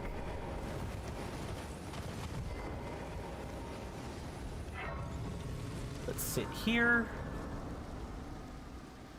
How many Lost Ashes do we have? That's a rhetorical question. We have 6. Okay, yeah, we have 6. Let's go... I think we bought out all the ones at EG, right? I'm pretty sure EG does not have any more to sell. And we spent them all on freaking Barricade. And you know, no skill. Well, no skill ones. as war. take it you've heard well. After Yes, yes. Lies, to be honest. Okay. Yeah, you're all done on those. So let's go convert the 6 we do have and see if we can't get I think it's very specifically fell number 1.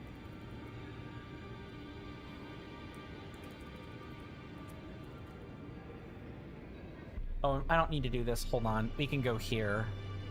I have this saved in the document for just such a reason.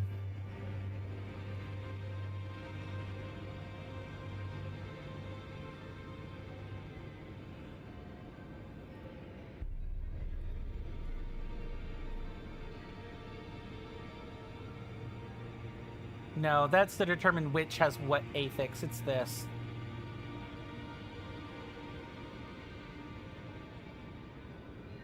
Ruinous. Ruinous is the one I want. This one gives out 3.5% fire damage. Mr. Jason says, "Oh, Mr. Coin, good sir, you might head off slightly earlier tonight as you're starting to become quite tired. No worries, Mr. Jason. But thank you for the wonderful stream. Thank you for being here, good sir. Much appreciated. Your company's been awesome as always. Do go rest well. I'm sorry. It's been a pleasure. It was good to see you, my lovely senator. Do rest well. I do hope to see you sooner rather than later, good sir. But if I don't get to see you again, for whatever reason, please do stay safe and take care of yourself. If you're heading out, that is. And if not... Oh, I know how to read this table now. Okay. So it's telling me this is the minimal effect. Mr. Jason says you're going to go wash the dishes, get a cup of tea, and then try to go to bed. Emphasis on try. I have faith in you, Mr. Jason. You can do it. Now, go wash them pots and pans. Don't let me hold you up. This is saying what the 2-star effect is, and this is saying what a 3-star effect is. Okay, I'm reading the table a bit better. Now the question is, am I gonna be able to put the ruinous one on the... Am I gonna be able to put that on the bouquet outright? Or am I gonna have to... Usable on all armaments. Okay. So this should work no matter which one. So I only need the level 1 effect. And then we're okay. Well, I took you no matter lay out your arms.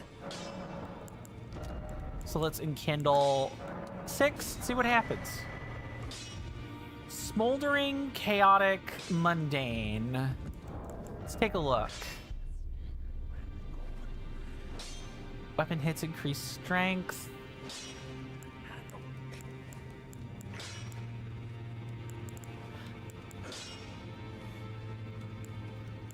This is the regular one. Frenzied. Raises the fire attack power of spells and skills. Wait a second.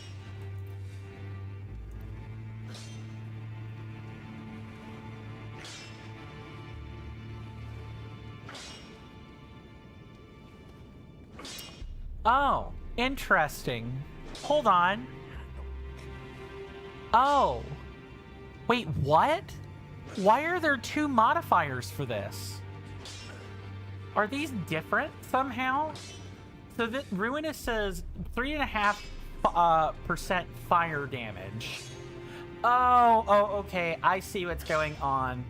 So the higher bonus, this is 4% increased damage on spells and skills, but it is only spells and skills. Whereas Ruinous, the first one on that is just 3.5% fire damage outright, no matter where it's coming from.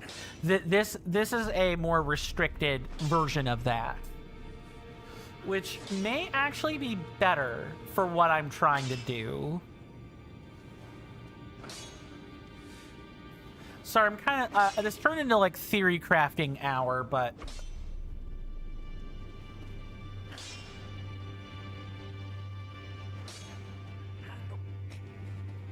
Okay.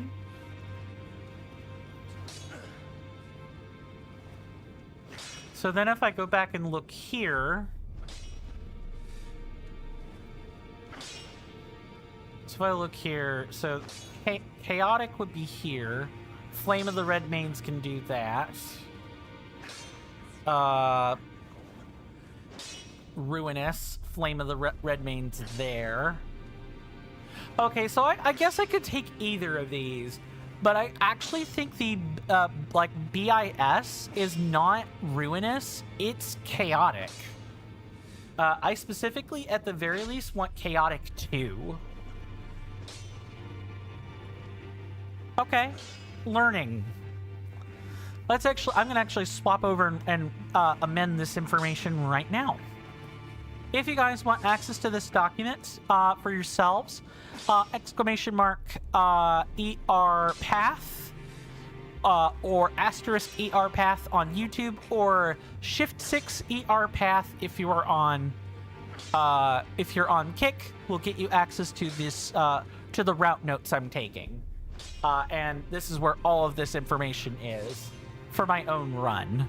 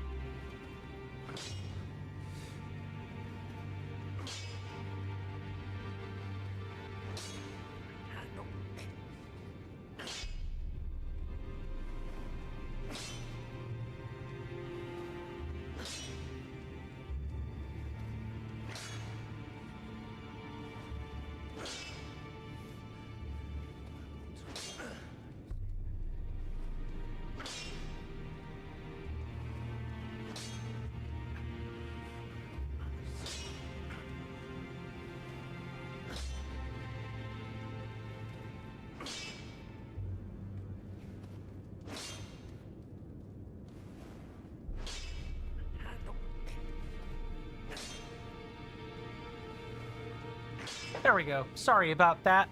I had to take a second and just type all that down. But now I know exactly what I want, and it is the Chaos, Chaos 2. I want that for higher attack power and a minor +1 in 4 stats. Because if we adjust to the late game, having those 4 stats will help our Frenzy Flame Seal out a lot if we choose to do that.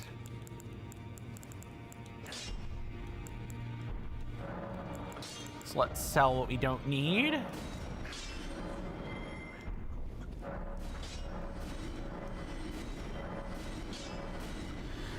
I'm sorry, Engie Philosopher says the indentation in some areas of this document makes me sick. I don't doubt ya. I indent I indent like this so that I know what point is making a point about a different point and not, oh, it's all bullets, like, or it's all just a bulleted list. That's not very fun for me to read. I could replace this with letters. There's nothing that says this couldn't be like, I don't know, I guess a different bullet or like a different numbered list, but I kind of don't think there's a difference between regular bullets and like some of these other bullets. I really don't think there's any difference. I am open to suggestions though. I am open to suggestions on organization. Oh, this just straight up raises item discovery. Okay, cool. Not that I need that, but that is good to know. Now we can probably do this.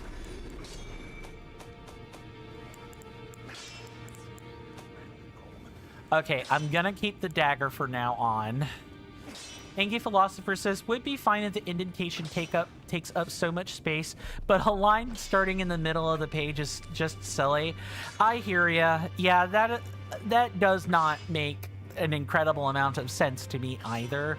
I took a look at it and tried to like get the indentation to do something else. Like if it was possible for this space to be like the difference between bullets to be like maybe like an 1/8 of an inch, like an 1/8 of a unit instead of like 3/8 of a unit. That would be a lot better. That may be something I can fiddle around with, you know, after stream, among other things. That way it isn't such a gnarled mess to try to read. Some of that's on Google, though. I will say some of that is on Google. It's not like I didn't. I have tried to fix it on my own, and it. Well, let's just say it did not go as planned. During the times I've tried.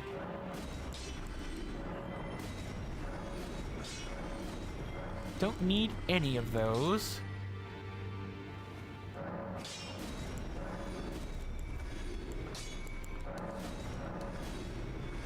Engie Philosopher says, oh, it's absolutely on Google. Yeah. Man, I just... The kerning. It's the kerning and the spacing that can really get to you. The kerning's not too bad. You can at least adjust the kerning. You can't adjust the space, though, or the spacing on bullets. That's kind of wonky. We do not need any of this.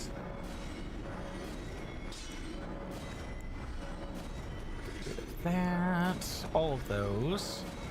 Don't need those guardian bracers. Good. I think I've got this all figured out. And that is not quite a level up. You have got to be kidding me. I'm sure if I sell some materials, I can get a level up. We're at 56. Never mind. No, that's not worth it. That is definitely not worth it. Okay, let's just figure out what to do from here. Which I'm guessing is... Yeah, we're about to head into Fort Gale. That's right. Or are we? Isn't there a... I want to say, if this is like Fort Gale, right? I think there's actually a catacomb to the south of the fort. Like, over that way. I'm gonna go check a suspicion that I have here. You hear that, off in the distance, my senators and inductees, that is an ad storm. In about 5 minutes, it'll blow over us, and then we can get right back to the gaming. Thanks. I really appreciate everyone's time that they've spent here. It means the world to me. It would also mean the world if you could electrify my algorithm by following my Twitch channel, subscribing to my YouTube channel, liking the video and or streams on YouTube, and even leaving a comment. Doing all of those things ensures that when I zap your feeds with a live or a long-form content notification, you don't have to worry about missing any quality content. Thank you guys for putting up with that. Much appreciated. We do take commercial breaks around here. We'll be taking the last one for the day too, in about 4 minutes from now. And when that time comes, there will be a webcam. Sorry, this is wrong way. To the left of my webcam will be a timer that reads for 3 minutes. And during that time, ads will be playing on Twitch. I will be getting up and taking a stretch break, getting away from my keyboard, that kind of thing. I highly encourage you guys to do the same thing. It'll make your break pass by faster. You don't have to look at ads, that kind of thing. But do pass the time in whatever way you see fit. Regardless of how you've spent your time, when that timer reads 0 minutes and 0 seconds, I will have returned from my stretch break, and we could pick right back up where we left off. Promise. Angie Philosopher says you already did the catacomb with the Watchdog duo. There's a cave beneath Fort Gale, though. Huh. Oh, hold on. Yeah, okay, I'm looking at that there. That's the tunnel. That's right. But yeah, there is a cave under Fort Gale. You're correct about that. Thank you for the assist on that, Angie Philosopher. Much appreciated. Now, let's decide how we're gonna die, I guess. This is probably actually one of those go up to the interior of the fort and then move from the outside. Probably something like that.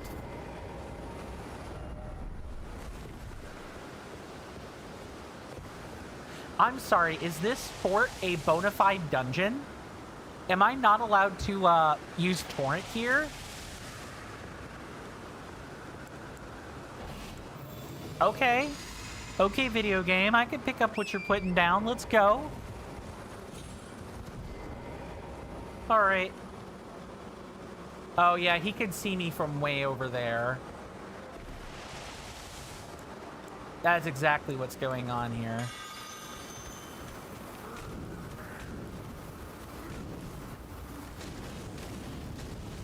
The Ascend is a camp. Gotcha. Oof and a half. Let's not stay in line of view of the Radon Knight over here. I get the feeling I'm gonna have to, like, be very careful with when I pop out of cover here. Oh, Fort Gale Ascent. Yeah, yep, okay. Got it. Let's pause so I can put that into the splits here.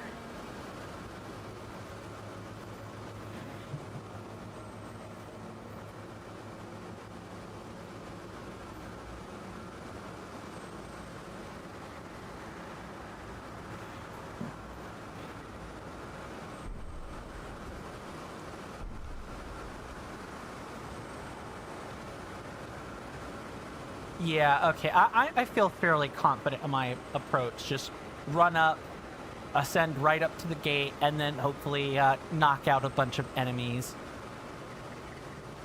I will, however, wait here and not bother to make the ascent until after we've come back from the commercial break, because making a move now would be very inopportune. To say the least, for both myself and my wonderful, lovely audience members. I'll see you guys after the commercial break. Thanks.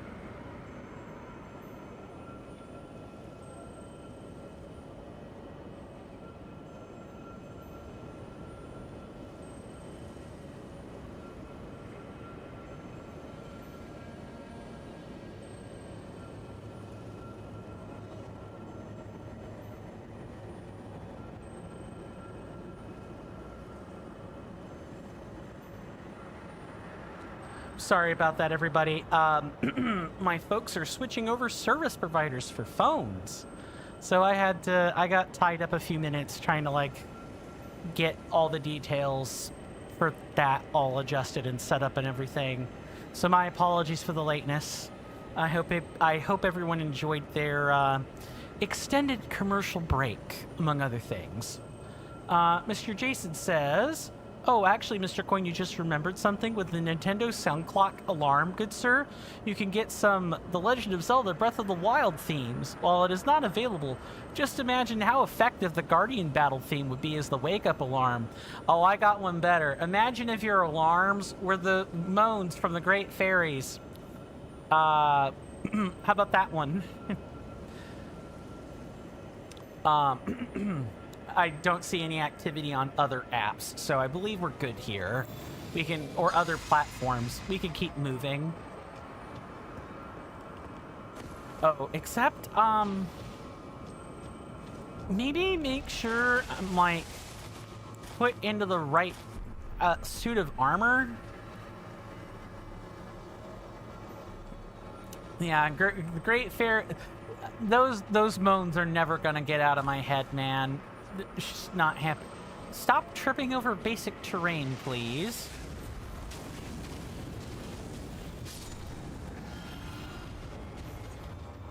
Oh, hello, Redmane Knight. I wasn't expecting you here quite that soon. Where are my signs? Oh, yeah, they're literally right there. All right.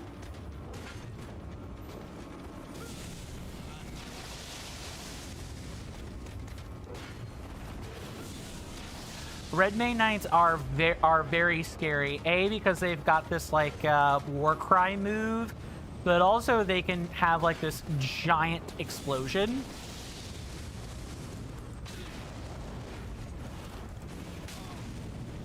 And they can breathe fire. Okay, I should not have attacked the knight. I should have just attacked the foot soldiers here at the camp. I should have not been quite so worried about the Redmane Knight. They are very scary, though. That would be this one. Yeah, they're very scary enemies. By a country mile. So we get to do this all over again.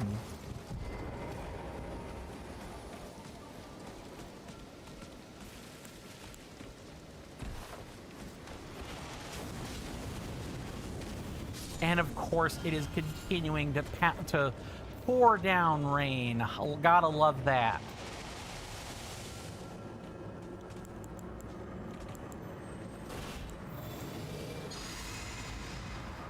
Or really, any of the sound effects. Imagine if, moving back to a previous point of conversation, imagine if this, or perhaps even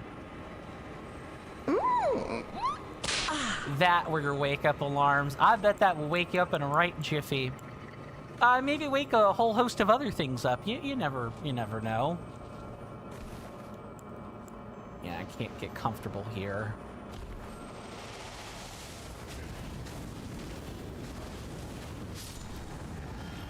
Dadgum rain. Enough of this. Alright. Where? Ah, yes. Oh, you were part of the encampment. Okay. I see what's going on. Maybe bleeding out would be a little bit of a... Maybe that would go over a bit better compared to madness.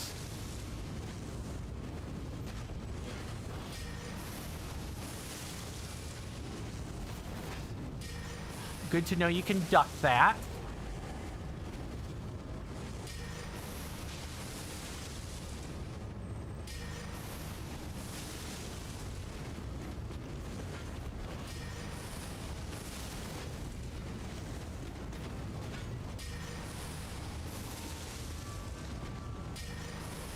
And I think I heard a war horn as well.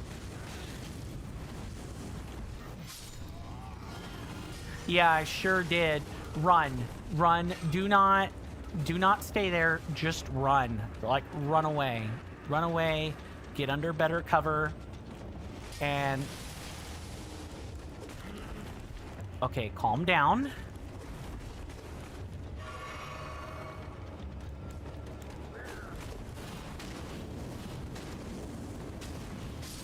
There. I can get a little bit panicky in situations like this. And for those that kind of don't know me super well, most people don't, it's all right. I did not mean to do that. Once I suffer from a bit of performance anxiety. Once I start making errors, like especially unforced errors, it can be pretty easy for me to continue to make the unforced error. And what'll end up happening at that point is eventually the errors compound themselves, and I end up dying to something stupid that maybe another person who operates a bit better under a bit better under pressure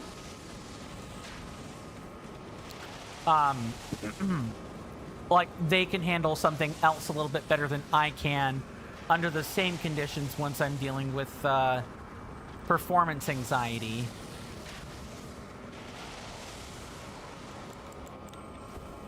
Yeah, please continue to use your... oh, are you... Yeah, I was about to say, get down there and stay down there. That look suits you, I think is how the quote goes.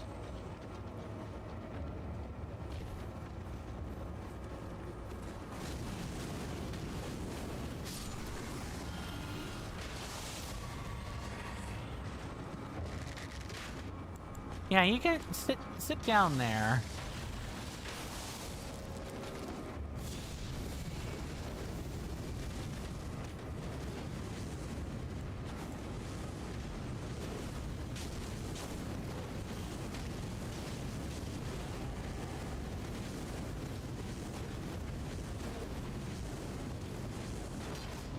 Yeah, that's the super scary move I was just talking about right there.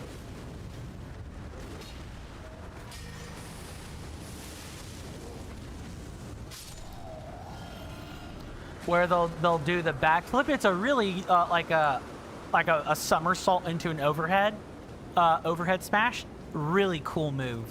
However, we are fragile enough that 2 hits of that and we are very, very dead.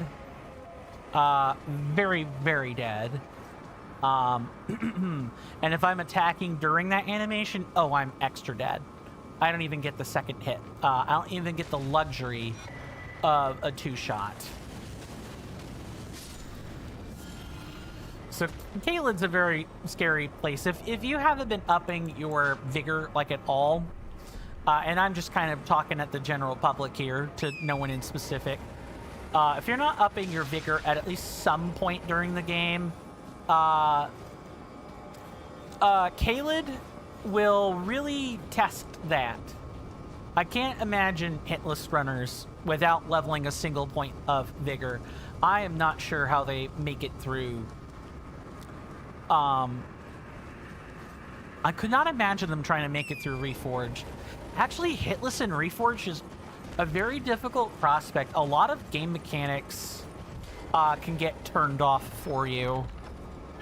Deflects are kind of a really hard thing to justify. Even if you rewrote the rules, a lot of people would still just not take Reforged seriously because it plays too differently compared to the base game. However, when does a little difference ever stop yours truly? I don't know about you. I don't know about anyone else, but I wouldn't be doing modded challenge runs if I let a little thing like community guidelines stop me.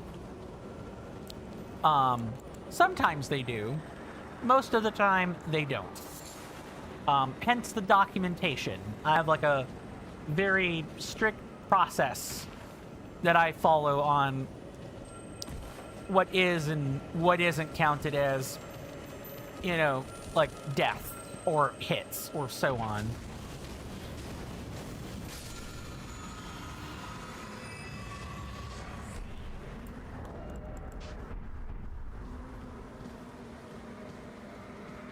Okay, so that's the, I think that's the first let's move splits.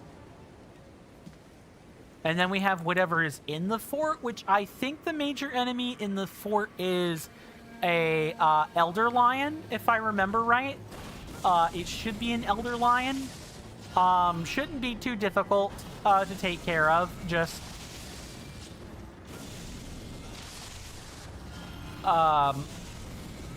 you know, they're gonna be dodging Frenzied Burst like crazy.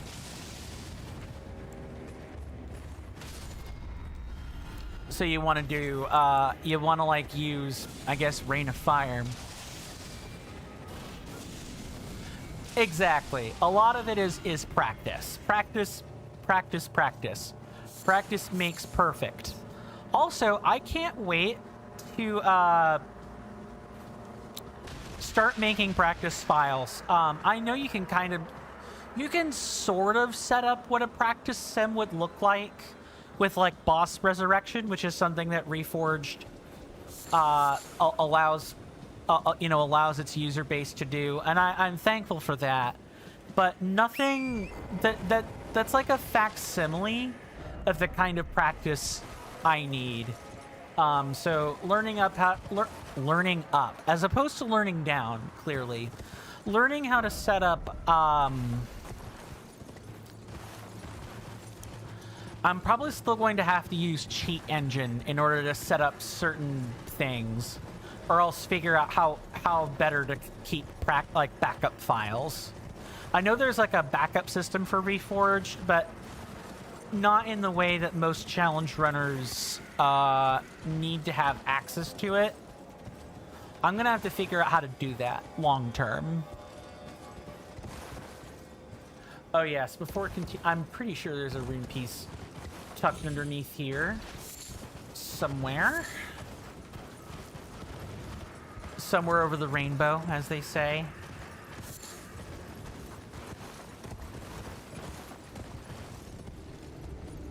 Oh yeah, then we have these dudes. Is this really necessary? I don't think it is. Unless there's a rune piece by the Flame Chariot. If there is, I'm gonna regret not at least making the attempt on trying to like...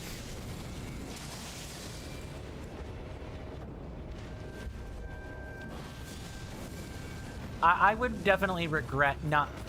Hello, and nice of you to join us, Sir Soldier.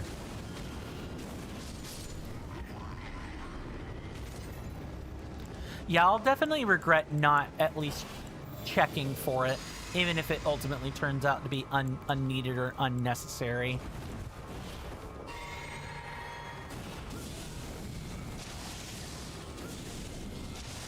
I'm sorry. That I was locked in. Why did that point down all of a sudden?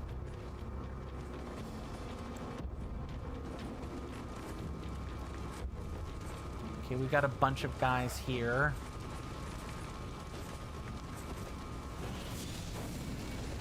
There we go. Yes. Rain down hellfire upon them. I love this spell. It's a new favorite. It's an amazing spell. Sorry. I shouldn't be so enamored with a DLC spell, but Miyazaki was cooking in the kitchen with Rain of Fire. He knew what he was doing. He definitely knew what he was doing, for sure. Now, if only there had been a lightning version. I would have loved the lightning version. The best I'm gonna get would be like the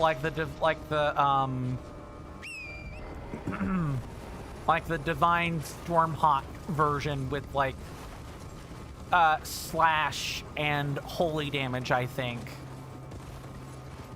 because that's just how they decided to do things up. Angie Philosopher says he didn't. Rain of Fire is in vanilla. Ah, I'm getting the Reforged version is what I'm being told. Right, of course. Kern cooked with Rain of Fire. Yes, Kern went and put that stuff...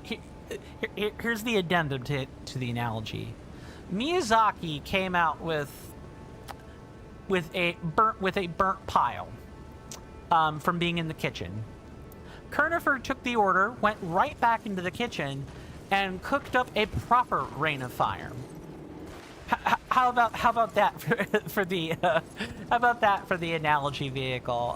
That's probably a lot better, because the base spell what I'm referring to. The base spell is cool, but if it didn't deal much damage, then you know it's kind of sucky, which is almost always the problem with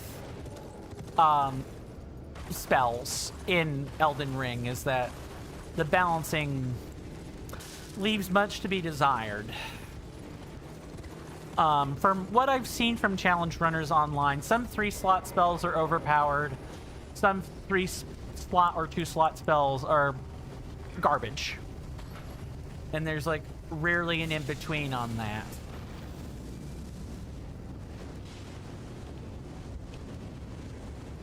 Yeah, please do stay down there. It also didn't even have tracking. Oh my god, so it was a Rain of Fire that stayed in place? That is the more expected FromSoft interaction for sure. Yeah, that's okay. That is absolute garbage. That is 100%, you know, pure detritus. Yeah, then I'm thankful to Kernifer and company for fixing that. Because that's awful. Yeah, don't turn around. Stay right there. Never mind. We have been spotted. And these aren't the ones with 5 spouts on them. Okay, we can tango. Come on, let's go.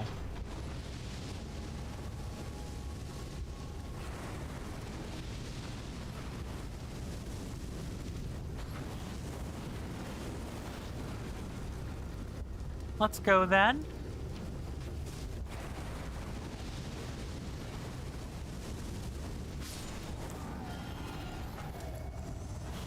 Okay. That's part 1. Part 2 is making our way into actually Fort Gale. Which I guess I should probably write in the Elder Lion as the split rather than Fort Gale. Because we know where Fort Gale is because we went through the Ascent. The Ascent is what's labeled. Okay.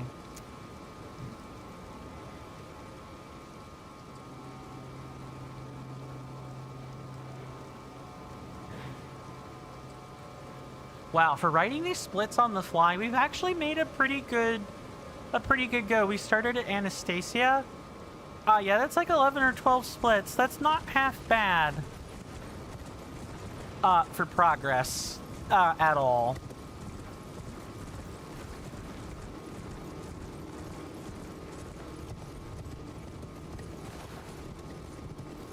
Oh, game, you'll let me run up here now. Well, right, we cleared the encampment. That makes sense.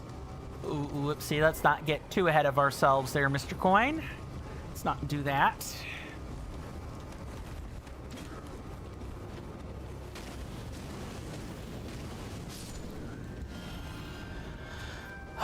Maybe I need to make a rain counter for the amount of times it has rained in the you know, overall challenge run. It's probably not really worth anything in particular, but let's do it like this. Aw, don't come up here. What the heck are you doing?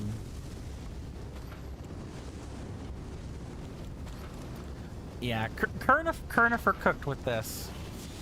Best spell like one of the best spells that my challenge run could routing could ever be graced with.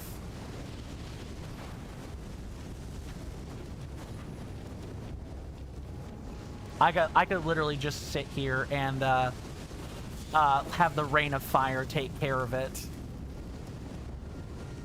Kind of boring, but in a challenge run, boring is way better than not boring.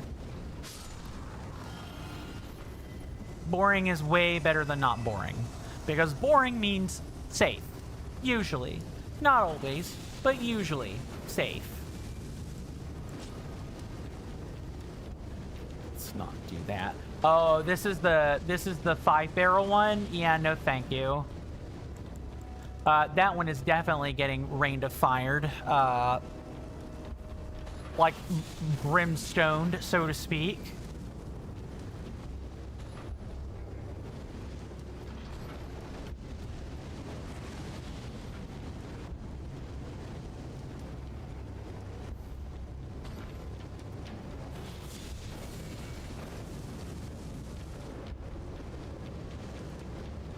And maybe somewhere along the way, some of these corpses will explode.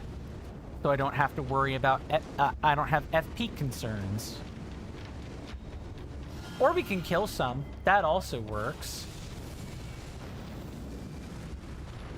This spell feels like cheating. I'm not gonna lie. This spell, sometimes it does feel like I'm cheating on it a little bit. Come on. Explode.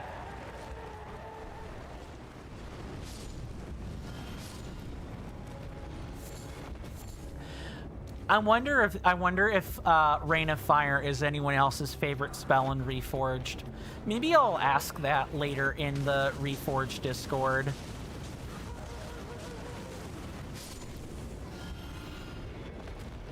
Because I'm sure that would be a wonderful question.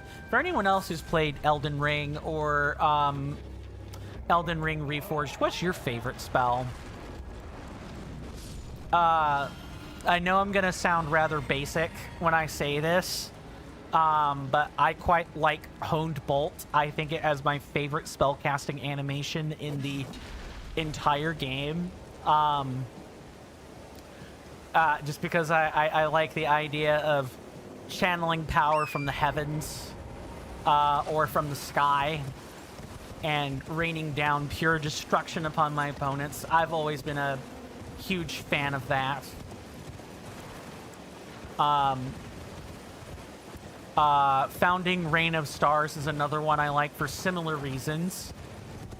And I like the vanilla version of Poison Mist because it was a stealth kill spell. I quite enjoyed that, but I also like the Reforged version. I totally get why it has to be the way it is in Reforged. I get the whole anti-cheesing mentality. I will be the first one of the first ones to come out and defend Kernifer against like anti-cheese. Hello, Mr. Elder Lion.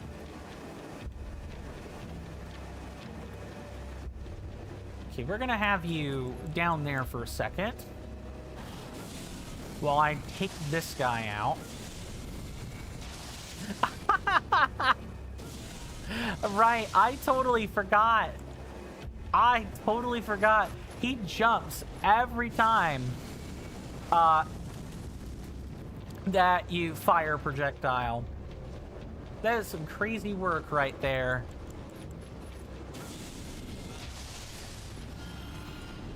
Who else is coming? What are you gonna do about that, Mr. Mufasa? Mr. Lion King? Mr. Scar? What are you gonna do about that one? How can you be prepared against this? Against just endless rain of fire?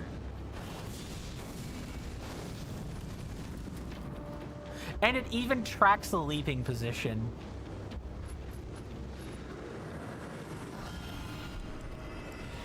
Oh, benissimo. Beautiful. Fantastic. Mr. Jason says, oh, Mr. Coin, one staff member from the Nintendo Life confirmed in 2 words what Mr. Jason thinks about Super Mario Brothers Wonder at Nintendo Switch 2 edition, plus meetup in Bella Bell Park, good sir. Unnecessary baggage. Indeed. When you know it's a problem when the staff is telling you, yeah, this is a problem. Okay, I gotta be real careful. This will open up the gate. I do want to make our way there. Anki Philosopher says, poor kitty. Yeah, right? Also, that does kind of conclude the split, so we're good to go here. We just gotta check for rune pieces, the usual activity. Yeah, that lion just did not stand a chance, and I'm so happy it didn't too. For the record, I couldn't imagine the lion having like a supercharged like a supercharged version, like a certain lion that I'm very aware of that exists. Mr. Jason says, even Mr. Jason couldn't justify 17 pounds more for what was offered, and Mr. Jason justifies a lot. Yeah, you've mentioned multiple times about how the Super Mario Brothers Wonder Switch 2 edition plus the meetup in Bella Bell Park was not really pulling its weight there. Angie Philosopher says, bad practice for the Elder line you do need the practice for, though. Yeah, I do. Azash, right? That's the one you're talking about? Yeah, I do need practice with him. You're right about that.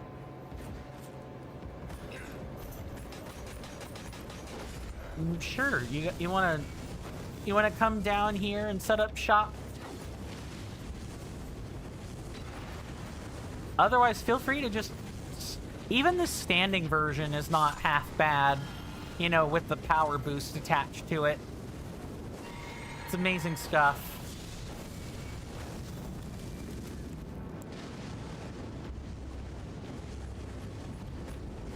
Yeah, walk, yeah, please stay in that. That is immense amounts of damage. I don't want to get carried away with this spell. Nope, absolutely not. Get all the way out of dodge there.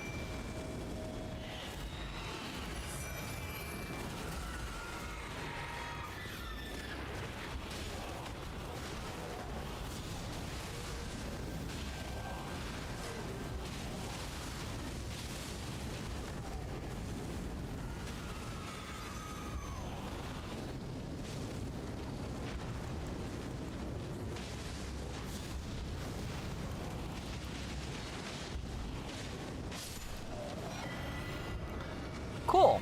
That's the other part of the Deathless medallion. Real nice. Hey, at least it wasn't Fort Height. Fort Height was it certainly was a ride. In terms of like ambushes. That like getting ambushed by the blood obsessed knight. That was bad juju. I do not want to think about that again.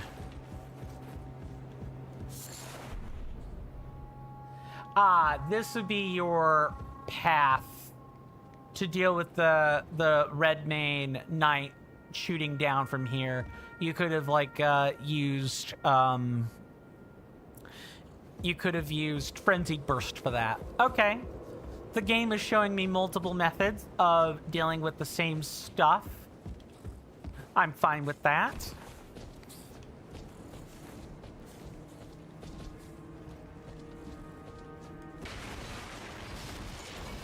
All of that. There could have been an ambush in here. This would have been an excellent place for an ambush, actually. If I were from Soft Engineer, I would have put one in there. teach people to, you know, even out here in Caelid where everything is killing you, you better pay attention to what the, you know, your enemy placements. Don't get complacent. But that's me. And I am not a mod dev for Elden Ring or any mod thereof. And I do not want to be, in truth. Modding Elden Ring sounds cool, and I've looked at I've looked at the map studio for Elden Ring before. When I tried to put together an LP walkthrough for the mod, I did try to do that. Convene the Festival of War. Honor General Radahn with a warrior's glory. It's in your hands, Sir Jaren. This would be the first time you hear of Sir Jaren, for the record, is right over here. Oh.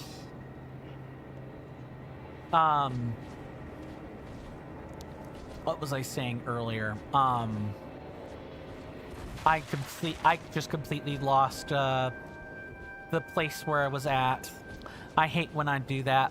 It's what happens when I quickly switch gears to something else, which is what I did when reading the dialogue there, which I will definitely not be doing for the actual real run. There's going to be a lot of skipped slash trimming of unnecessary dialogue. I keep saying that, and I feel as though I need to reiterate it at least a couple of times. Star Scourge Heirloom. Ah, that's what it is. It's the Strength Talisman. Neato. So the cave... Yeah, I know. I think the cave is either along here or around there. I think it's around there, though. Let's find out.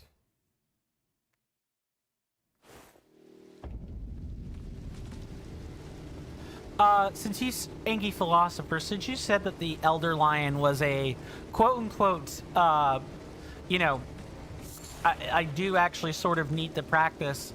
How close would you say Azash's moveset is to the Elder Lion? Would you say it's kind of, it's mostly based on the Elder Lion moveset, except for the special editions, or is it not a one-to-one comparison at all? Angie Philosopher says it is an Elder Lion. Okay, so it does at least have the moveset. It's been a while since I've faced off against Azash. It just has a few additional effects. Okay. So if I wanted to practice against like a regular old version, fighting an Elder Lion for practice is not bad. It's not a bad way to go about it. Okay. Thank you for the assist on that, Angie Philosopher. Because actually studying an Elder Lion will help me better deal with Azash in the long run. We're headed to a cave, is what is happening. For those that are like, what the heck is Coin doing next? This is what happens when you have to write splits on the fly. Really? Why are they here? Run.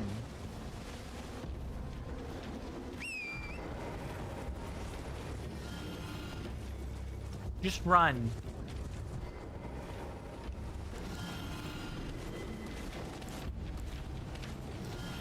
I'm surprised the Mad Pumpkinhead didn't stick around and like help out his brethren.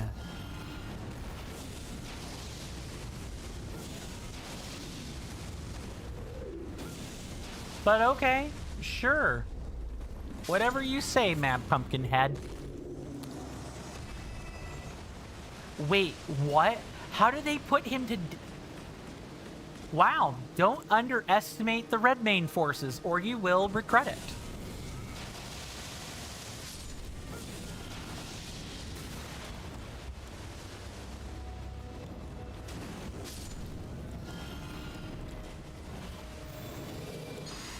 Yeah, I'm surprised they kind of all just...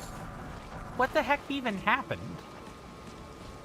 Oh, wait, did they... Hold on, did the giant dog fall down rather than actually join the fight? Let's see. No, it looks like they put the giant dogs to death. Okay. Mr. Jason says, but yes, good sir. Mr. Jason is seemingly not currently interested in Nintendo. And for Mr. Jason to say that, it holds quite a bit of weight.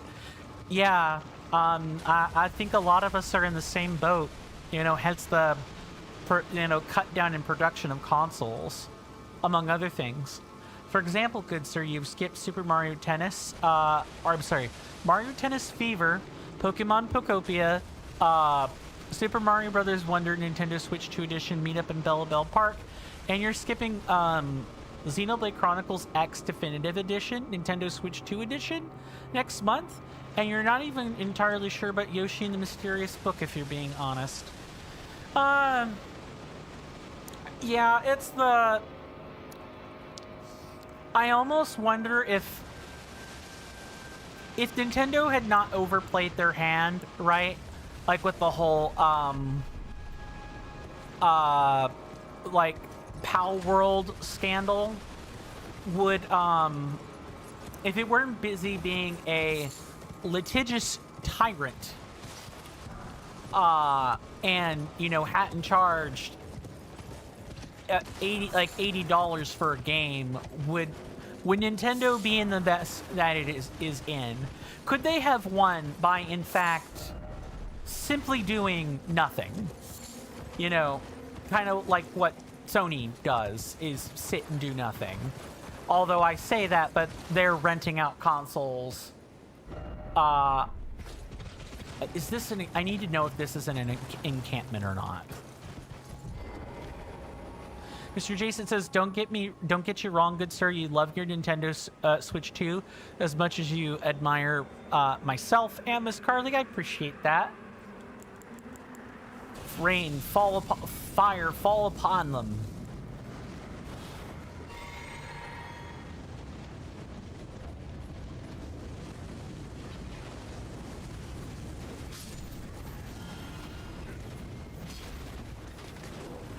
One second. Okay, yeah, that is an encampment.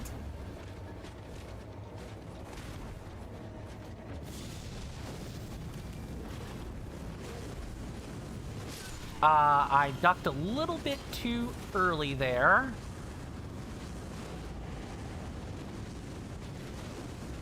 Hold on. And I definitely did not have the room to... this is a bad time to sneeze, Coin. This is a terrible time to feel a sneeze.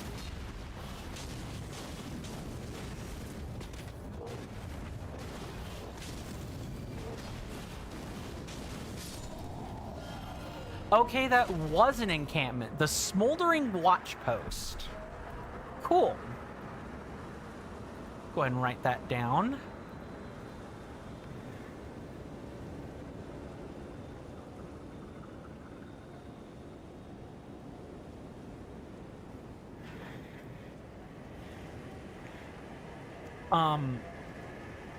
Yeah, if Nintendo weren't choosing to be hypocritical about how, like, when people are being abusive of their copyrights, if they hadn't shown themselves to be a hypocrite, right? So here's what I mean when I say this, and I'm sorry for getting into a bit of a deeper topic here toward the end of stream.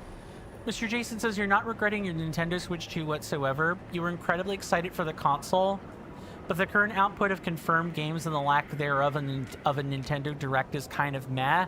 I wonder if Nintendo is like, we note that the Directs are not really, you know, receiving the amount of hype that one would expect, or people are haranguing Nintendo execs at these Directs, so maybe they're choosing not to hold one. I guess I'm kind of being conspiracy pilled here when I say that, but some part of me thinks that if you hold meetups and you suddenly stop doing that, either it's a monetary issue, like with the E3. The E3 was very much a monetary issue. Or the only other reason you typically close meetups like that is if you're in deep controversy, like with the Pal World controversy, the $80 Switch games, the emergence of a really aggressive Nintendo like shareholder on the board of directors, and bunches of other smaller controversies in the meantime. I almost wonder if it was actually a miracle that we even had the Nintendo Directs for as long as we did. Honestly, I do truly believe that. As doomer of me as it might be. I'm gonna get the roll raisins ready. I heard that. What did I hear?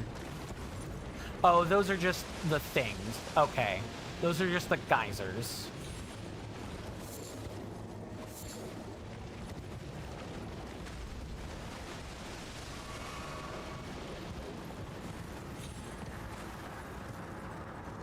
Huh. I'm kind of cute. Well, no. There's no build-up on Torrent like it is on us. Oh, okay. But Mr. Jason says, but yes, good sir. Unless there's something else that you absolutely must tell me, you're going off again? Try to get yourself some rest, good sir. Thank you for hanging out as long as you did, but please go get your rest for tomorrow, that kind of thing. And, you know, I hope to see you tomorrow, good sir. I'm likely going to go on about the point you were making a second ago, just to, like, the general audience. Hello. I wasn't expecting, you know, the object of my nightmares, like true nightmare, to make itself known. The Kindred of Rot. Yeah, these things have the pest thread projectiles that curve around corners, like I told everyone about. Yeah, and they can just spam pest threads all day long. As is to be expected, they are, you know, coming out of their own spines. It does make sense, even if I don't like it.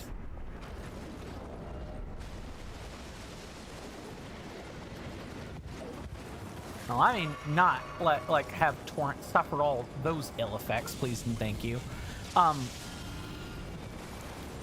So like, Nintendo will litigate when there's a monetary cost, right? Like with the tariffs that 47, US President 47 set up. And I guess 45, because they're technically the same person. So he sets up the tariffs, right? They get struck down in the Supreme Court eventually. And then Nintendo's like, oh, hey, yeah, because the Supreme Court struck that down, we're going to sue you for damages. Rightfully so. You won't catch me complaining. So they'll sue for that, which I think is a fine use of their powers. But they won't sue when ice agents use Pokemon or like when they use you know, Pokemon advertising or like media, like Nintendo related media, when governments are using them in order to fulfill propaganda. That's bonkers. That is just bonkers behavior. And when Nintendo does not sue over something that does not cost them money, it shows you that their character was never really about goodwill in the first place. It was about profit. Mr. Jason says, with Xenoblade Chronicles X Definitive Edition, Nintendo Switch 2 Edition, good sir, you're skipping that one because of an AI upscaler that actively made the game look bad. Ooh. See, now, when you say that, Mr. Jason, now that puts Monolith Soft in the crosshairs. Before, you know, I kind of assumed all of the lackluster games were about... I'm going to make sure that we've gotten both the Miranda flowers here. Rotten Miranda blossoms. Okay, we did get those. Good. Okay, actually pick up the thing or get all the way off.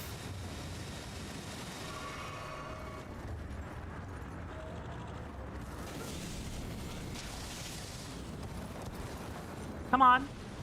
Either move or don't. Okay. Whatever you say, video game. Yeah, AI upscaler, that means Monolith Soft, like the team of directors is doing that. That's a whole different group of people to blame right there.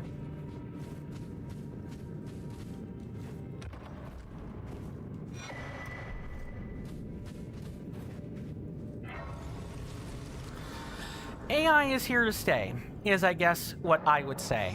AI is here to stay. It's not going anywhere. I would get used to it. If the AI is being used to help artists shortcut work, that's fine. Especially if it's...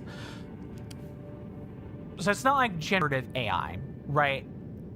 Let's say there was a... No, I have to get more specific than that. Because there's generative AI that scalps off data to the public, and then there's generative AI that is like in-house. So I would be cool with AI, with generative AI that was closed source, meaning it was used.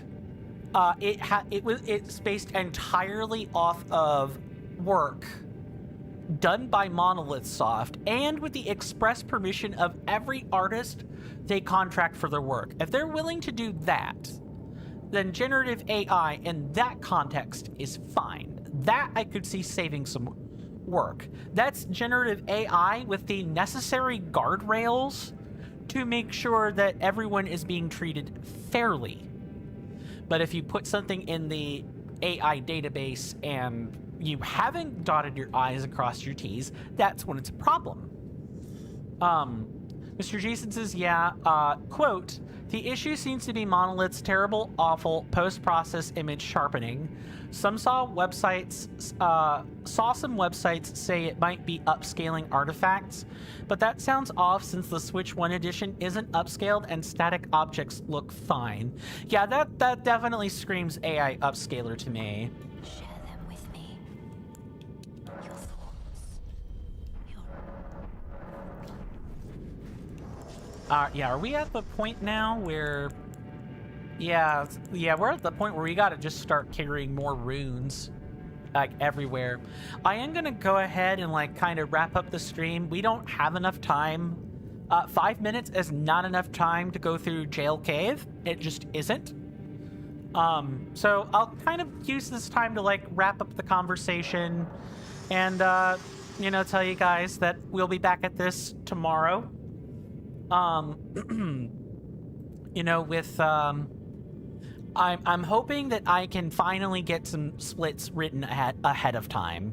I have been behind the 8 ball practically in every aspect of content creation, and I'm trying so desperately to get out from under the 8 ball. It's not funny. Mr. Jason says, if the Nintendo Switch 2 edition is actively worse than the base version, Mr. Jason wants nothing to do with it. That's fair. That's fair. The companies that are choosing to use AI and are not taking care with how they use it are gonna get burned by they're gonna get burned when they try to take the technological shortcut. Truly.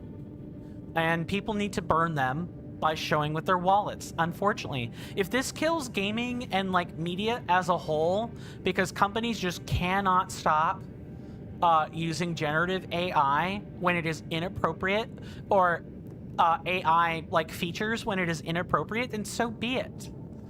So be it. Then guess what? All the real worlders will get their wish, and everyone will go outside and touch grass. It'll be like before the internet ever happened. Fine. They win. Great. Mr. Jason says, thanks again for a wonderful stream, good sir. Thank you, and thank you to Angie Philosopher, Shiny of Hyrule Nest, and others for hanging out with me today. Mr. Jason says, if this kills gaming, that's more time to spend with Mr. Coin for Mr. Jason. Fair enough, good sir. Fair enough. That is true. That is true. I would hate for gaming to befall such a fate, but if it's clear that's what needs to happen to make the world move forward again, then okay. You know what? We've had our fun run. So be it. We will be back again tomorrow. I'll let you guys know if that is no longer the case, of course. On my way out the door, please do feel free to check out the link tree either in the description on YouTube underneath the video player where the socials are, or if you're on Kick, I will dispense with that right now.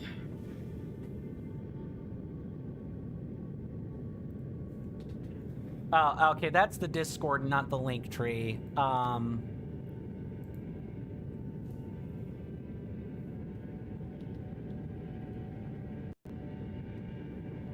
Yeah, Kick API seems to not really want to be working, and I do not know why on the chat. Engie Philosopher says, oh, thank you for the stream. Thank you for being here. Let's hope gaming doesn't die so you can continue streaming. Oh yeah, I'm gonna stream until I can't. The death of gaming will not be the death of me. We would have to all be hit with EMP blasts. Mr. Jason says, oh good sir, you have at least 45 Nintendo Switch games in your backlog anyway? Too true. Hey, the death of gaming would probably mean people can finally fill those darn backlogs. Nutty, right? My lovely senators and inductees, my name is Coin.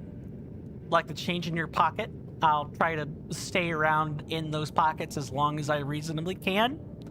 This has been, imagine completing a backlog, right? Exactly. Everyone would like to complete their backlog. But this has been another session of Elden Ring Reforged, Deathless, all content, asterisk, fire spells only, routing/scouting. Do stay safe and take care of yourselves, everyone. I will see you guys tomorrow. Fingers crossed that does not change. See you guys next time, and with that, goodbye.